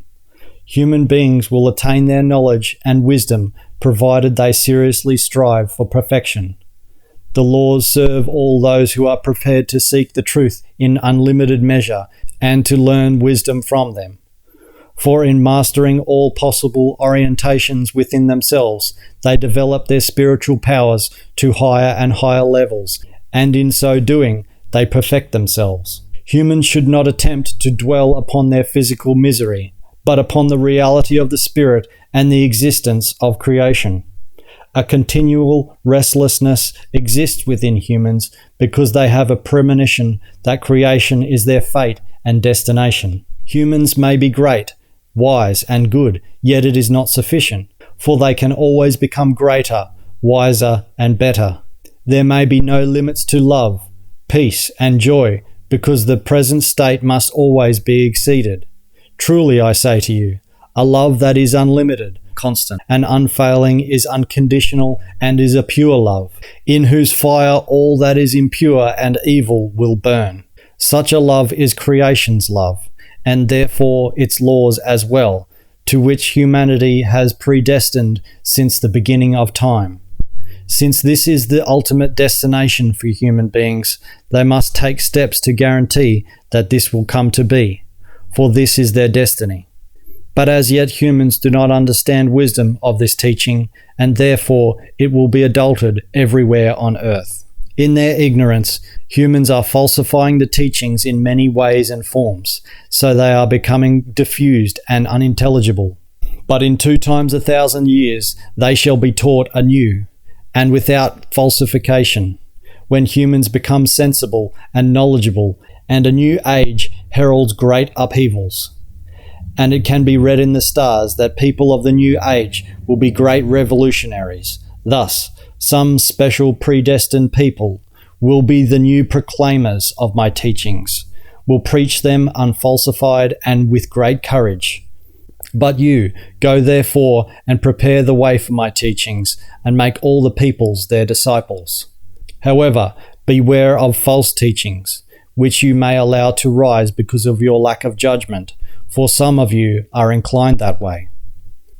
Teach them to follow everything I have commanded of you, so you do not falsify my teachings. And it came to pass that while he was speaking to them in this manner, a thundering came from the sky, and a great light descended. The light settled on the ground not far from them, and it glittered like metal in the sunlight. Immanuel spoke no more, but went to the metallic light and entered into it. Then, however, a haze rose all around it. Once again a thundering began, and the light ascended back into the sky. And the disciples returned to Jerusalem in secret, and made known the events among their own kind. Chapter 33. Immanuel in Damascus. Immanuel was set down by the great light in Syria, where he lived for 2 years in Damascus without being recognized. After this time, he sent a messenger to Galilee to seek out his brother, Thomas, and his disciple, Judas Ishkerioth. 2 months passed, however, before they joined Immanuel and brought bad news. His brother Thomas spoke, saying, "Your disciples have greatly falsified your teachings. They insult you by calling you the Son of God, and they also set you equal to creation. The chief priests and the elders persecute your followers and have them stoned when they are caught. But Thomas, one of your disciples, fled, and it is reported that he has departed with a caravan for the land of India. A great enemy of yours has arisen in a man named Saul. He is fuming with rage and utters death threats against your disciples and those who trust in your teachings. He is having letters written to the synagogues in all religions, whereby any followers of your new teachings are found, they will be bound and taken to Jerusalem. No distinction is made between women, men, and children. They will all be found guilty and condemned to die." But Immanuel said, "Don't be afraid. The time will soon come when Saul will receive a lesson regarding his evil thinking. He is already on the road to Damascus, following you and Judas Ishkerioth here now, in order to lead you back to Jerusalem in shackles. However, I will confront him before he reaches Damascus, and since he believes me dead, he will presume he is seeing a ghost." Immanuel set out to see a friend who was helpful to him in secret things that involved powders, salves, and liquids that smelled bad. Well supplied in these things, he departed, leaving the city by way of road to Galilee. A day's trip from Damascus, he waited for 2 days in the rocks and prepared his concoction. During the night, he saw a large group of armed men coming, among them Saul, the persecutor of his disciples. When they were near, he struck a fire and tossed it into his concoction, thus producing a powerfully bright light that blinded the group. Immanuel continued stroking the flaring concoction, so that powerful flashes of light, stars and fireballs shot into the sky or fell from it. All this was accompanied by thundering booms and loud hissing sounds, as if from gigantic dragons and serpents. The thundering booms subsided, as did the hissing. The blinding flashes and the multicolored fires died down, yet singeing smoke continued to cover the land that caused the group to cough and shed tears. Then Immanuel called out, "Saul, Saul, why do you persecute my disciples?" But Saul was afraid and fell to the ground, crying out, "Who are you that speaks to me like this?" And Immanuel answered, saying, "I am Immanuel, whom you persecute in your hatred, along with my disciples. Get up, go to the city, and let yourself be taught how you should live." Saul was very afraid and said, "But you are the one who was crucified, so you are dead and must be speaking to me as a ghost." However, Immanuel did not answer him. He left and headed for Damascus. But the men who were Saul's companions stood still, petrified with fear, because they also believed they had heard a ghost. Saul got up from the ground and opened his eyes. However, he saw nothing, because his eyes were blinded, for he had stared directly into the bright light that Immanuel had generated. His companions then took him by hand and led him to Damascus. For 3 days he saw nothing, ate nothing, and drank nothing. However, one of Immanuel's disciples came to Saul and preached to him the new teachings, and gradually he accepted them. But because of the events by the rocks, his mind was slightly confused. He misunderstood much and spoke incoherently. Somewhat confused in his mind, he went away and preached incoherent nonsense to the people.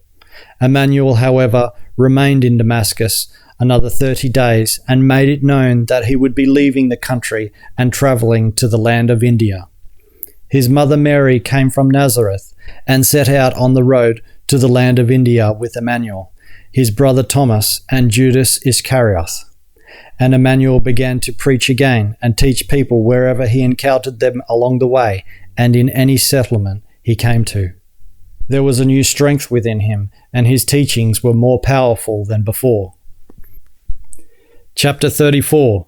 Teaching about Creation.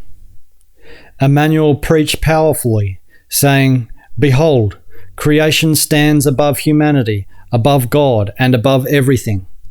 It appears to be perfect by human comprehension, but this is not so. Since creation is spirit and thus lives, even it must forever perfect itself. But since it is one within itself, it can perfect itself by way of its own creations, through the generation of new spirit forms that dwell within humans, give them life, and evolve towards perfection through their learning. The newly generated spirit is a part of creation itself. However, it is unknowing down to the smallest iota. When a new spirit is created, which is still unknowing in every way, it lives in a human body and begins to learn. Persons may consider the unknowing spirit as stupid and say that the individual is confused, but it is not, because it is only unknowing and devoid of knowledge and wisdom. Thus, may this new spirit live in a life within a human being in order to gather knowledge. Then, when the spirit enters the beyond, it is no longer as unknowing as it was at the time of its beginning, and it returns into the world and lives again as a human being, but it is no longer quite as unknowing as it was in the beginning. Again, it learns and gathers further knowledge and new wisdom, and thereby increasingly escapes from ignorance. So, after many renewed lives, the time comes when people say that the spirit is normal and not confused. But this is neither the end of the spirit nor its fulfillment, because, having become knowing, the spirit now seeks the greatest wisdom. Thus the human spirit perfects itself so extensively that it unfolds in a creational manner and ultimately becomes one with creation, as it was destined from the earliest beginning. Thus, creation has brought forth a new spirit, allowing it to be perfected independently in the human body. The perfected spirit returns to creation to become one with it, and in this manner creation perfects itself within itself, for in it is the knowledge and wisdom to do so. Truly I say to you, the time will never come when creation seeks to create new spirit forms and to broaden itself. However, creation also requires rest, a characteristic of all that lives, and when it slumbers, it does not create. Just as human life has day and night and is divided into work and rest, so creation has times of work and rest. Its period, however, is different from that of the people, because its laws are the laws of the spirit, while human laws are laws of material life. The material life is limited, but the life of the spirit lasts forever and has no end. Creation, however, is subject to the laws of the primeval timelessness and the primeval creation, which is the absolute absolutum and the beginning and endlessness of everything, and it was created out of itself. Its secret is that which is immeasurable and is based on the number 7, which is counted in times. This is one of the secrets and the laws the human mind will solve only when it reaches perfection. But let it be said that the laws of life are not hidden from the wise man, hence he can recognize and follow them. Thus the wise understand that the secret of primeval creation lies in the number 7 and in the computations based herein. They will gather and retain the knowledge that creation has a time for work and rest, so that it is based upon the number 7. Creation rested in a state of slumber for 7 great times when nothing existed, not even the universe. Only creation itself existed in slumber, and it brought forth no creature or anything. However, it did awaken from its slumber through the 7 cycles of the 7 great times and began to create creatures and everything. After having rested for 7 cycles of 7 great times, it is now creating living organisms and everything else, and it will do so for 7 more cycles of 7 great times, until it requires rest again and reposes anew in deep slumber for a further 7 great times. When it will rest again and lie down in slumber, nothing will exist except for creation itself. There will be neither creatures nor any other thing.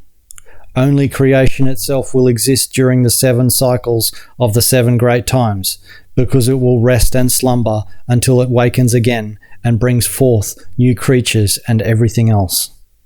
Just as creation is one within itself, however, so is all life, being and existence one within itself.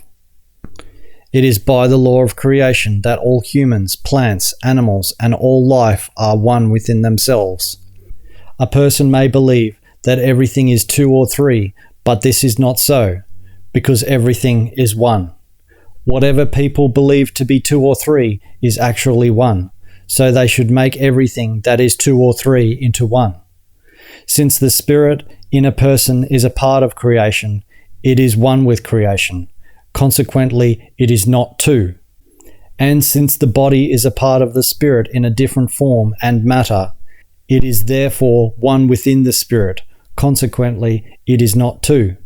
The teachings state that there is a unity and not in any way or form a duality or trinity. If it appears to people that there is a duality or trinity, then they are victims of deception, for they do not think logically but according to human knowledge. But if they think according to the knowledge of the Spirit, they find logic, which is also in the law. Only human thinking can be incorrect, not the laws of creation. For this reason, it is said that everything emanates from a unity, and duality seems apparent only because humans, in their limited thinking, cannot grasp the truth. Since everything is a unity and everything emanates from it, no duality or trinity whatsoever can exist, because it would violate the laws of creation. Therefore, people should make two or three into one, and think and act according to the laws of creation.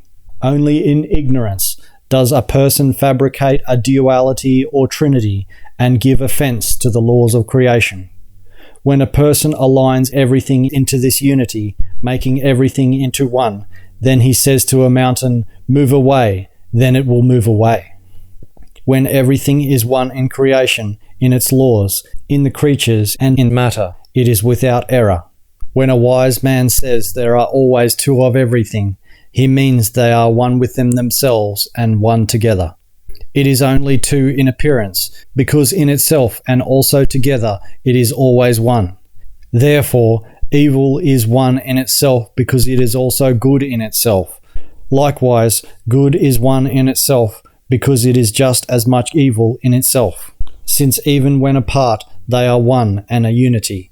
Together they are also one and a unity, for this is the law of creation. Thus the result is that there are two parts in appearance, but they are also both one in themselves and one when together. If therefore people say there exists also a trinity, then their consciousness has been addled by some cult, falsified teachings, or confused thinking. A unity always consists of two parts, which are one in themselves and are a duality only in appearance. Since a person is a unity in two parts, the Spirit is a unity of two parts, but both are one in themselves and one together. The body cannot live without the Spirit, and conversely, because the Spirit and body are a unity despite their seeming duality. The Spirit, however, lives according to the same law, because in itself it also consists of two parts, and is one in each part. Thus, it is one in itself. The two parts of the Spirit are wisdom and power. Without wisdom of spirit, power cannot be utilized, nor can any wisdom emerge without spiritual power. Hence, two things are always required that are one within themselves, so that there is a oneness within the unity, but not a duality. Thus the laws say that a human being is a unity within itself, which consists of two equal parts that form a unity, both within themselves and also together.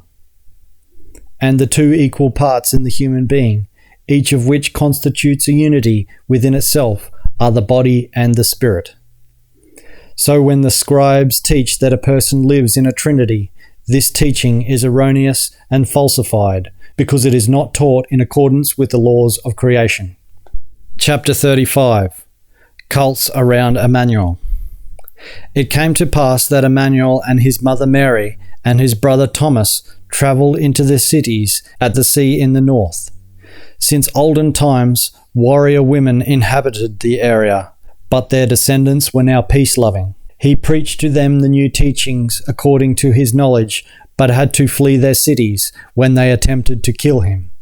Their own teachings, far removed from truth, were from a rigid religious cult, and they punished with death those who taught differently.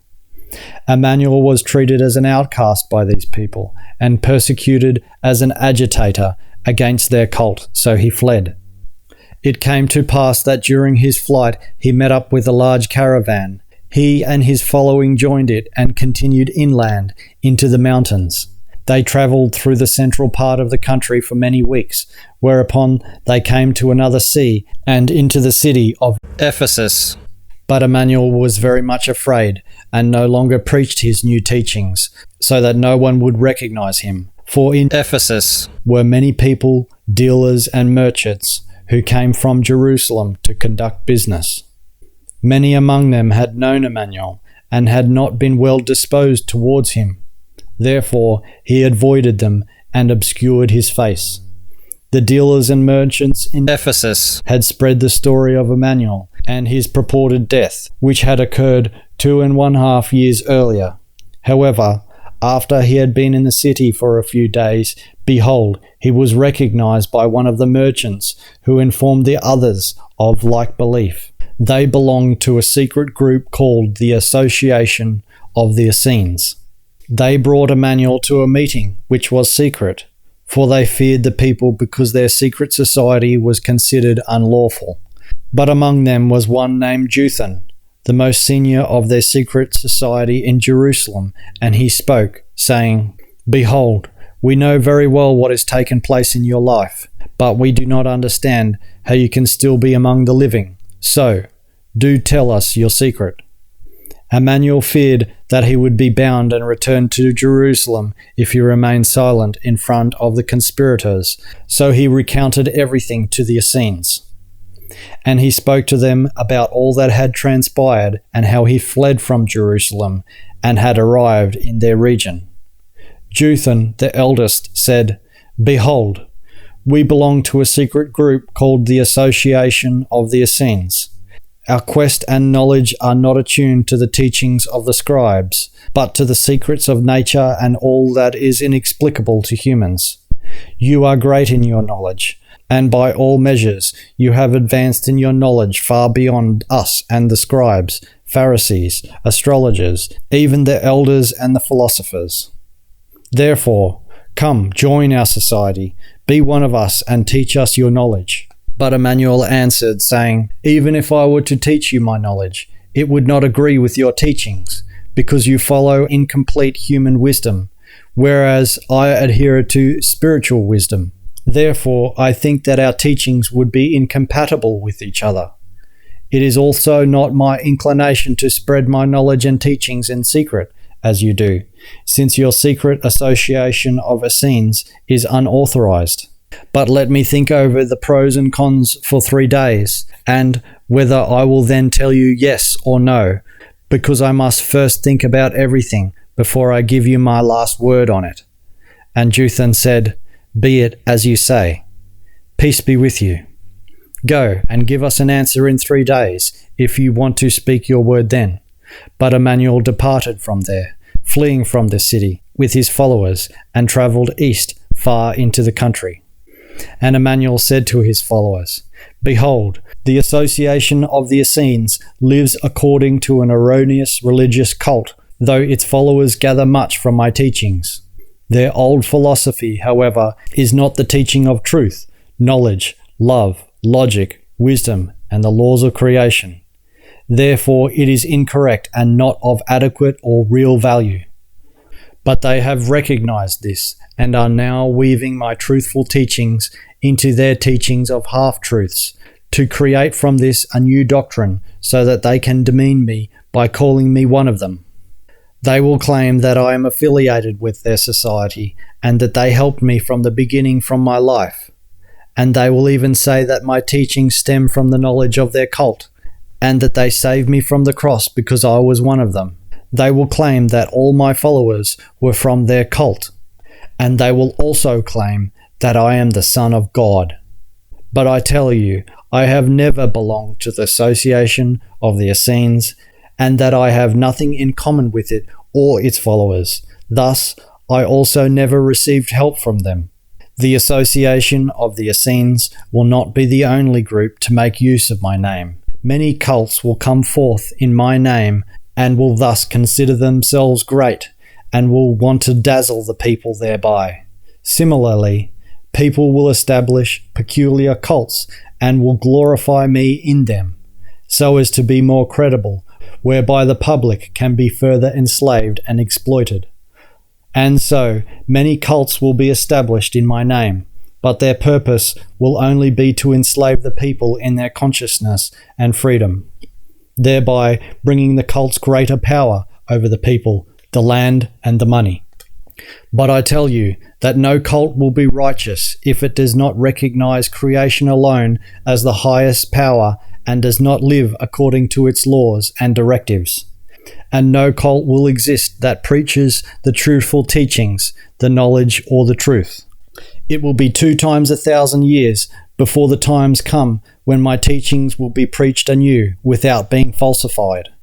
This will occur when false doctrines and erroneous cults, when lies and fraud, and when deception by the conjurers of the dead and of spirits, by the soothsayers and the clairvoyants, as well as by the charlatans of truth, will be at their peak. Until then, false cults, as well as liars, deceivers, charlatans, conjurers of the dead of spirits, false soothsayers, clairvoyants, and false mediums, pretending to speak for supernatural, other dimensional, and extraterrestrial beings from the depths of the universe, will be so numerous that they can no longer be counted. And such cults will be built upon human blood, hatred, greed, and power, on lies and deceptions, and on cheating, misunderstanding, self-deception, confusion of consciousness, and delusion.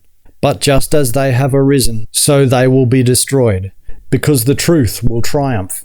For there is no untruth that will not be denounced as a lie. There is nothing hidden that will not become revealed. Humans will recognize what is before their faces, and what is hidden from them will reveal itself when they search for the truth and the enlightenment of wisdom. But the truth lies deep within the laws of creation, and there alone should humans seek and find it. Those who seek shall not stop seeking until they find, and when they find, they will be profoundly shocked and astonished, but then they will rule over the universe. Many humans recognize from this that the kingdom is within them and outside of them. Chapter 36. Humankind and Creation. It came to pass that Immanuel preached of humanity and of creation as he went eastward with the caravan. He said, "Humans should look up to the stars, for majestic peace and grandeur rule there, as though by immutable law and order the infinite and everlasting changes take place there over days, months, years, and beyond for centuries, millennia, and millions of years. Humans, however, should look also downward upon the earth, for there as well is creational activity and endless becoming and passing away, and life and existence towards ever newly developing forms. Greatness, excellence, and beauty rule harmoniously where nature is left to itself. But where traces of human order are at work, there is pettiness, disgrace, and ugliness testify to alarming disharmony. With inflated chest, humankind calls itself the crown of creation, and yet it is not cognizant of creation and sets persons on a level with it. But this humankind, which has tamed fire and rules the earth, will not go far. Without a doubt, humans will learn to harness the water and the air, but in the process they will forget to be cognizant of creation above them and of its laws. Thus they will also forget to seek truth, knowledge, love, respect, life, logic, true freedom, and wisdom, and they will forget to live peacefully with each other. Their battle cry will be warfare, for they will want to attain power through violence. But when they believe they have the power in their hands, they will use it for enslavement and bloodshed, exploitation, brutality, crime, and degeneration. They will speak of honor, freedom, knowledge, but in truth these will be only hypocrisy, coercion, and false teachings. Thus, in the future, humankind will lose its face and display an evil and false mask. Many will degenerate into beasts and spend their earthly days without knowledge and conscience. Human ambitions and desires will be directed only towards acquisition, power, lust, addiction, and greed. With their intellect, humans will arrange things of this world to make them subservient, regardless of the fact that in doing so they break the laws of nature and destroy nature itself in many ways. They will no longer trust in the eternal truths, which are anchored in the laws of nature. Through self-deception, they will find more meaning in the human sciences than in all the values of the laws of nature and creation. In their confusion, humans will believe in this erroneous, self-created, pathetic philosophy of life, which will produce through the cults confused teachings, and through the arrangements of human laws and vagaries of the principles that govern nations. Humans will want to control their lives by external means, because they will have forgotten to be aware of their own essence from the creational point of view. Through deceitful means, they will delude, cheat, and exploit their fellow humans and the entire world. And wherever trust and truth still exist, they will change it into distrust and untruth, and in doing so, they will get farther and farther away from true life.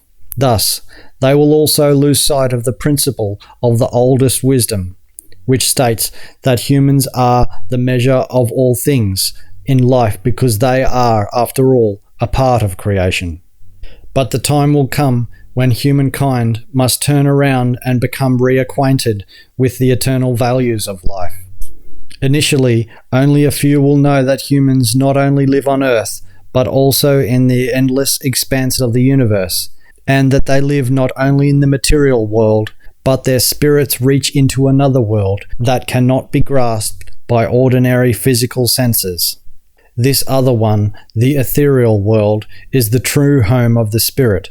Therefore, humans should try, without ceasing to broaden and deepen their knowledge, love, truth, logic, true freedom, genuine peace, harmony, and wisdom, so that the spirit may be perfected and lifted up into its true home, becoming one with creation.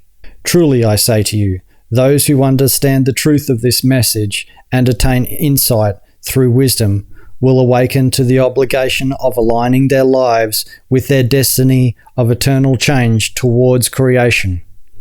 When people are honest and seek, they will not hold any preconceived opinions or prejudices. But the wise do know and are aware of the law of everlasting flow of eternal change. Therefore, they endeavour to adjust the grand scheme of events and of progress because they appreciate the laws of creation, namely that the cycles of existence must be completed as prescribed by these laws.